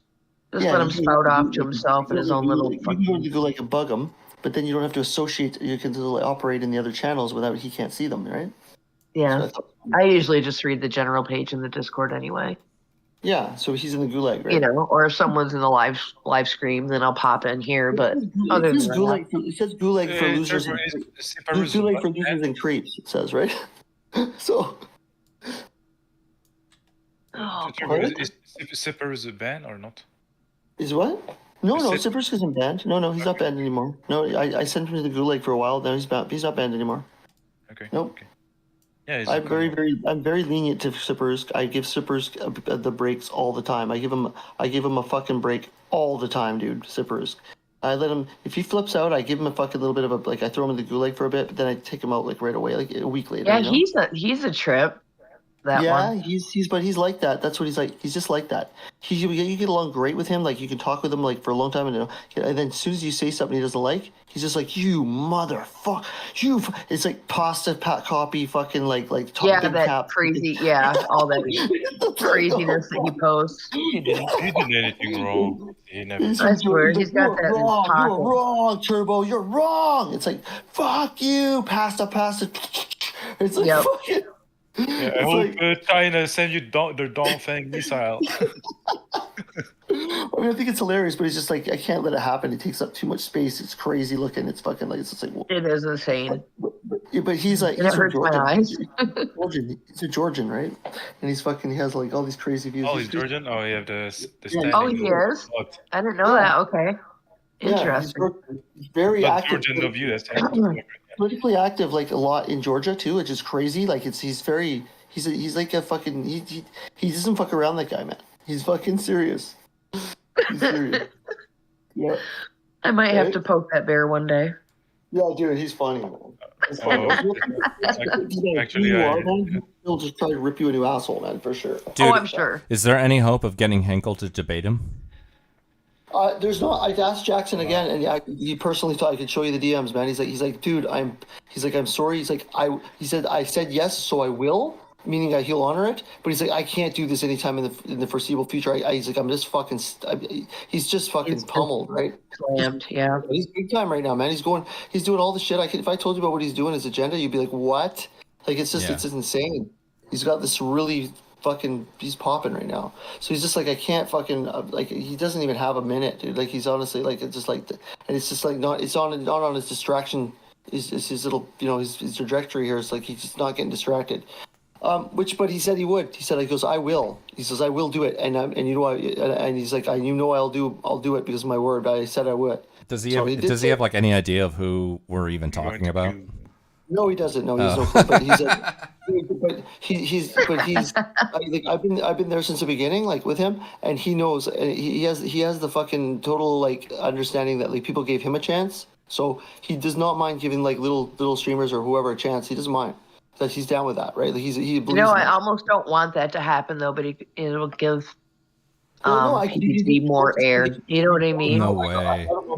Did you know I got him on with Haas, right? I got him into that thing, and I got him pushed in front into the space with the speaker space with Haas, and I messaged him. I'm like they're doing a thing right now in X Spaces, and I can pop you to the front. Let's go right now. Come in. And he's like, so he did, and he fucking pops right in there, and he's talking to Haas, and I'm like, here we go. He didn't do badly. He did very well. He did, because it popped onto something that was really kind of like not in Haas's sort of like he somehow got it out into like. It popped back to the FDR thing. He got to use the FDR knowledge that he had, and went right into his court. And he sort of threw Haas off a tiny bit, but then I ruined it for him. I'm like, make him breathe, because we have this thing called like distraction thing. So I'll make someone breathe. You kind of make him upset by telling him to take a deep breath. And so I'm like, make him breathe. And Haas is like, whoa, buddy, whoa, chill out. He's like, let's take 5 deep breaths. 5 deep breaths to PPG. PPG's like, no, man, no, I just want, and he's like, no, dude, no, 5 deep breaths. We're gonna do them 5 together, 5 deep breaths. And PPG's like, and I'm laughing my fucking head off. I got my fucking shit in my pants. I'm sitting there laughing. I'm like, make him do them slowly. And he's like. 1, and so he goes 5 deep breaths with him, and then fucking PPG finally goes through it all, and he's just totally thrown off and didn't know what he's talking about after the breaths were done. It was fucking hilarious, man. It was so funny. It was so funny. It was good. I have it. I still have that clip. I got that clip. Well, I mean, I understand like Tiger Girl's point. Like, we don't want to throw any kind of why give him more? You know what I mean? But at the same time, like, such an ass? I totally agree with that. But Hinkle probably has the ability to completely fucking destroy him. Exactly. Like, it's like a risk reward kind of thing, Hinkle will miserably destroy him within minutes, dude. It'll be almost like, I'm worried about like Hinkle going, "What are you doing to me, that guy?" You know what I mean? Like I'm trying to say that I've it's asked myself that many times. I'm trying to actually almost like I'm kind of sweating, because if he ever does meet the guy and then he associates it with me, he's gonna look at me twice and be like, "What the fuck is this? What the fuck are you running suddenly you'll no longer for? be in Hinkle's Discord. You're like, what are you running my Discord for, motherfucker? What the fuck?" I'm gonna type in his chat right now. I'm gonna type, "I think Destiny is awesome. I really support Destiny." I'm gonna see what he says. It should be like Destiny. I support Destiny's view on interracial and bisexual relationships. Interspecies. I'm down with Destiny's view on bestiality, if you know what I mean. Jesus. What a and then we all laugh and we go, yeah, that's not how it is. Why would they be? I've been doing a lot of meth lately. Now, I laugh, but inside of PPG, I always go, Potato King is a fed. This guy, Larry Harrison, was sent to Mexico as a teacher, as a professor, teaching English to Mexican students. He was not a professor, dude. He was a CIA operative. Bro, he's still talking about Potato, bro. He's still talking about Potato. Potato's the fucking one of the coolest guys I know, and he's still fucking talking shit about Potato. Man. It started in colleges. Che Guevara, what's his name? Castro and his brother were called. Che Guevara was in Argentina, but Castro and a lot of the revolutionaries, they were leftist students from college, dude, believe it or not. And they would debate, but then they kind of like tankies, brother. They said there's no way to We need to overthrow the government by force. So this CIA operative was sent to Mexico, to universities, to spy on leftist students, report them. Then these leftist students were literally kidnapped and killed. This is what is called the September 23rd, 1963 massacre, where they killed, we don't know the numbers, dude, because the numbers are fuzzied because of the Mexican. I typed in his chat, I think Destiny is awesome. I really support Destiny. And then I typed, Vosh makes a lot of really good points. I think Vosh is really misunderstood. Let's see what he says. Was to identify leftist guerrilla students, or leftist students, excuse me, not guerrilla, leftist students of the 23rd of September, and that he reported them back to his control agent, Felix Rodriguez, that the CIA was picking up these students and killing them all. And he said, I had blood all over my hands. I didn't want to do it anymore. So then this CIA agent. He's completely ignoring me because he fucking knows what I'm doing. He's fucking ignoring it. Therapy. At least Larry Harrison, dude. Larry Harrison actually had the balls, dude, to become a double agent and tell the truth. Usually these CIA drone operators, CIA agents who commit mass war crimes, they just keep it in and go to therapy, dude. All paid by your taxpayer money. Okay? Well, you heard it, man. You guys can look it up, by the way. 23rd of September, 1963. Where they killed thousands of leftist students. And after that, like you said, Larry Harrison was pretending to be a professor, CIA agent, undercover, reporting whoever even... Like, if I was a student back then, I would be like, Che Guevara, si me gusta. Boom! Boom, dude. Dead.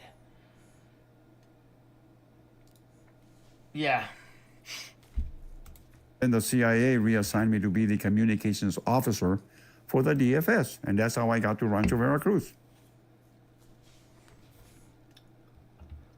Damn, this story gets deep. I know he's reading the chat. If by any chance, I know he's reading the chat because he doesn't not read the chat. Died. Did he ever get arrested, convicted, do any time, or did his role kind of end there? His job with the CIA obviously ended there, but he was a very intelligent guy. He had a law degree. He practiced law here in the LA area. So after the CIA, he loses that job. He comes back home and he practices law in LA until last year. That's right. Okay. Unbelievable. All right. I think this video.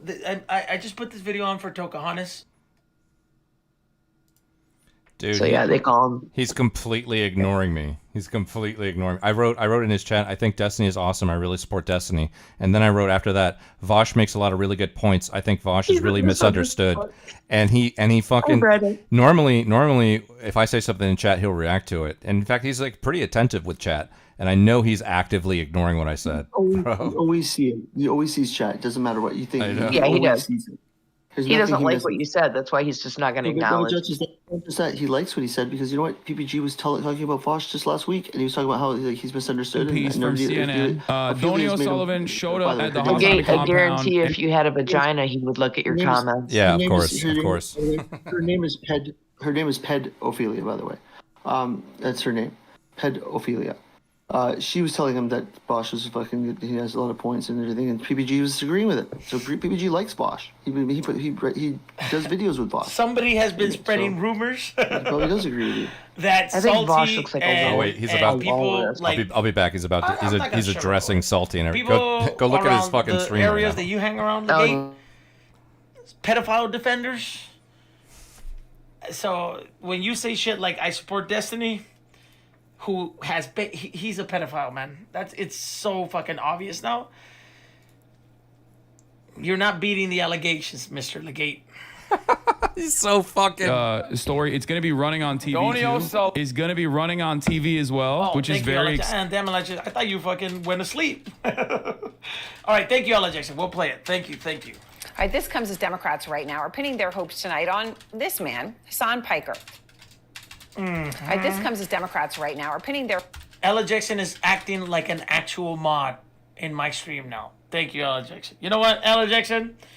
You went from $25 gift card to $50 gift card, Ella Jackson. You never know, man. You keep going. You never know. $50 gift card. When December 1st, dude. What are we doing? The 27th. 4 more days. Oh well, when the check arrives, when I get the check, $50 gift card for Ella Jackson. exciting. We did a much longer interview, and I believe that Dhoni's trying to get it longer. Too short. I'm sure that everybody could learn a lot from Hassan about the alt media. Oh, I'm sorry. I didn't. What the fuck am I doing? There we go. All right, this comes as Democrats right now are pinning their hope. I've always found this lady hot, dude. I've always found this girl. What's her name? Eckhart. Erin something. I don't know, man. Something about her. Tonight on. Oh my God, he's such a douchebag, bro. He's such a douchebag, man. He's totally ignoring you, dude. No, he very, very briefly addressed it. He was like, "Look, I don't know what you're talking about. I just know that," and this goes for Salty too. You know, you guys want to defend Destiny, but he's clearly a pedo. So I'm just saying, if the shoe fits, that's basically what he said. What an idiot. I mean, it's clearly a ploy for attention. This I don't consider any of this real. I understand when people want attention. The thing about people that need attention is that they don't care if the attention is good or bad, as long as it's just attention. Well, he's that kind of guy. Yeah, he's like a child like that. He doesn't fucking care at all. I will say there are a lot of attention whores in these communities. Like, look at me, look at me, look at me. Oh, this guy. He gets upset when he has mood swings to do with it, right? It's Hassan looks hot there. Hassan was at the DNC there. That's where they set him up, and he was all pumped about being in that room. And then he found out that room didn't have an internet. He's so not putting anything. He's not sticking it to the man. He's a fucking bitch. Look at him. Into himself. He's fucked up. Fucking sexy. It's just a weird strategy, though. Like, it's one thing if you want attention, that's fine. Look, if you're in the content game, I get it. You want to be a streamer. You want to make going to his videos. house? Are they going to Hassan's house? They are. If they want, if he wants to do that, that's fine. But the way to do that is to go on Twitter, because he lives on fucking Twitter, and say something like, anybody that defends at OmniLiberal, which is fucking Destiny, is a fucking pedo defender. That way he'll at least people will be like, who's this person? But instead he's gonna fucking come after us for random bullshit, and it's just like, it's so petty. It's so petty. Like I already come to your stream. I've donated 5 or 6 subs to him. I hang out all the time. I'm always down to have a conversation with him. And this is just like completely out of nowhere. Yep. Yeah, he's actually punching the fucking head, man. I'm sorry, but he's a Losersaurus Rex. I'll be back. I'm gonna go be a good wife and make my husband his coffee. I knocked him out. Okay. I feel good about fucking banning him for my fucking thing. I don't give a fuck. I think he was a fucking sick piece of shit that day that I banned him. I don't care. Like, he's gonna make people feel uncomfortable and weird. Why should he be walking into my fucking thing and like being a fucking like a dick? I don't care. And it's funny because he won't ban me. I banned him. It's like so funny.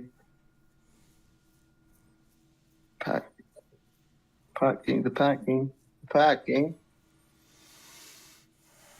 What's up with Salty? Did they ever?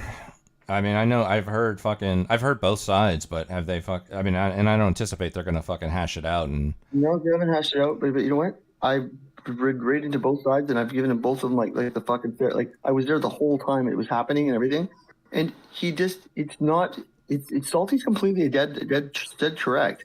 And not only that, you got a person who basically like he's Salty. His whole fucking demeanor and his whole fucking like his whole like Salty cares about what his honor is. Like he cares about like, am I an honorable person or am I, like am I taking me for my word? He cares about that. PPG does not care about that. It's just two different, like completely different mindsets. Oh, you know what I mean? yeah. There's Two different generations. He does not care about honor at all. Honor is not. No, he doesn't even know what it is. He's never bring it up to me before, and it's been like some sort of like weird pretend sort of hood analogy of it, and it's just like, dude, you're not even. You said the other day he was talking about he got into talking about gangs and stuff. He talked to, and he's like, he actually said this. He actually said, he's like, back when I was banging, he says, but I'm like, I said, whoa, stop. And he's like, whoa. I'm like, stop. He's like, what? I'm like, you just said back when you were banging. You're gang banging? Guys, there's a legendary will join. Yeah, Bernie, welcome. This is Bernie. He's my friend. Hello, everyone. Hey, what's up, Bernie? Hey, what's up? So you guys talking about the bet? Actually, Turbo, we were watching the entire you and me and PPG like having a discussion about that last night. Yeah. Like for 7 hours stream. Did you remember that the boxing? Yeah. And Bernie, what's your take? Yeah. Yeah, sure. Go ahead. What's your takes on that, Bernie? Yeah, it was a loop talk. So basically, everything was said. It is on both sides. It is not good, right? So if you make a decision of betting anything, yes, there need to be rules. If anyone else is not following the rules, then you get this kind of conversation. So that, and also some people, you think that you are vibing with them in any type of way. I think also Turbo. So this is for Turbo and PPG. You guys are not vibing with each other. You are not sitting on the same golf length. You see what I'm saying? Hold on. Let me ask you this. If there's any, anything that is unclear or misunderstood, is there a bet in place? If there is black on white, if it is typed anywhere, if it is recorded in, if there is things recorded, a deal is a deal, always. So if there is no proof of that deal, then the deal is off. There is no deal. You see? But there's still obviously is the. And I mentioned also the 900 part 2 Turbo, like everything. Okay, the $900 part. You mean the loan? You mean? Yeah, the loan. Which is also a bad idea. Which is a bad idea completely in the first place. Yes. But as far as it went, you had a guy who wanted 3-1 odds, and he wanted it, and he wanted them to do that bet for him. It should have been paid right away. It should have been paid right away. Yes. Yeah. That's what I'm saying. PPG claim like Salty only mentioned that last day before the result. No, he didn't. He mentioned it right away, right after. He said, "So you're gonna pay me now?" He said, But the problem is here. The problem is here. Is there proof of that recording? Is there proof of that? He has the receipts for it. Yeah, he does. He had the receipts right away for it. He said, "Here, okay, I made the bet for you," and then he sent him the receipts like that on the online. Then it is PPG his fault. Yeah, on that one, I know. Yeah, for sure it is. Receipt is enough to use it as a proof without saying. Well, it's a receipt that he made the bet on the market. Like he made the bet on the thing for him, and he bet okay, right? And he sent him the screenshot and the thing, and he's like, anything you want, I'll send it to you. I just made the bet for you. So PPG should have sent them the money right away because the only reason why he was doing that for him is because he wanted the 3-1 odds, not because he didn't have the money, right? That's not the reason. So he wanted to make the bet in Australia, which he couldn't do without Salty, right? And then to go ahead and say that he probably didn't make the bet in the first place, it's just completely like you don't get to say that once you told the guy to make the bet for you. Like you don't get to do that. You don't get to say, oh, he probably was going to do this or he probably was going to do that. It's like now you set speculation up, and he also did that move in order to make it muddy the waters. He made it look like Salty. He's like, "Oh, you weren't going to make that. You were going to make that bet, and you were going to take the money if it went the other way, and you would have salvaged some of your funds that you would have lost, and you were never going to give me money." Well, here PPG's talking about all this stuff when he's put no money forward and at all, and Salty's put $900 of his money forward for this guy, and that's what I think that comes from, like, obviously it's a bad thing in the first place. It's a bad idea in the first place, right? Yes, it is a bad idea, but it is also the next time anyone that is making a bet, yes, there need to be clarity. There was no clarity in this. It's really and bad. so it was vague. Yes, exactly. It was vague. And then you get. I don't think it was vague at all. It seems pretty. Are you talking about the Salty and PPG? So what happened was that Salty said afterwards. He said it clearly in front of everybody. He said, "From now on, we're going to make the bets on VC in VC because I can get the video clip of it." And then when PPG goes off in his stream and starts yapping about, like, see, PPG has a stream where he can tell everybody information, and you just have to watch him do it. And if Salty had the clip, he could throw the clip up in the chat and say, "This is what I did. Like, this is the VC here." That's why he wanted the VC video of it. And PPG went around it and just didn't give it to him, didn't let him do it. He muted him one night in VC, didn't let him get into it. It was like an obstruction. He didn't let him get it off. So it was just weird. It was really weird. It is best also for you guys. It is also best for you guys. Don't get yourself involved by a person that is doing that to you. So that is the first thing. The second thing, everything what you do with the real money, yes, can go two ways. That can go, everyone is happy, or it is going back in the drain and everyone is salty and whatever, right? Yeah. And that is why betting online, why you think that is forbidden in some states in America, because of this of these conversations. Lawyers, addictions. That's why it's banned in the U.S. It's true, though. It's true. It's true. Good point. It's legal as hell in Michigan. You can bet on everything. Yeah, it's illegal in some places, is what he's saying, and that's why. Yeah. And that's but I mean, you know. Anyway, it is said if you are doing something together for a long time, and there is money transferring from friend to friend, I will call it friends because I think if you were speaking for over 10 hours with each other on a voice call, I think you can consider yourself as friends, right? Yeah. Yeah. Okay. So.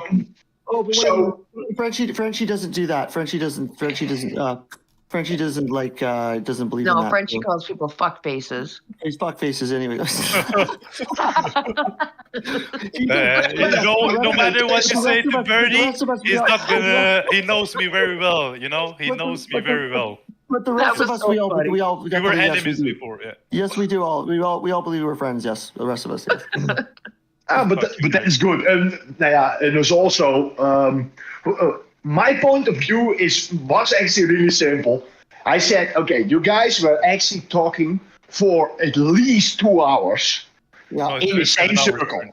But at least 2 hours that was on the same topic. Everyone got salty, everyone got frustrated, and that is not good. If you want to have fun with each other, you want to talk about good things, you know? We were good, Bernie. After we were talking about boxing, we were talking about the fake ass, the fake tits. Yeah. I know that everything is going to come on a certain point. It is going to come good. But if you are talking 2.5 hours on the same topic and everything is going in a circle, then it is not good. It's time to walk away from the conversation at that point. Yes. We like to argue. Turbo was bringing it up, man. We were having a vibe, and suddenly Turbo, hey, fucking. I'm always guilty of that shit. I'm always guilty of that. Don't worry. Yeah. It's because of the pedo thing. It's because I was fighting everybody. Right? I was Turbo, fighting ruiner of fun. Oh, the pedo thing. Destroyer, Yeah, that's not joy. nice, man. Like it's accusation. I shouldn't have done that's it. I'm terrible. so stupid, man. Like alcohol make me talk like that. Something. Yeah. You fuckface. Yeah, I learned that word from Bernie. That is actually coming from me, from a game that we played back in the day. Yeah, man. Fucking Cora with his fuck face. Fucking goddamn freedom prize. You know who teach me English, guys? That's Bernie. Bernie teach me how to speak English. Fucking freedom prize, man. Oh, okay. Very cool. I don't believe you at all. Okay, so this is also a really funny story. Me and Cameron actually were first. We were enemies, Yeah, and then for some reason. Turbo and I. Oh, really? Yeah. Yeah, he called me a cunt the first time he addressed me in a message. Who did? You I did. Yes, Yeah. I did. Yeah. I said, "What do you want, you fucking cunt?" She comes at me too. I'm like, "What do you want, you fucking cunt?" And she's like, "What?" I'm like, "Yeah, that's fucking right." And then I got told that I was like, "No, Turbo, listen, this is what happened." Oh, and I was like, "Oh, great." I'm like, "Okay, sorry about calling you a cunt. Fuck. Just fuck." Right? Yeah. Me getting fucking roasted. But at least Turbo, your name is suiting you because. Yeah, Turbo. Yeah, he saw you, Turbo. They're watching what you were everything. sending out. Yes, and that's why. Okay, sometimes it works, but I tell you, 80% of the time it is not working. You can better speak normal. I know, dude. Has Cameron showed you any of my fucking losing it, my crazy fucking? Oh yeah. I showed. Don't worry, Turbo. I showed everything. Yeah. I go You blind. I always see lose your red. shit, I see man. red. I destroyed my computers and threw them through my wall and shit, dude. I destroyed my phone and smashed my phone into a billion pieces. Fucking yeah. But that's sad money. That is sad money. You first pay money for an item that is a lot of money, and then you fucking throw it through the wall. Because you're frustrated. I threw $300 in cash. I threw $300 in cash Bro, in my toaster and turned my toaster on. I threw $300 in cash in my toaster and turned my toaster on. And almost started a huge fire. Like, Bro, that's a Tuesday. That's a Tuesday for Turbo. Exactly, right? So if you want to throw money, if you want to throw money, you can throw it to Cameron because he really needs it, guys. Fuck you, man. You know, so, fuck face. Trust me, I come out of a loopy an episode like that, and I am seriously upset with myself. It's usually how it works. Yeah. What, when you have a freak out? Yeah, I do things like, "Oh yeah, you want to see this? Oh really? You want to? Fuck you! I'm gonna fuck you!" And I do it, and it's like when I wake up the next day or something, I come in, I'm like, "Oh yeah," and I haven't even been drinking. Right? See, that's why I don't drink anymore. That's pure anger, dude. You know what though? You know what's crazy? You know what's crazy? Like we've been around for some of those moments with you, and you know, like we still love you no matter what. But the reality is, you could do that a million times, and it's still more reasonable and more rational than anything fucking Bimmy ever does, dude. Yeah, it's true. Yeah. That's like we you could literally go on a turbo bender, and we're just gonna be like, all right, we're here for you, dude. Whatever you need. But with fucking Bimmy, it's like he'll just like literally make up shit out of nowhere and take people who actually like, you know, support him and defend him sometimes and throw them completely under the bus, you know? Like I can hear the gates. Yeah. Oh, can you hear me? Yeah, he does. He does that. No, we can. You're old as fuck. That's what I'm saying. I heard everything. Dude, like I was literally like shilling his stream in my stream today and saying that he's a funny, entertaining guy and you guys should go check him out sometime. And then I'm fucking hearing 2 seconds later that he's calling me a fucking P word in his fucking Discord. I'm like, okay, never mind, I guess. To me, that's like the worst thing you could ever do to any. Like, I think it's my ex-wife when I was at the worst of the worst, had the worst possible. You know, like you couldn't get any fucking madder. That came out one time. Like, I almost punched her through the wall. Like it was like almost the thing that tipped it over. Like it was like, dude, I could have been charged with fucking homicide after that kind of shit, right? Like if someone uses that kind of like just for fuck, just to fuck with you, or just to like, you know, to make you look bad or whatever, to smear you, it's just not even acceptable. It's fucking just, it goes out of the boundaries of what's acceptable. It's not. It's fucking, people could kill you. People could kill people for doing that, man. People, I'm for sure, have killed people for far less than that. You know? You don't do that. It's out of bounds. You know? It's out of bounds. It's not acceptable. Yeah. You know? It's just not. Unless it's true, then it's absolutely fucking acceptable. You know? Then it's fucking absolutely nothing wrong with that. Yeah, but I, You know, like, those is there people should be- like is there anything he ever says that is true? I just Uh, don't, I don't no, think so. he's a propagandist from the worst of the worst of the worst. Yeah. Like, dude, you know what? I'm convinced that he's a liar too. Like, I know for a fact. Like, I know because I boxed for a long time, and I, dude, I was, you know, I had 48 fucking amateur fights, and I've showed like PBG the paper clippings of, like, you know, like, my fights. I've showed him shit, and he has come out of the fucking closet with a trophy one time, and he's holding the little guy on top, and I'm like, oh, let us see the guy on top. Let us see the guy on top. Come on now. I think it's a bowling guy, right? It's not a boxer. It's a bowling guy. And sure enough, he doesn't show the fucking tie at the top of the trophy, right? It's like, come on, dude. That's a bowling trophy. Get the fuck out of here, okay? No way. It's No not- fucking it's not- way, yeah. dude. Are you Yeah, serious? And then I see his fucking. He does a couple moves the other day, and it was the first time I saw it the other day when he's analyzing some fights with me and Keimer, and fucking, like, we were like watching that Marcus Pacquiao fight. And too bad I didn't get to you wanted me to do the analysis on that part. Too bad I had to run. But fucking, like, I come back, he's doing the analysis, and then he started talking about what it was like when he got hit, like when he got cracked in the jaw. Just the way he explained getting hit and the way he explained it, I knew he'd never been in a fucking goddamn match before. Like, I knew he'd never been at least in a fucking actual like organized like fight. Maybe he's sparred. Maybe he's gone to the sparred, gym. yeah. I think he's sparred, but not fight. Maybe he's yeah. sparred a few times, but not that many times. And like he's never been in a fucking actual event fight, because I could tell the way he's talking about it. I just was like, no, you're not, okay? Like, it made me really surprised, because I was like, he's actually lying that bad. He's not at all. And then it makes sense when he stood up and he started doing like the little punches in the air. I was like, those are horrible. And he's never showed me a kick up past his waist. I'm like, this guy can't. Because he's a fucking meatball. Look at him. He's a meatball and a gym rat. He's not a boxer. He's not a fighter. Give me a break. No way. Not a chance. I wonder what he actually does at the gym. I want to see him prepping on the side. I think so too. A little bit of fucking steroid, maybe. He's lifting the benches.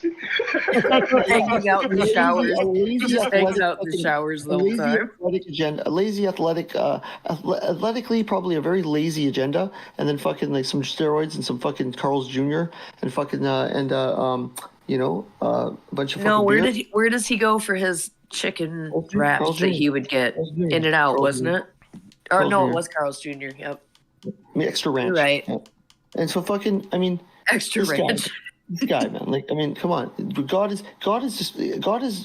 struck in him with the head of a fucking cue ball to show everybody to stay away from this menace. Okay, this is a shining in the mirror. Your face is gleaming off this little man's mirrored head, just to remind you to get the fuck out of there.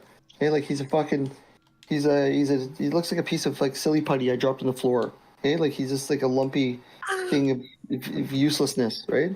I mean, he definitely was. But did you really beat someone on the casino? The blasphemy is all perfect. I do not know that guy at all. I don't really like to talk about anyone like that. So I don't usually. Trust me. Yeah, no. But to actually change the conversation, right? So okay, people are people. Everyone has his own flaws or whatever. But that's a saying. I came here in the channel because of a conversation what was looping, and that whole fact.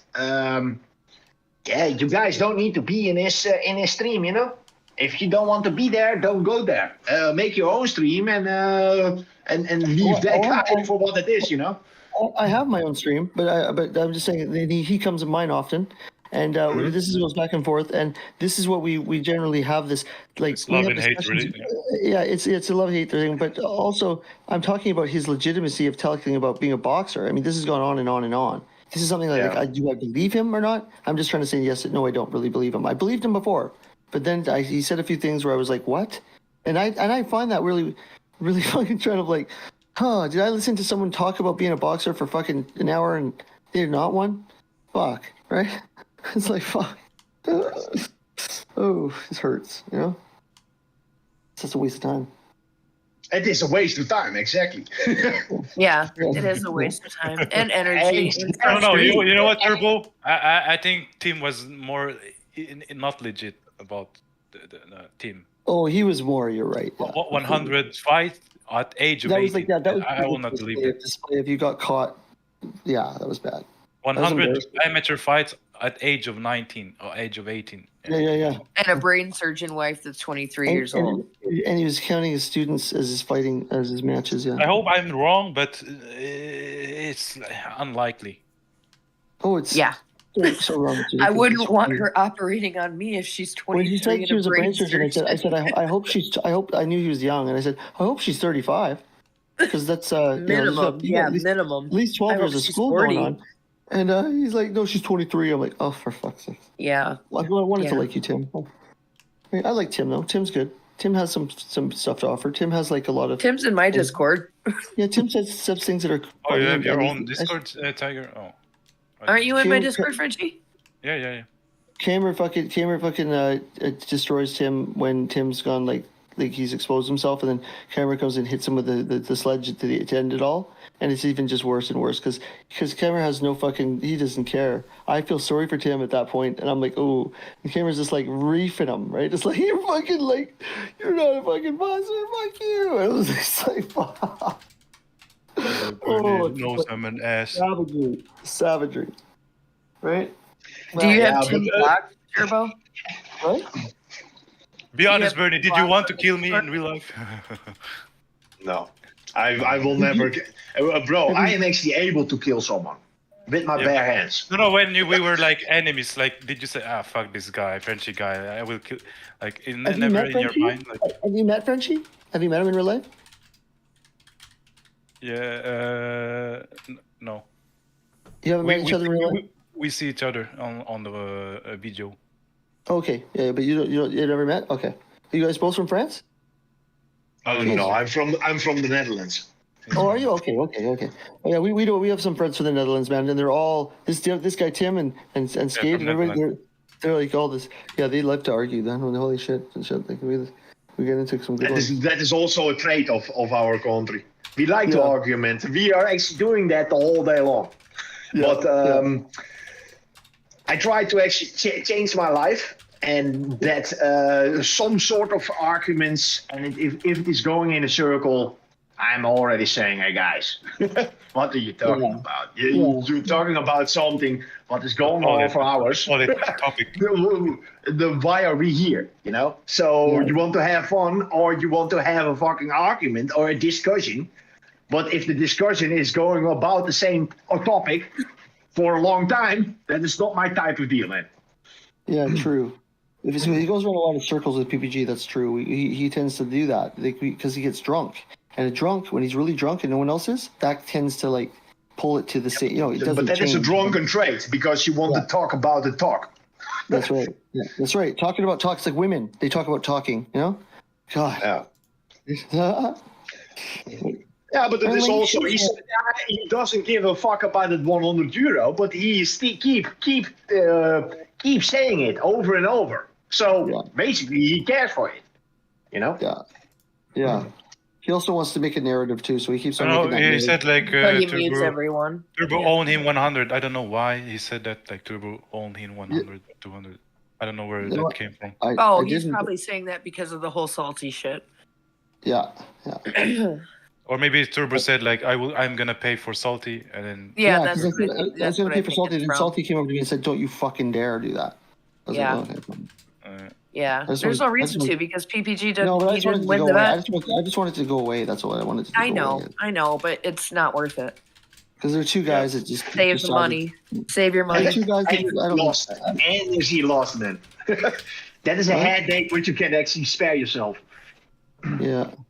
I understand your motive, and wanting it to go away, but you know, even if you did give him the money, it would just change the story. It wouldn't go away. Then it would be, that's proof, you know, Turbo paid me, so that's proof that Salty's a rat or some shit. You know, he would come up with something.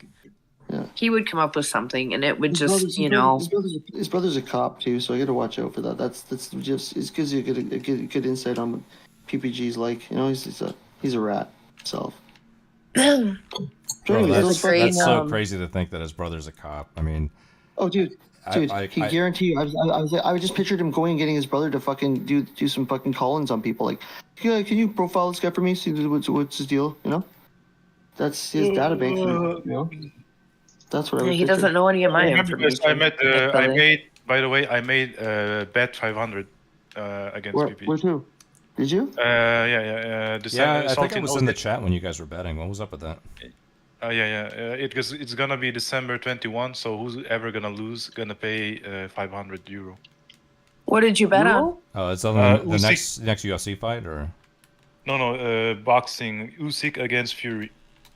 Oh, you better make sure that fight is fucking. You're very clear on what you're betting, Frenchie. Yeah. You're betting fucking euros or you're betting US dollars? Let me guess. PPG took Fury. Yes. Yeah, of course. Yeah, I would take Fury too. I would take Fury too in this one. I would. No. It's not the wrong pick. He could have. No. Actually. I'm saying I'd pick him in this one. Yeah, for sure. Last one, I don't know anything about boxing. I just know he's a good comeback. Hey, Turbo. If Fury win, I'm not gonna be surprised. You know? Yeah, no. Isn't he like a streamer or something? Who? Fury? Tyson Fury? No. No. Okay, I thought he was one of those like internet guys that. No. You know. As an older guy. Oh, yeah, he's older.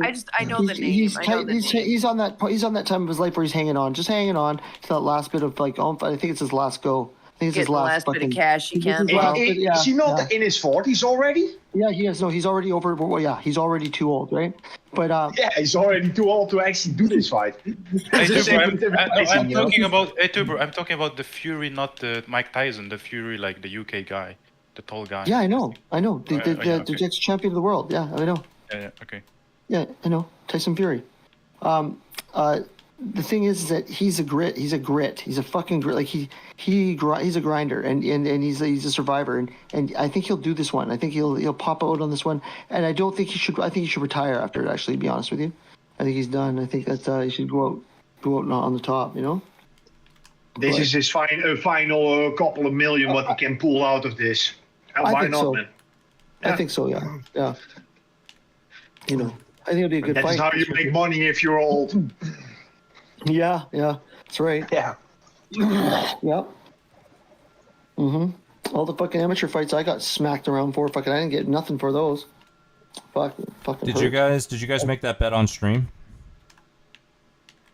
Yeah. Salty clip it. Okay. Salty clipped it. Okay. Yeah. Then we know it's good. We know it's good now. Well, he's still on the side chat. Actually. I'm gonna repost it on the side chat.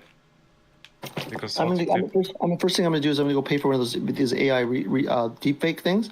I'm gonna get PPG making a fucking bunch of bets on them. Right? Yeah. PPG making bets everywhere. AI. Was it this? No.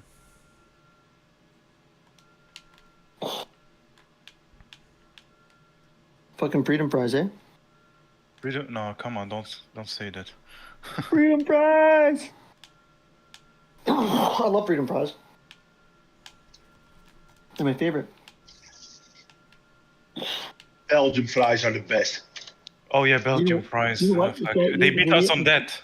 Yeah. These idiots said, I was at this Greek festival. This guy's like, Greek fries. I'm like, what? Greek fries? What do you mean? And he's trying to make them for me. And it says like $10 for these Greek fries. I'm like, why does it make some Greek fries? He throws the fries in the thing and he goes, you get the fries and you put them in the box. And he goes, and then bam, he throws fucking fed on it. And it all like sort of dribbles to the bottom. Like it just sort of, he's like, Greek fry. I'm like, what the fuck? Like $10 for like fries with feta cheese that like crumbled to the bottom of the box. I was like, that is fucking ridiculous. This is the worst thing I've ever seen in my life. Worst fucking thing. Regular French fries with fucking, like, fucking bits of feta on the bottom of the box. This is like, dude, this is bad. This is terrible. I just don't even want this. It's fucking embarrassing. Belgian fries are good though, yeah.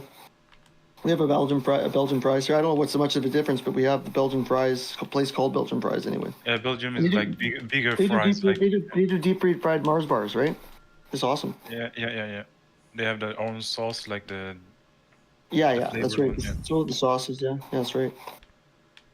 And your flag, Frenchy, like the French flag, the national flag. Oh yeah, here we go again. It's the one. It's like a pillowcase on a stick, right? It's fucking white pillowcase on a stick, and they start singing their anthem to that flag, and they're like, Alouette, gentil Alouette, Alouette, and they fucking love that shit. They just have their white flags. We give up right away. Run away. We surrender. When's the next election? 2027? Yeah. Yeah, in France. Yeah. In France, yeah. So is Le Pen taking it or what? Macron is a really smart guy. I don't think He married his grandfather. Yeah, no, he's manipulative. Yeah, okay, fine. He married his grandfather. You're right. Yeah. He's manipulative, so he can turn that easily, like he did not long ago. Like Le Pen's supposed to win. Yeah, he was finished, and he still managed to pull his shit out of that, eh? Yeah, he could pull. Yeah. Greasy little fucker. So Macron can just keep running and running and running. Oh, yeah. Yeah, it will be his last term maybe, but yeah. Canada, we don't have any terms. We don't have any term limits. 3 times you can do it, or 2 You can do it 10 times in Canada. Oh fuck. I've been seeing what's his name, Paul Olivier, whatever the fuck his name is. He's been going on a whole Canada first kick lately. He saw what Trump did, and he's like, all right, we're going Canada first, baby. But he's a problem with that little fucker. You see that he's been in politics since he was 19 years old. He's only done nothing. He's done nothing except for work for the Conservative Party for his whole life. He's done nothing at all. He's just sort of like came out of like high school and just started working for the party like a little church boy, right? And he doesn't really have anything to offer, really. He just has like anti-Trudeau, and he just does do the same thing. He backs up Ukraine. He backs up fucking Israel. He's fucking retard. Yeah, but does he have a shot? Does he have a shot? Oh yeah, absolutely, totally, absolutely, yeah. He will be the prime minister, yeah. Yeah, Trudeau's gotta go. Yeah, it's all shitty, man. There's no fucking choice. There's no choices, but Trudeau's really bad. He's losing it. He's becoming like a demigod. Is there like any good like in Canada, like aside from Trudeau? No, the new Democratic Party is fucking Singh. What's his name? Ajit Singh or whatever the fuck his name is. He's awful. He's so woke. It's ridiculous. All he cares about is giving a whole shit a bunch of reparations to the native people. That's all he cares about. It's all he cares about. It's like fine and everything. Go ahead, do that. But he's just only can see, like, we must give reparations to the native people of this land for doing what we did. It's like, dude, okay, fuck, not right now, dude. Shut the fuck up. Turbo, you from Canada? I'm American and I'm a Canadian. I'm a dual, and I live in Vancouver right now. Yeah. What do you think, Bernie? He's more Canadian or American too? No. But that was not the question. Where you live at the moment then? And I live in Vancouver right now.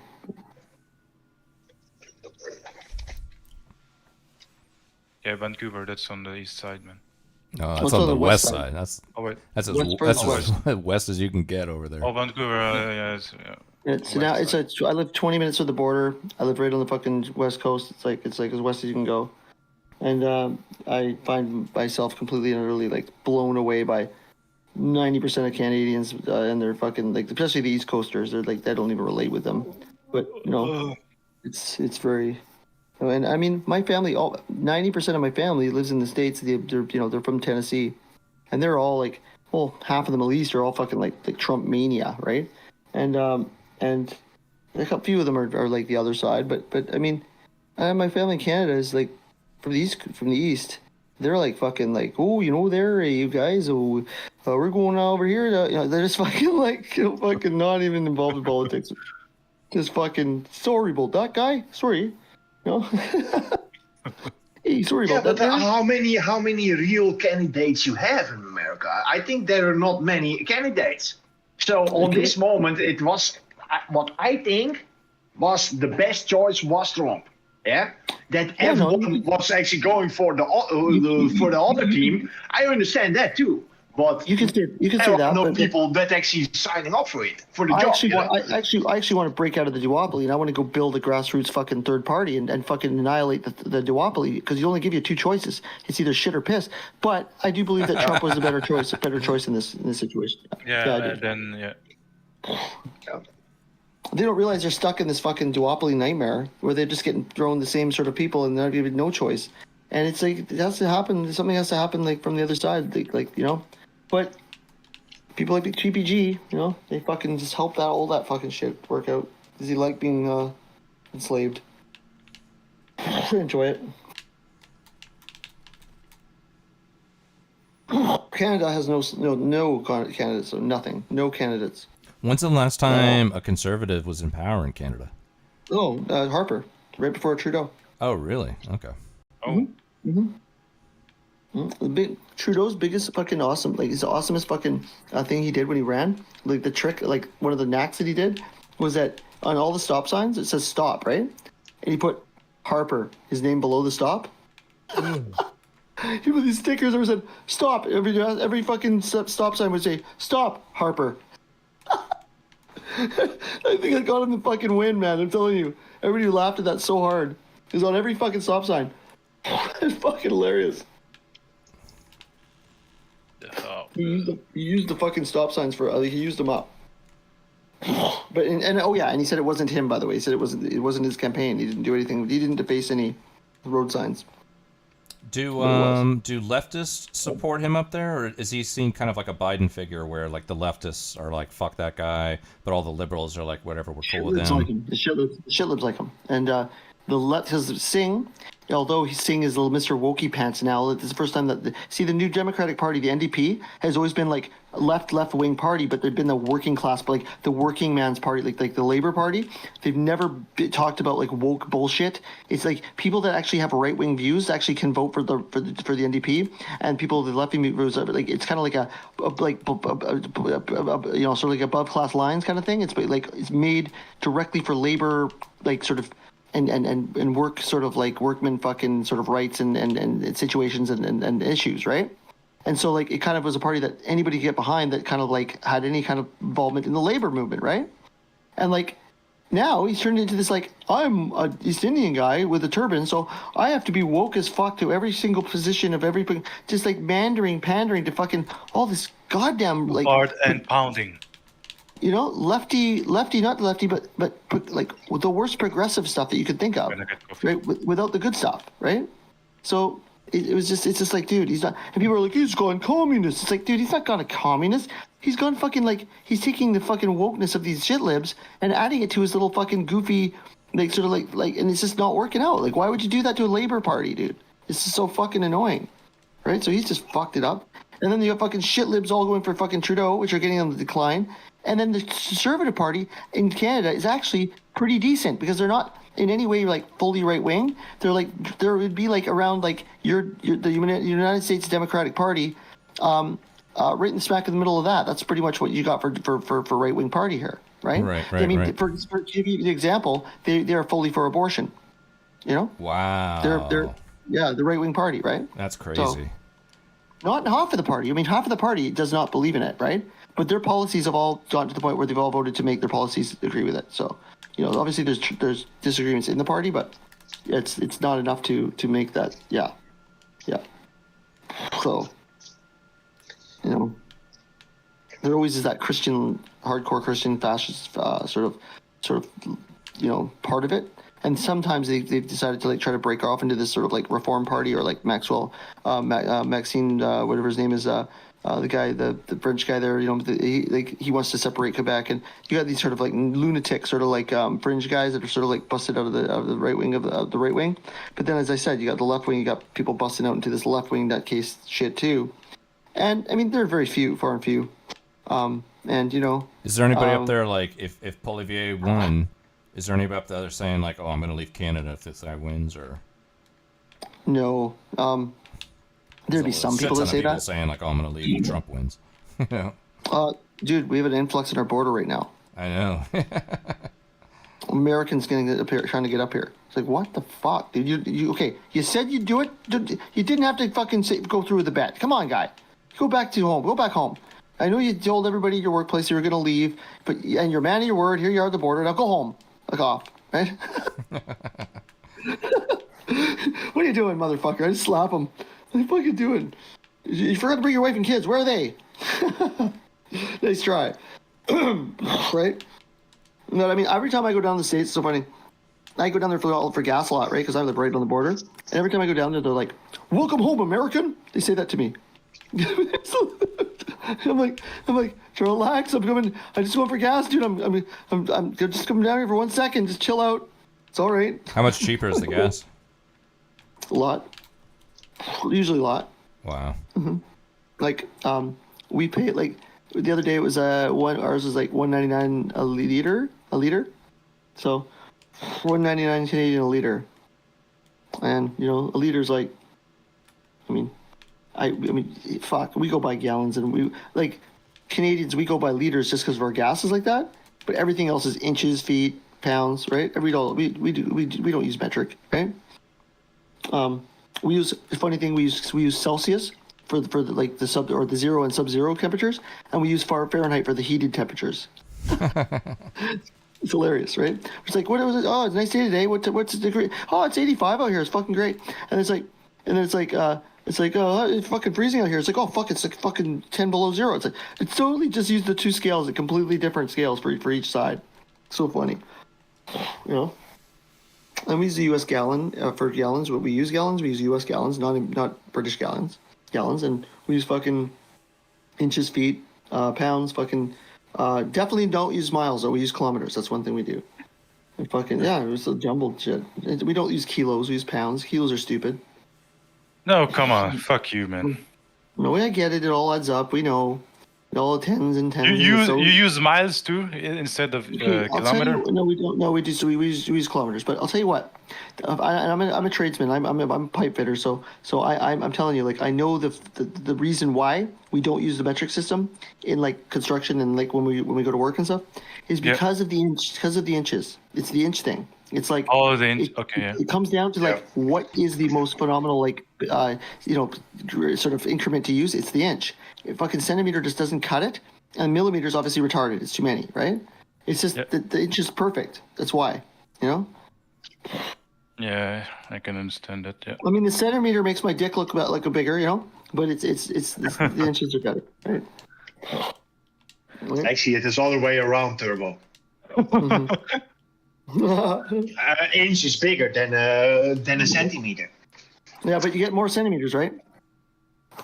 Yes, but still, the inch is bigger than a centimeter. Of course. So you can the measuring is actually smaller. Yeah, no, but when you use in construction, when you use inches, it's just perfect. I'm a pipe fitter too, so that is actually good that you said that. It was actually electrician. Yeah. Oh, is he? No. I have done pipe fitting on oil platforms too. Yeah, I've done the oil thing. I'm in towers and I'm doing I'm doing pump rooms and stuff. Canada are the best oil rigs in the world. Yeah. I agree with that, Bernie. I agree. They have the best oil. Yeah. And hey, you're my enemy. You're an electrician, are you? You're the worst, eh? You're the worst. You're fucking hanging all your wires all over my shit, man. Yeah, but I need to. But it is better that we are there, because if you're not there, you have no power. That's right. So basically, something, You know, little Nazis are Nazis. They're like, you don't get any light if you don't shut the fuck up. Like, this is what they're saying. Like, motherfuckers, right? Yeah. There's this girl electrician at the last time I was out. There's this girl electrician, and she came in and she said sort of the same thing. And I was like, and someone said something about her, she's walking out. Someone said something about like, you're lucky you're a Sparky. It's the only job a woman could handle in this industry or something like that, right? And she's like, she came in and she's like, I'm not giving you guys any power. You can go fuck yourself, right? We're like, what? Dude, we didn't get power till like the day after the next day.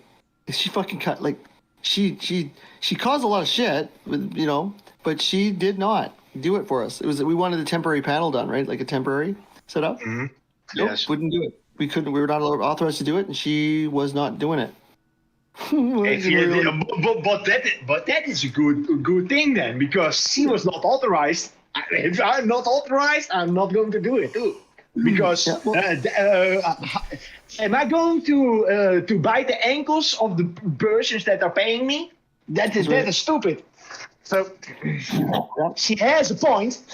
No, her point was that she even caused a lot of like she caused a lot of grief to the point where like we couldn't do our work and there was like people getting fucked over that. But she had a reason that fucking this guy said something sexist to her and it pissed her off, and her bosses backed her up for that decision, and then our bosses backed her up for that decision, and everybody had to go and apologize to her and shit, right? And apologize to her, like, yeah, dude. And then he was, of course, then he got fired actually about 4 days later because he went into the bathroom and he had to do it. He had to write a big felt marker pen in the bathroom and like drew a big picture of her and like a big dick going into her mouth and all this stuff. It was like, fucking bitch. Well, and everybody knew who it was. Yeah, but he got fired. Yeah. It's like, way to go. I've worked also a lot on exhibitions, so the electricians. So, but if you we were not allowed to actually put power on any stand. Yes. Mm-hmm. But sometimes you need to actually put power on it because we have also tools that need to be charged up, right?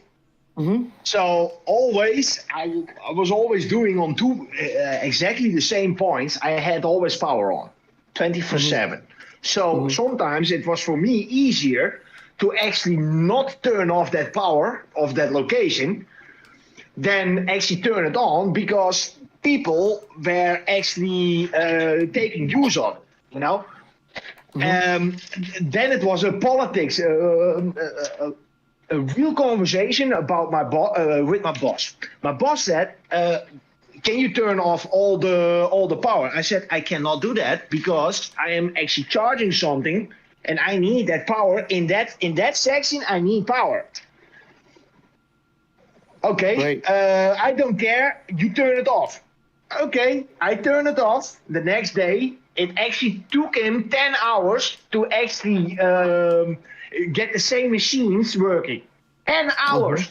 So I said, that is what I was trying to say. You guys using electronic machines, or it must have been like a scissor lift or something. What do you mean? What were you charging? This was 2 forklifts. It was. Oh wow! You're using forklifts over there? Electric forklifts? Yes. Or electric? Yes, everything electric. Yes. Wow! Really? Eh? Fuck. High tech, man. It's in some exhibitions were so high tech. Actually, the 8K televisions, all that things, 16K, 24K. I have already seen that. Oh wow. So it is already in development. All that technology, what you saw 10 years ago, I knew already that it was coming. The technology is already way further than people think. Well, I know. My brother's in the business. He's a CEO. He runs a development company, a big one, and he's way up there. And he's built his dream house. He just built his house, and he got all the builders and like all the manufacturers and stuff, like kind of like they used him to they wanted to give the newest shit that they had and all the state of the art stuff. He got it all at a good price, kind of thing. Like he built this $4 million house. And it's like all with the material that you can't even get yet. It's like the siding that he had that put on was it's just amazing. It's like something like $5 or $6 a square foot. It's just ridiculous. It's unreal. It's like they made them like there's 100 efficiency houses. Like the 100% like efficiency, like no leakage, no nothing, like all the shit, right? The different insulation and the cubed insulation and stuff and it's like, and that the heating and not to mention the heating and the fucking the radiant floor heating and right to the air ducts. And it's just amazing. Like vortex fucking technology. All the shit is just unbelievable. You got like all the sort of the samplers, right, of all the new stuff come, right? It's pretty wild. Like you got fucking way ahead of everything. It's like he had to get a new the power. He was at 200. He had to get a 400 transformer put into the for the going into his house, right? Like from the street, he had to get it. He had to call the fucking municipality thing and get it changed because he didn't have enough.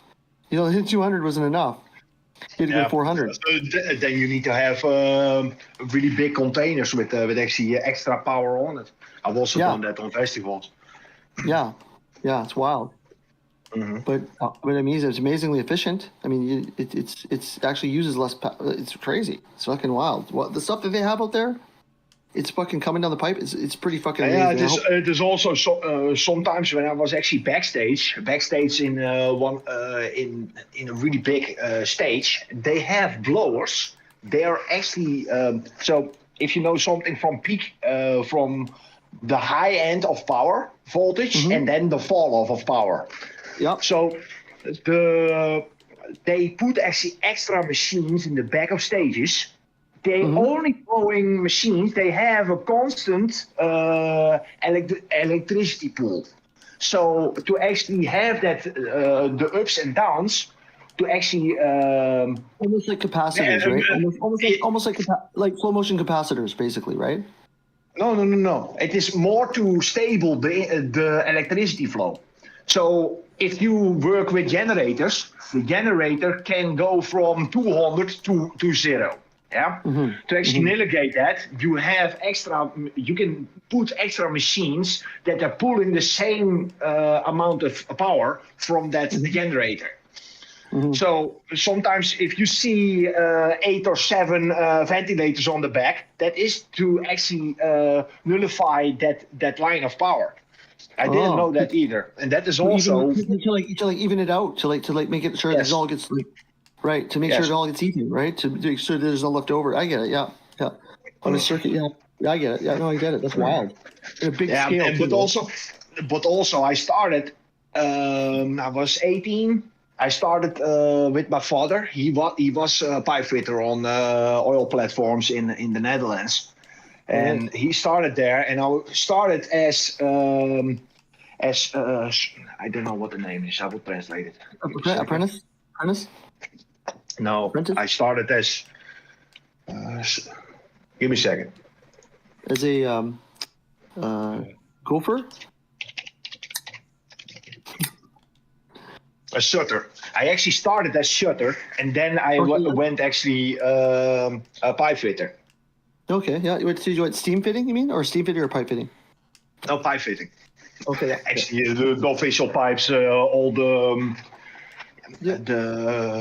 tanks with sand, corals, that actually filter all the oil. Yep. Actually, I did that for years, man. Yeah, the oil sands, yeah, that's right. That's wild. That's cool. It's good work. Yeah, it earns a lot of money, but the only thing is, if you've done it for years, there's coming a point that you are so bored of the island that it's better that you do something else. That's why I've been doing that for years. I do towers. I do like full towers. Like skyscrapers. And if I can do like the pump rooms and do the design the pump rooms and put those all together and hydronics and all this, I love that shit. I love doing all that stuff. I enjoy it. Hey Turbo, check the side chat. Is that a good evidence if ever something shit happen? Like I put it on the side chat. Salty clip it. Like me and PPG made a bet 500. Oh, here it is. Let me see. Oh, the LOL one? Oh no, here. Yeah, no. After the LOL, the 2 kick. Oh, this is the fucking. Oh yeah. Oh no, I saw that. I just watched it. Yeah, no, yeah, that's perfect. Yep. 100 is already. Yeah, 100 is already done. He already paid me. 500 is gonna be on 21 December. Music and 100 Jones to French. What does that mean? Oh, 100 is already done because he bet on Mio kick. I bet on Jones, so he already paid me on that. But you do realize I burned him on his little reason why he doesn't want to do too many transactions. It doesn't cost him any more or less to do more transactions, right? No, it didn't cost because it was on Steam and it doesn't. Yeah, but you pay always to PayPal fee. 3%. So if I'm making he didn't pay me on PayPal, Bernie. He didn't pay me on PayPal. Yeah, but okay. So if you are getting paid on PayPal, that is costing for me for every transaction about €4. Yeah, for European, yeah, for European. But it's a percentage, right? No, it is €4 every transaction. Especially especially if I send someone from Australia, which I did already before. Yeah, it's cost like 4% of the tax. 4%, but if it's percentage, then it's like doesn't matter how many times you send it because it's like the same temporary the money you send. But if it's a fee, it's a flat fee, then it's annoying. It is better that it is in percentage, but we have the problem that we need to pay that €4. I don't know why that is. It's actually sad for us, So small transactions are actually not made fast. That's annoying. Yeah, it is. I know America have like the freaking Cash App, which is not available on Europe. Right? We got all sorts of shit like that. Canada too, like tons of stuff like that. It's great. And Venmo, right? You have Venmo. Yeah. Yep. Yeah, we don't have that either. I don't know. I got kicked off of Venmo. Oh yeah. Yeah, because of Jackson. As long as you don't need to put your freaking number, I have no problem.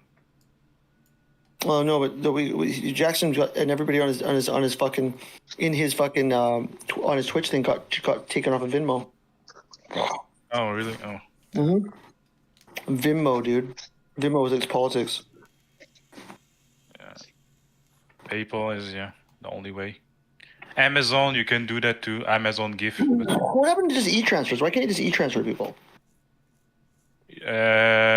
Maybe they don't know. All right, I gotta get out of here. I'm gonna raid you guys into a buddy of mine, who I have not raided in a minute.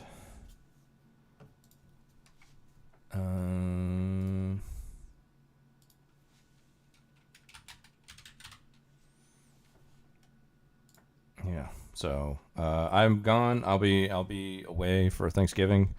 So I will try to be back Saturday night. Hopefully I'll see you guys in somebody else's stream. Yeah, we'll see. Thanks for hanging out. I appreciate it. And if I don't talk to you, have a happy Thanksgiving. Have a happy whatever it is you celebrate. And I'll talk to you later. Peace.